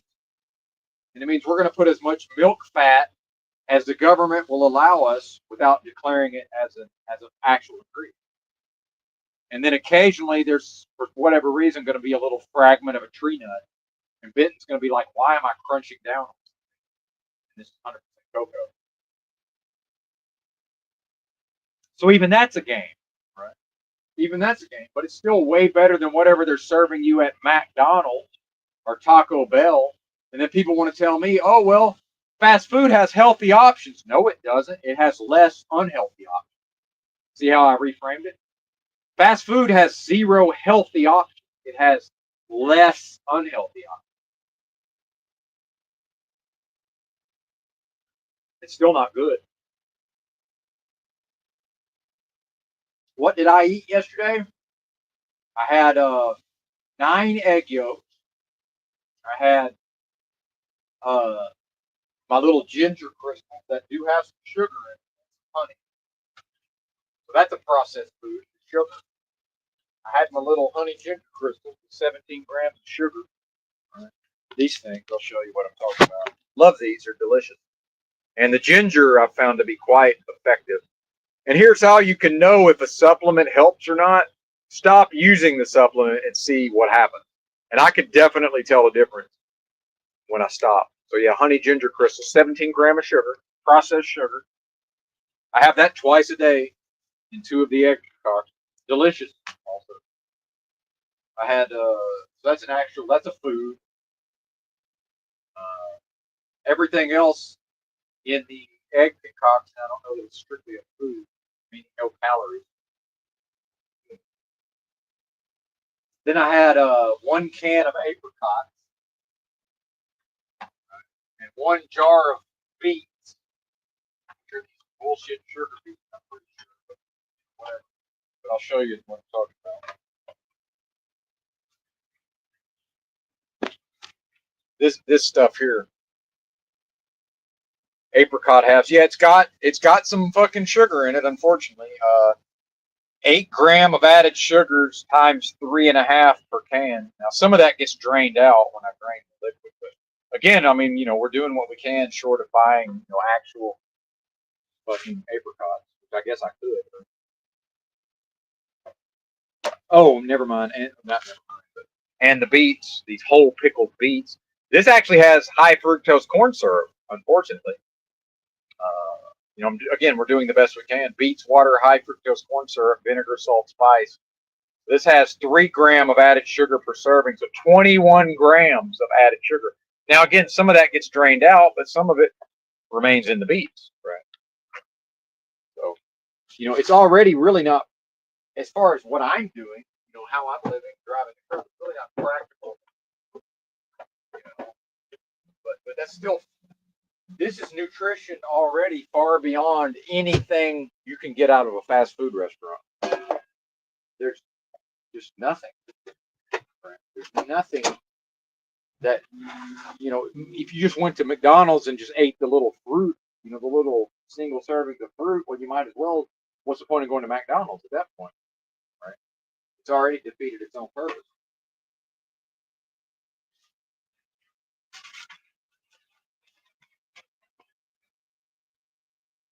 So, again, I'm not eating perfectly, but compared to the standard American diet, I'm kicking the shit out of it. And then some days I have a can of black beans and organic. Not that it matters, but the organic do seem to be of better quality than whatever they sell that's not organic. And maybe sardines. Although what I'm realizing about the sardines is I really can't. I don't seem to even be able to digest fish properly. Right. But surprise, surprise, egg yolks have more protein per gram than egg whites. Right. Common misconception that the protein's in the white. What it is that there's nothing but protein in the white. And in fact, on a per gram basis, the yolk has more protein than the white. There's more egg white in one egg than there is egg yolk by gram. But if we go on a per gram basis, more protein in the egg yolk and healthy fats and vitamin A and certain compounds that are good for like eyesight. I can't zeaxanthin or whatever. I can't pronounce some of this stuff. All kinds of stuff, right? Saturated fat, which is good. Dietary cholesterol, which is good. And I suspect that if egg yolks reverse fatty liver disease, I suspect it's specifically saturated fat and dietary cholesterol, especially the high amounts of dietary cholesterol, because I suspect, again, and this is not medical advice, I'm not a doctor, but I suspect that the fatty liver happens because the body produces its own cholesterol to deal with these crazy ass seed oils and all this insanity, right? All these insane fucking Franken oils. And I suspect that's the body ends up with fatty liver, non-alcoholic fatty liver disease, trying to cope with all that nonsense. I can't prove it, and I'm not a doctor, but that's my suspicion, right? So, but what's the conventional wisdom? The conventional wisdom is cholesterol bad. What are you talking about? My body makes cholesterol. So would it not be better to give it a bunch of cholesterol from egg yolks, and then to not have to make as much? That's probably better, right? I'm assuming. What's the strain on the liver from having to produce so much cholesterol? And probably, wouldn't some of that have to do with literal fats building up in the liver? I'm just guessing. Again, I don't know. It makes sense to me. What do I know? I'm not a doctor. But then again, a doctor who's a business person in Moloch's machine could understand all of this, and why would they tell you, right? Number one, they know you're still going to keep eating the goy slop. Number two, we got statins for that, right? We got medications to put you on, and that pharmaceutical rep sure is sexy. I want to have good news for her or him when they come around, right? So the pharmaceutical company knows who to hire as rep. I'm going to have a better time if I keep them happy, right? Why would I tell somebody that to do something they're not going to do anyway by saying, well, actually, dietary cholesterol is one of the best things for you? It's like, well, they're not going to believe me because they're brainwashed. Then they're going to be like, well, wait a minute, why should we even trust modern medicine? Because modern medicine told us that saturated fat and dietary cholesterol will kill us via heart disease, right? And then if my living depends upon people believing in the product I'm selling, well, am I not incentivized to keep them sick? Meaning, if I already know, well, shit, I can tell them till I'm blue in the face to, change their lifestyles, and I already know that they're not going to, right? Why would I affect my ability to make a living? Doesn't make any sense. Makes no sense.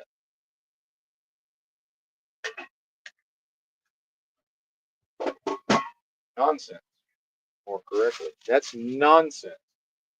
So why, if I was almost certain what my specific illnesses were, at least initially, why would I go to doctors when I know that they don't have a course of treatment, number one?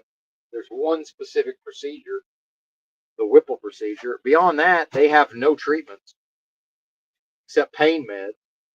And why are there pain meds? Because when you come to something like chronic pancreatitis, they give pain meds because the assumption is that the person is going to continue to eat a poor diet, and the poor diet's going to cause abdominal pain. My experience was, as long as I don't eat the junk food anymore, I don't have abdominal pain.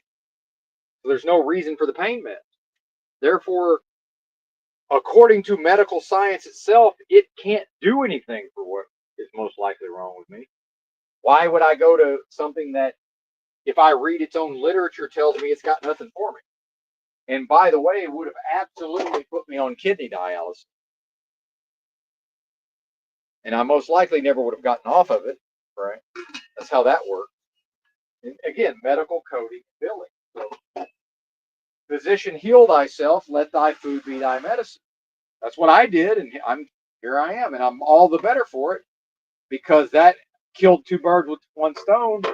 I leveled up enough physically, although I don't look like it, but my physical condition as far as purity versus impurity, right? I leveled up to where I've been able to have this, this new experience, true knowledge of self. What a blessing. It's all blessing. So that's what I mean by it's all blessings. The chronic illness itself is a blessing. How about that? Or a curse. It's up to me which one manifests. I manifested the blessing. I was free to manifest the curse. What better way to manifest the curse than to go to the medical?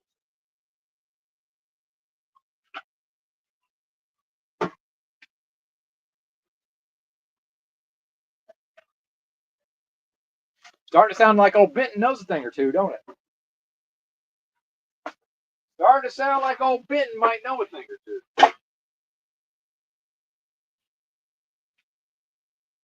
What do you say?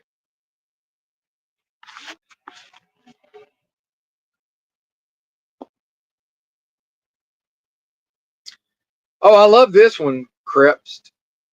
And I love a good conspiracy, but Krebs says his uncle works at NASA and swears the moon isn't real.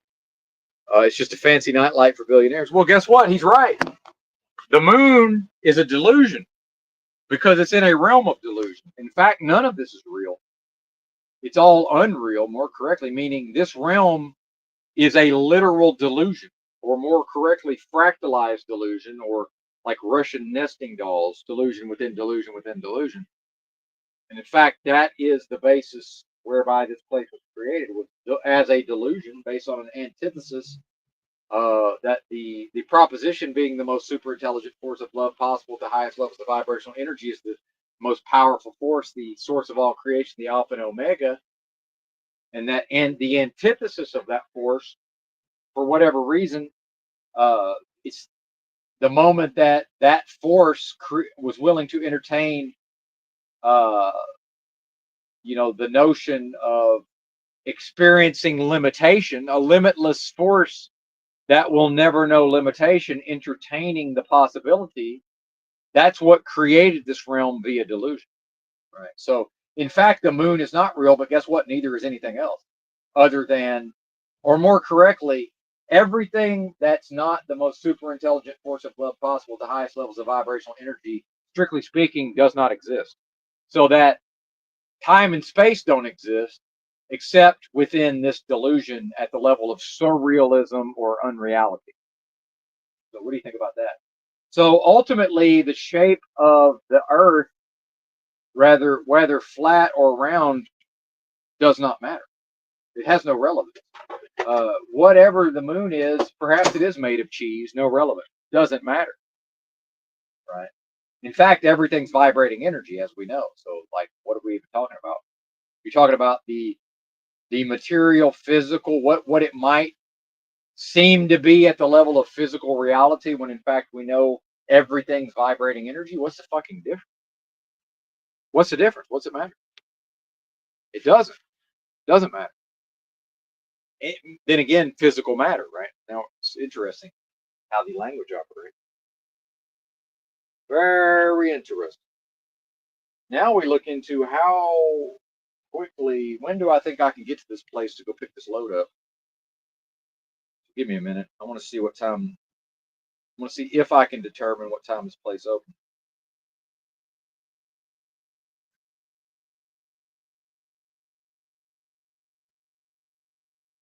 Bear with me. I might be able to roll over there and miss a little bit of the traffic here in Houston. This doesn't really matter overall. It's all a delusion anyway, right? Ha ha ha.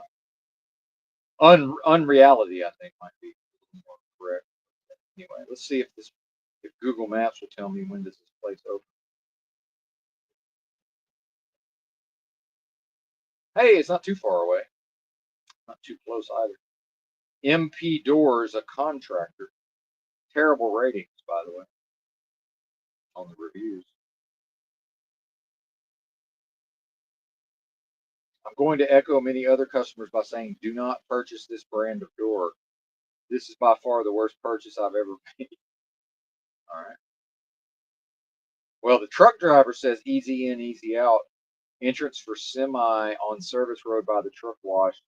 Loading time was 20 minutes, no overnight parking. What time do they open? Question.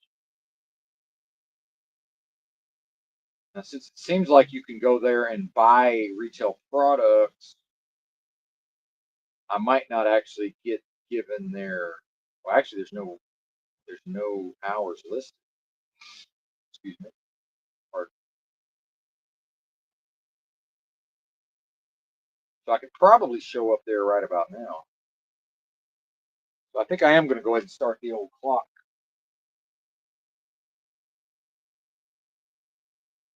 Probably ought to. Well, got to turn the tap on.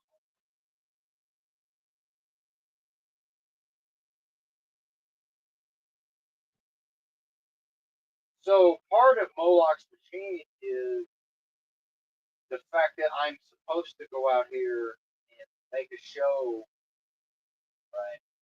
Because there are cameras, so hypothetically the company didn't know that I never actually popped and I never opened the hood, right? But you know, the engine's running. Like what could possibly be going on under the hood? You know, there are some suspension components that could use a glancing over, right? Although I would argue that based on the way the thing drives, I would know if the suspension was fucked up or not, right? There was some sort of unsafe condition. But it's this idea that it's guilt and shame, and I need to do a good job, or now I'm bad, right? What within a delusion, it somehow matters that I if I popped a hood or not. So what are we doing that's unsafe if I don't go look under the hood? And I do occasionally turn the engine off and check the oil. But legally, I'm required to log a 15 to 20 minute pre-trip, so we'll do that. We'll meet the legal requirement. And then if they decide to pull me over or pull me into a weigh station and inspect the rig, then the equipment can be placed out of service if it's in an unsafe condition. Beyond that, what's the point?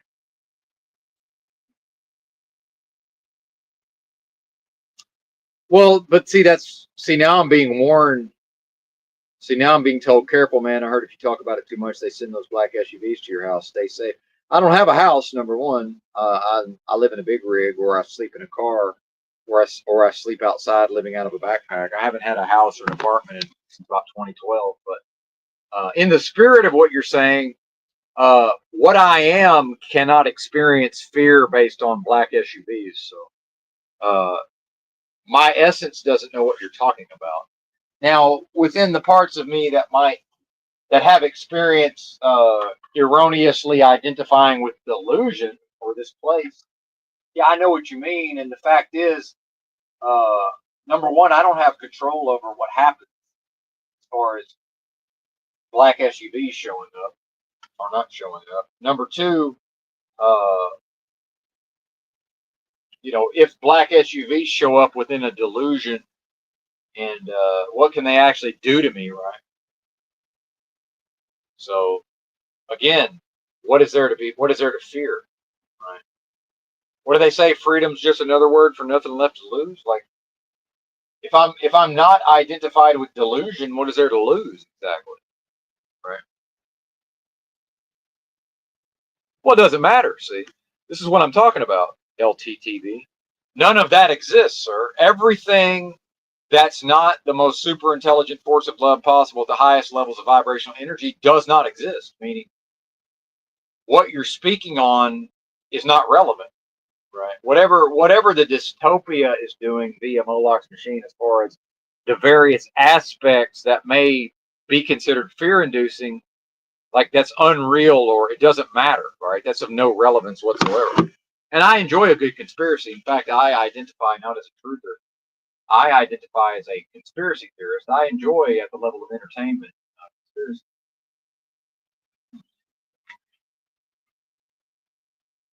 See, the answer to anything that might seem fear-inducing is always the quickening of my spirit, meaning it's evasive action via the continuous renewing of my own spirit or nature. So, like, what I am can't be touched by any of these concepts. So I got that going for me. What you think about that? Oh, wait a minute. I didn't realize that that I was on the I'm not on my Bluetooth. I'm actually on the phone mic. Have I never been on the earbuds this whole time? What the fuck is happening? Hang on, something's gone wrong somewhere.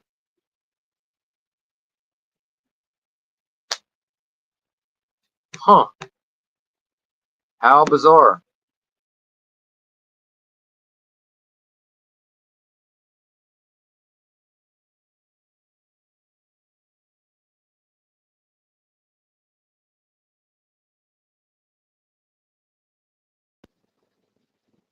I'll be danged.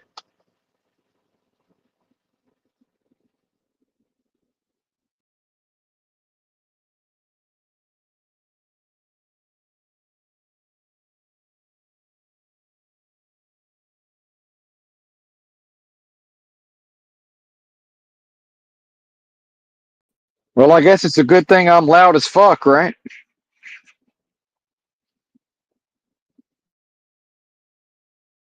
Assume I've been heard the entire time because of my loud ass voice. But I've had ear the whole time and thought I was talking to y'all through those mics, and I realize now for some reason they never connected, and I was unaware. I did not know that. Good thing I had the phone close to me the whole time. Right. Good thing. All right, let's go into the tablet here. 6:06 a.m. By the way. Interesting. Pardon me. Go ahead and plug in the charge the phone here.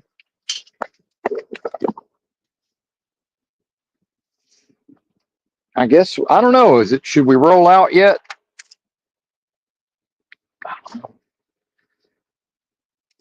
The only advantage would be to miss a little bit of traffic, but then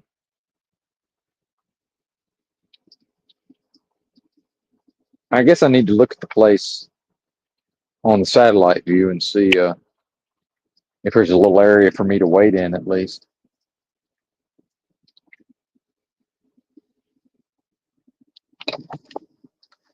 I mean, if I can get there before the morning rush hits, might as well, right?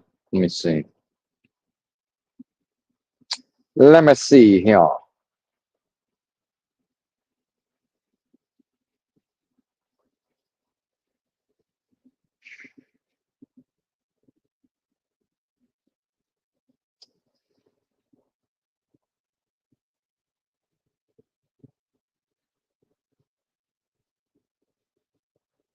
It's a pretty big facility. Where is the entrance? That's a gate. There's a closed gate. Where's the truck entrance, sir? That looks like the truck entrance. Sometimes the GPS, since it's a trucker GPS that I pay money for, sometimes it knows the way in. What the fuck? Let's see where it says to go. Wow. Can I not make a left turn into there? Why can't I make a left turn is the question. It's got me going all the way around the fucking bend.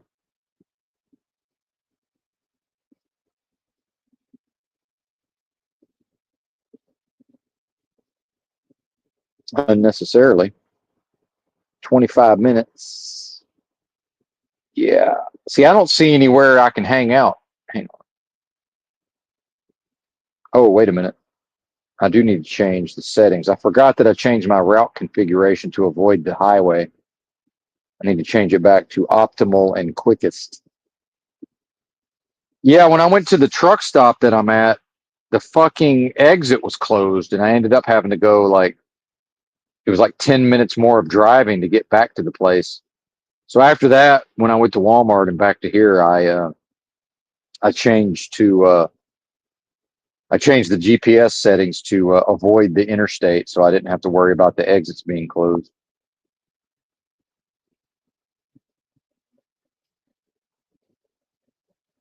I don't know, man. Is that really the entrance?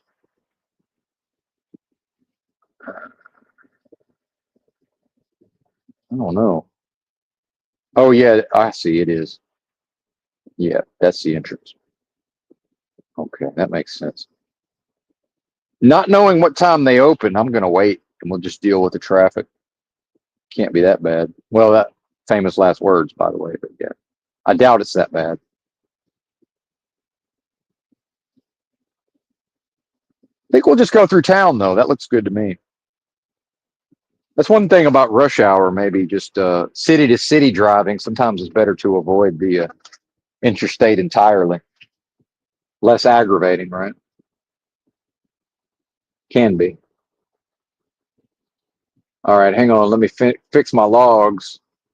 It's got a shipping ID in here that's not correct, so we'll get rid of that. Certify and submit. I agree. Blah, blah, blah.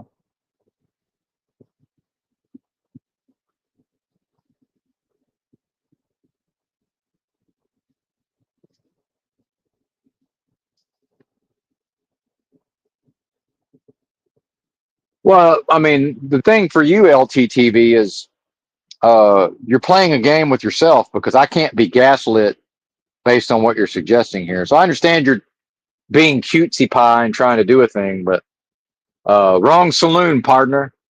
That's all I can tell you. Wrong saloon, partner. You're gonna have to go find somewhere else to play those games. I don't know what to tell you.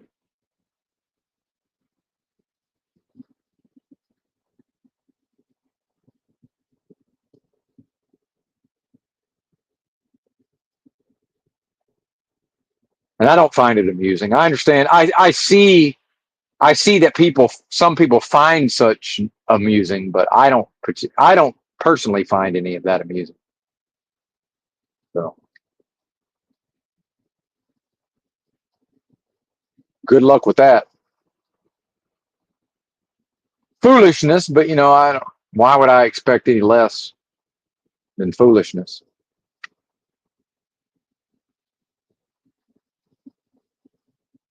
Who is they, by the way? Just for the record, because you said they don't want. So who is they? Right? Because unless you can explain to me exactly what is meant by they, uh, then what are we even talking about? So who is they, sir? Or I'll give you a little bit of a hint. What is they? Who or what is they? Are you talking about the government? Are you talking about Moloch's machine? Do you mean the CIA? Like, to what are you referring exactly when you say they? Because I'm probably just going to remind you that, well, that's a delusion and it's dead, right? Because, like, Moloch's machine is dead. It only exists in delusion, right? Uh, the CIA only exists within delusion. That's also dead, right? So I'm pretty sure the they you're referring to is dead. So by the way, let the dead bury the dead, render unto Caesar style. How about that? What you think about that, partner? You like them apples? How you like them apples? Render unto Caesar and let the dead bury the dead. So I don't know how you're going to bring death to me and expect, or more correctly, the concept of death, right? Again, the quickening spirit rising above. Don't mind me, just quickening my spirit rising above. As nearly always these days. Not always, but nearly always these days. Be right back. I got to step outside and empty the pea jugs real quick. I'll take y'all with me, I guess.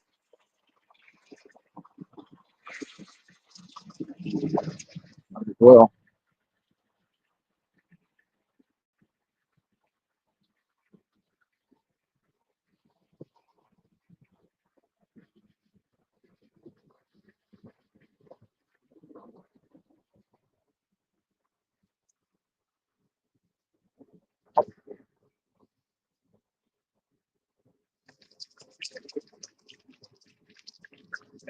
also from many years of living in the streets with nothing, I've certainly been around plenty of your more paranoid, mentally ill types who would, you know, maybe have some sort of reaction to what is being suggested in the live chat. But I've never been that. So I've certainly in the past experienced paranoid type of thinking, but I was aware in the moment. I knew that it was in fact paranoid thinking, which you know, again, unless I breathe life into it, it's dead. So it wasn't really a problem. Again, another weapon that failed to prosper, right? I guess I should go to this place. I mean, they got to be open by now, right? It's a big enough facility. I'd say there's almost no chance that it's not open. I guess worst case scenario, since I paid for parking, I could always just come back over to here since there's spots available. So, another 12 minutes or so, we can roll out. But I noticed when I stepped outside, the traffic's it's already a thing. Okay. Oh man.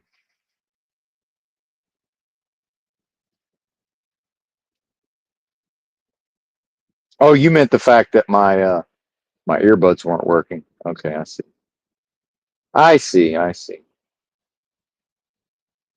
Well, and here's the question is, what does it matter if there's hidden antennas when everybody's carrying around a cell phone that has a microphone on it and is connected to the motherfucking internet and by law has to be able to operate even when turned off? And now you can't even remove the fucking battery. Supposedly, the law's been changed, and eventually phones are supposed to have to be made where the battery is user replaceable, but that doesn't seem to have happened yet.